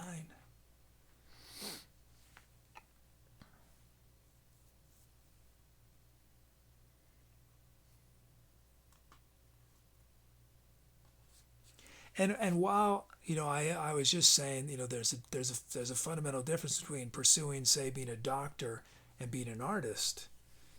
I think even for those things in life where there are measurable qualities that people are looking for, there are measurable ways to you know, say this person will be successful or not at what they want to do.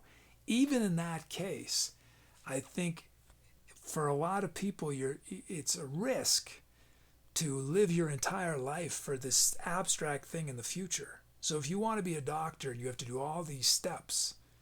You know, you have to do your pre-med, you have to do all these things before you're going to be a doctor.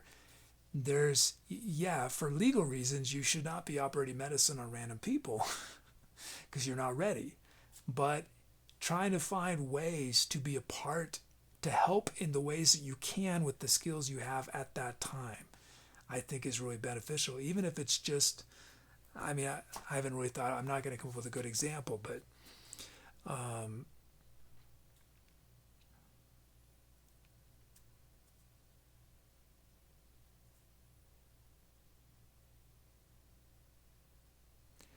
I guess the core of what I'm saying is that I think the more we can make the means and the ends the same thing, I think the more fulfilling life will be for us.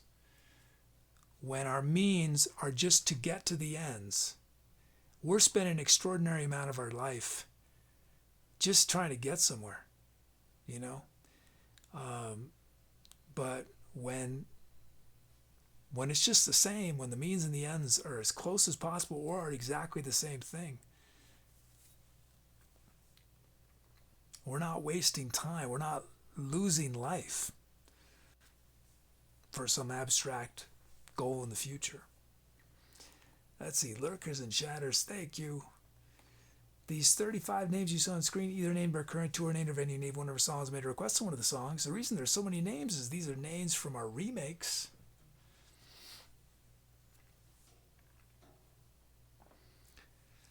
Roses, I have to rebuild my drive, metaphorical for art in this show. Mainly you have been helping with that. Thank you. The old drive was too strict, and that can be paralyzing. Yeah.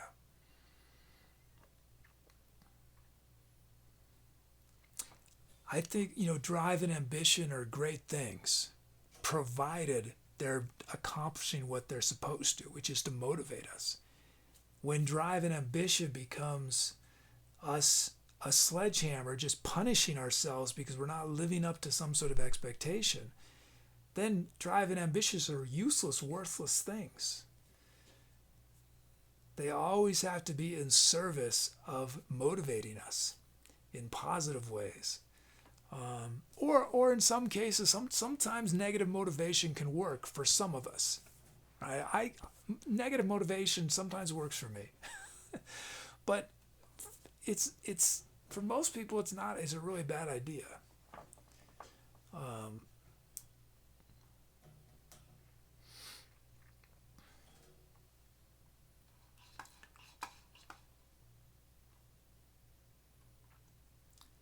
Okay, let me do a shout out. We featured Angry Chicken with Simple Pigeon, Bean Salsa, Broom 70, Burgos, Camera 3, Chuggy, Credible, Bunny, Cooperies, and Down Blues, Dual, Fran Boxster, Maximus, Hug Queen LD, Kid Veffy, Kazalt, Nonner Bigo, Mad Din, Megs, Mr. Noodles, MJ, Mr. Robert, Mr. Duhad, Mucha Mas, Bogo Pug, Muty makes me Blue Control, Muty makes me lose control now, room 1 foot on the brake and 1 day on the gas, Pierre, TV, Rosen, Scarborough, YC, Staffy, Triple Vaccine, Mole, Proud Member, House, AstraZeneca, now adopted. Mole got me. Triple vaccinated mole, proud member of the House AstraZeneca, now adopted into House Moderna, and Tunley Biersky Botsky.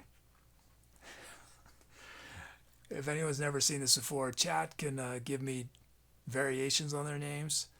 That's why I was saying things you didn't see. That's people's variations on their names.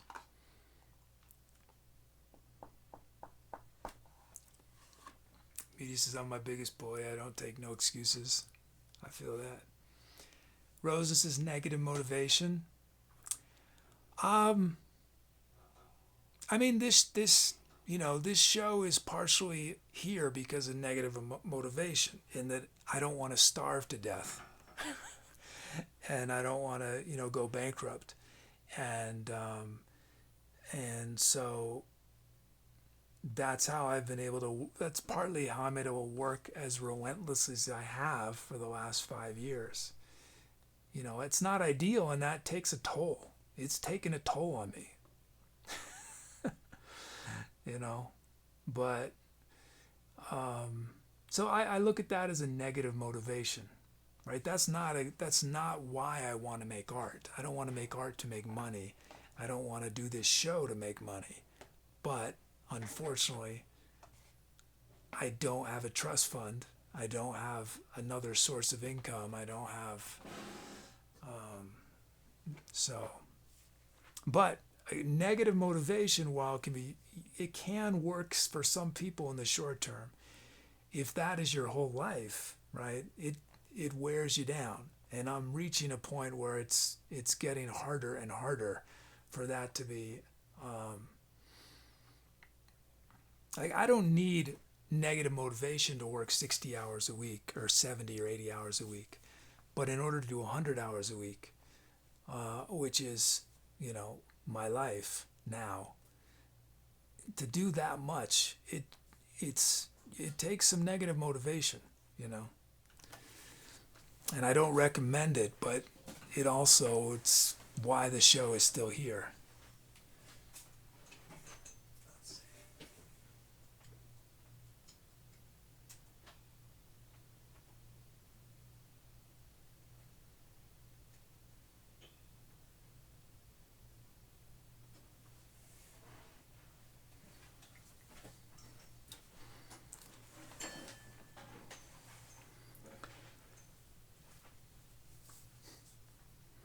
But yeah, I really don't recommend negative motivation.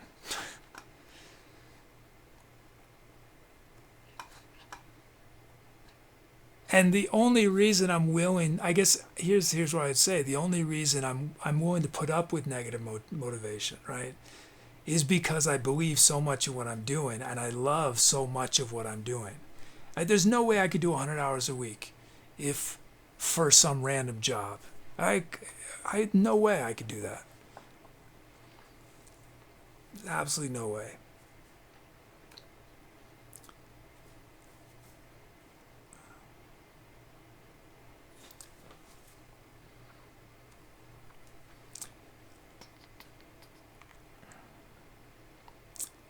Let's see.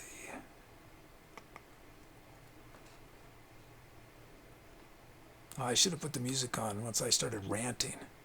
Oh, and one foot on the brake, one on the gas has returned to two beat and tuxedo.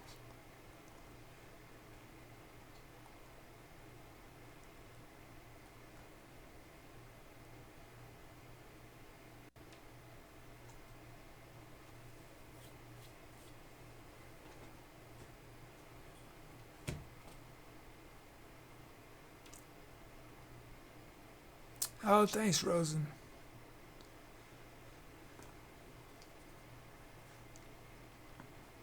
I mean, it's not. I'll be honest. Like, somebody could give me $50,000, and as awesome as that would be, and that would help a lot. The fundamental problem is not about. It would take an extraordinary amount of money to solve it, because the problem is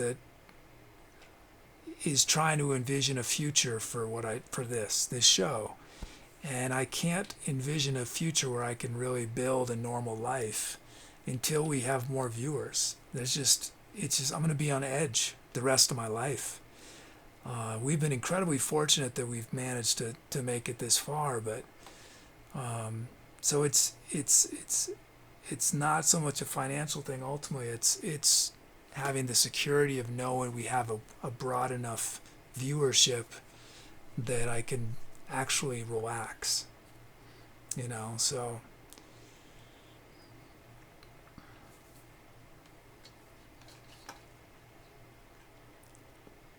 And I remain optimistic still.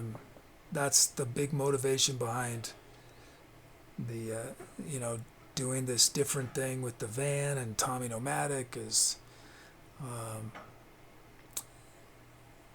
trying something different, see if there's a different way to reach people who will be interested in whatever it is that I do. And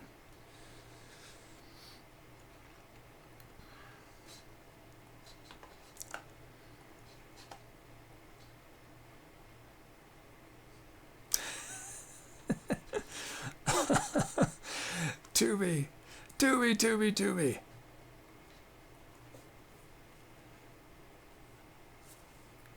But I'm so grateful to our community that's allowed me to do it as long as I have. I'm incredibly fortunate. There are so many people who have a ton to share with the world who don't never get the opportunity that I've gotten. So I'm ever grateful that I've gotten to do it this long. I'm so fortunate, especially because I thought my music career was done.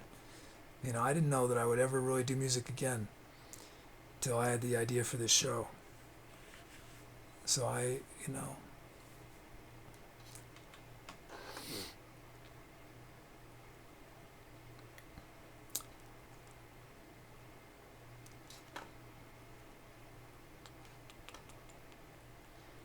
let's see.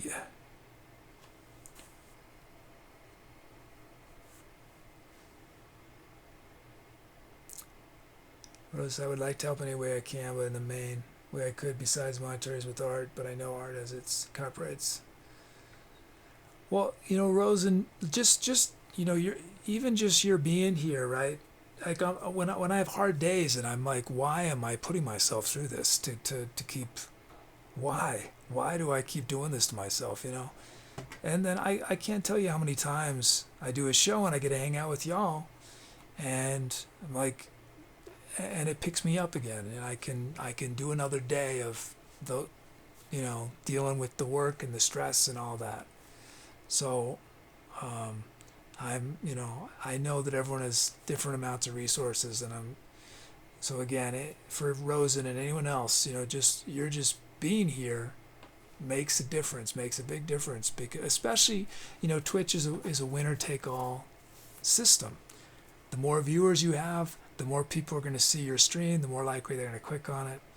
So literally just watching the stream helps a lot. And being active in chat, Rosen, like you are, and giving all your creative ideas. I know there have been many times you've given me great titles that inspire lyrics, and so I really am grateful for all you've given our community, Rosen. Media says, I like the vision where you're taking show. It seems so much more accessible, what you have planned, and maintain core your idea. Just make sure you enjoy the ride. You work hard enough. Yeah, I think Tommy Nomadic's going to be a lot more user friendly, right? It doesn't require any like having to learn anything. You just have to press play. Hey, Taylor the Hater.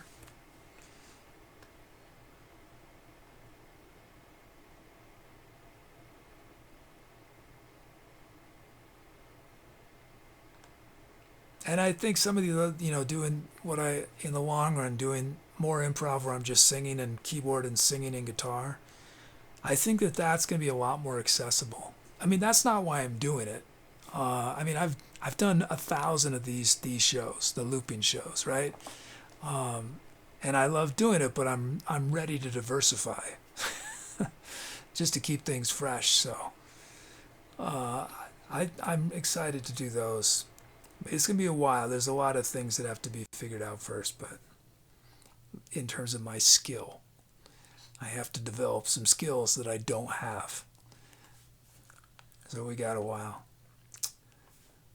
Let's see. Oh, is that going to...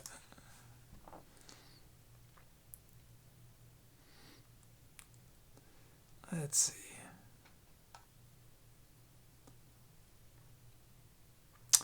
Well, this was the rare show, the very rare show where I talk about music theory stuff. Almost never happens.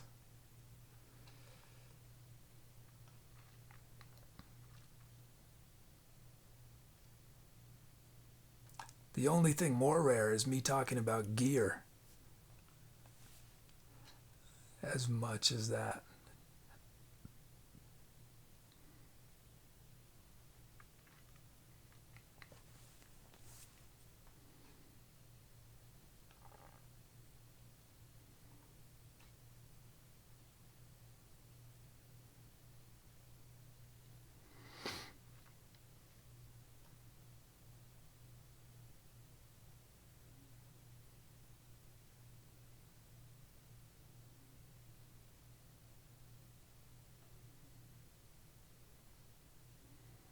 Has anyone been able to change your sleeping position?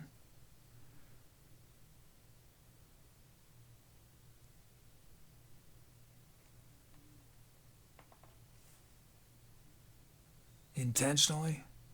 I was a back sleeper when I was a kid, and then I've been a side sleeper almost my entire adult life.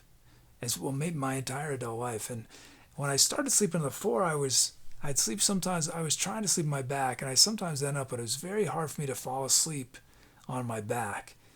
And then I would sort of, I would tend to end up on my side eventually. So I'm making a real concerted effort this week to try to learn how to sleep on my back, and I got a special pillow to make it more difficult to turn over. I used it for the first time last night. I did okay. I mean, I woke up a bunch during the night, but I was able to go back to sleep. But it's still hard to get used to. But the pillow helps. Makes it easier. But the reason, why do I want to do it? If you sleep on your back, you take up less space. And you can sleep on anything. I'm already sleeping on the floor on my side, just on carpet. But if you can sleep on your back, you can sleep pretty much on, concrete. And also, it means I need less space in the van to lie down. I can, more storage space, less sleeping space. And I hurt my neck from coding this week. I often get in bad positions when I'm coding. So I hurt my neck, and then sleeping on the side was not helping it. And I slept on my back last night, and it definitely feels a lot better today. So that's also motivation. Let's see. I don't know how I ended up talking about sleep at the end of the stream, but I guess because I'm about to go to bed, and I'm going to use my special pillow. Oh, thanks for the follow, J. Pre. We're just ending, but I would love to see you back on Tuesday, Thursday, or Saturday. Tuesday, Thursday, I'll turn your name into a drum beat, or I can generate chord progression from your name. You can request sounds. I do improv on this show, where chat helps me make the improvs.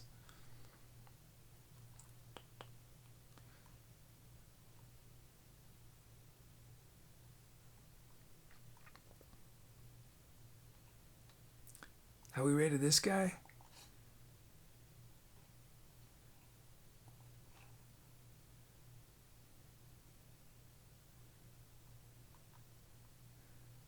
There's so many music streamers now, it's just overwhelming trying to... Well, let's see what this is. Rando guy plays guitar and sings. Let's go... Oh, I've already rated him before. I want to rate somebody new.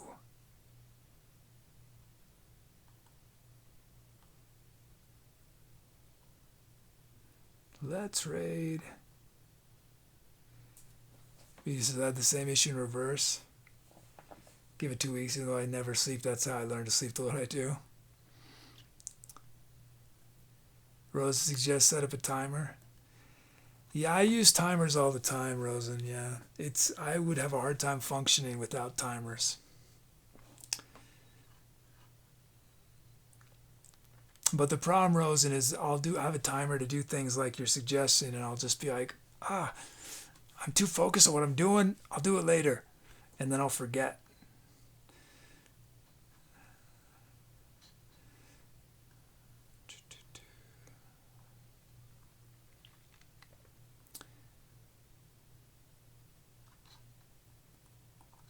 It's hard work finding people to raid. There's just so many. Have I rated this person? Yes, I've rated everybody. It's got to be someone I haven't rated before. New Splice Sounds? I feel like I've rated him.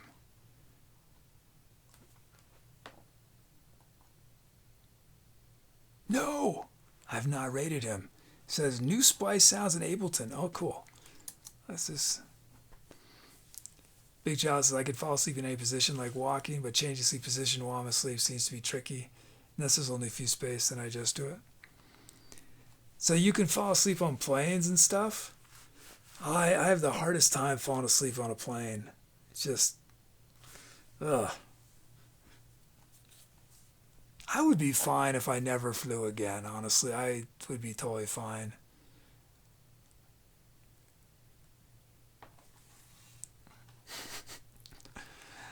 Okay.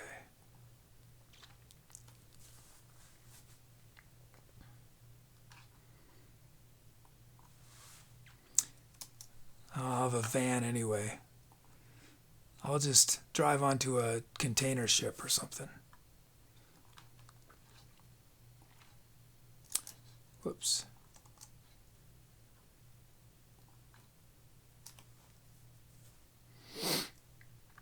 Okay, thanks everybody. Thanks for hanging out while I nerded out on my new program. Hope to have a great rest of your weekend. Hope to see y'all next week. Tuesday, Thursday, Saturday. I think we'll do one more remake stream. After that, I don't know. We'll see if it's a regular thing, but we'll do one more because I still owe a few. Oh, thanks, Aaron Brumpo. Thanks. It's been great having you here the last couple shows. It's great having you here. Okay, thanks everybody. I'll see y'all soon. Have a wonderful whatever comes next.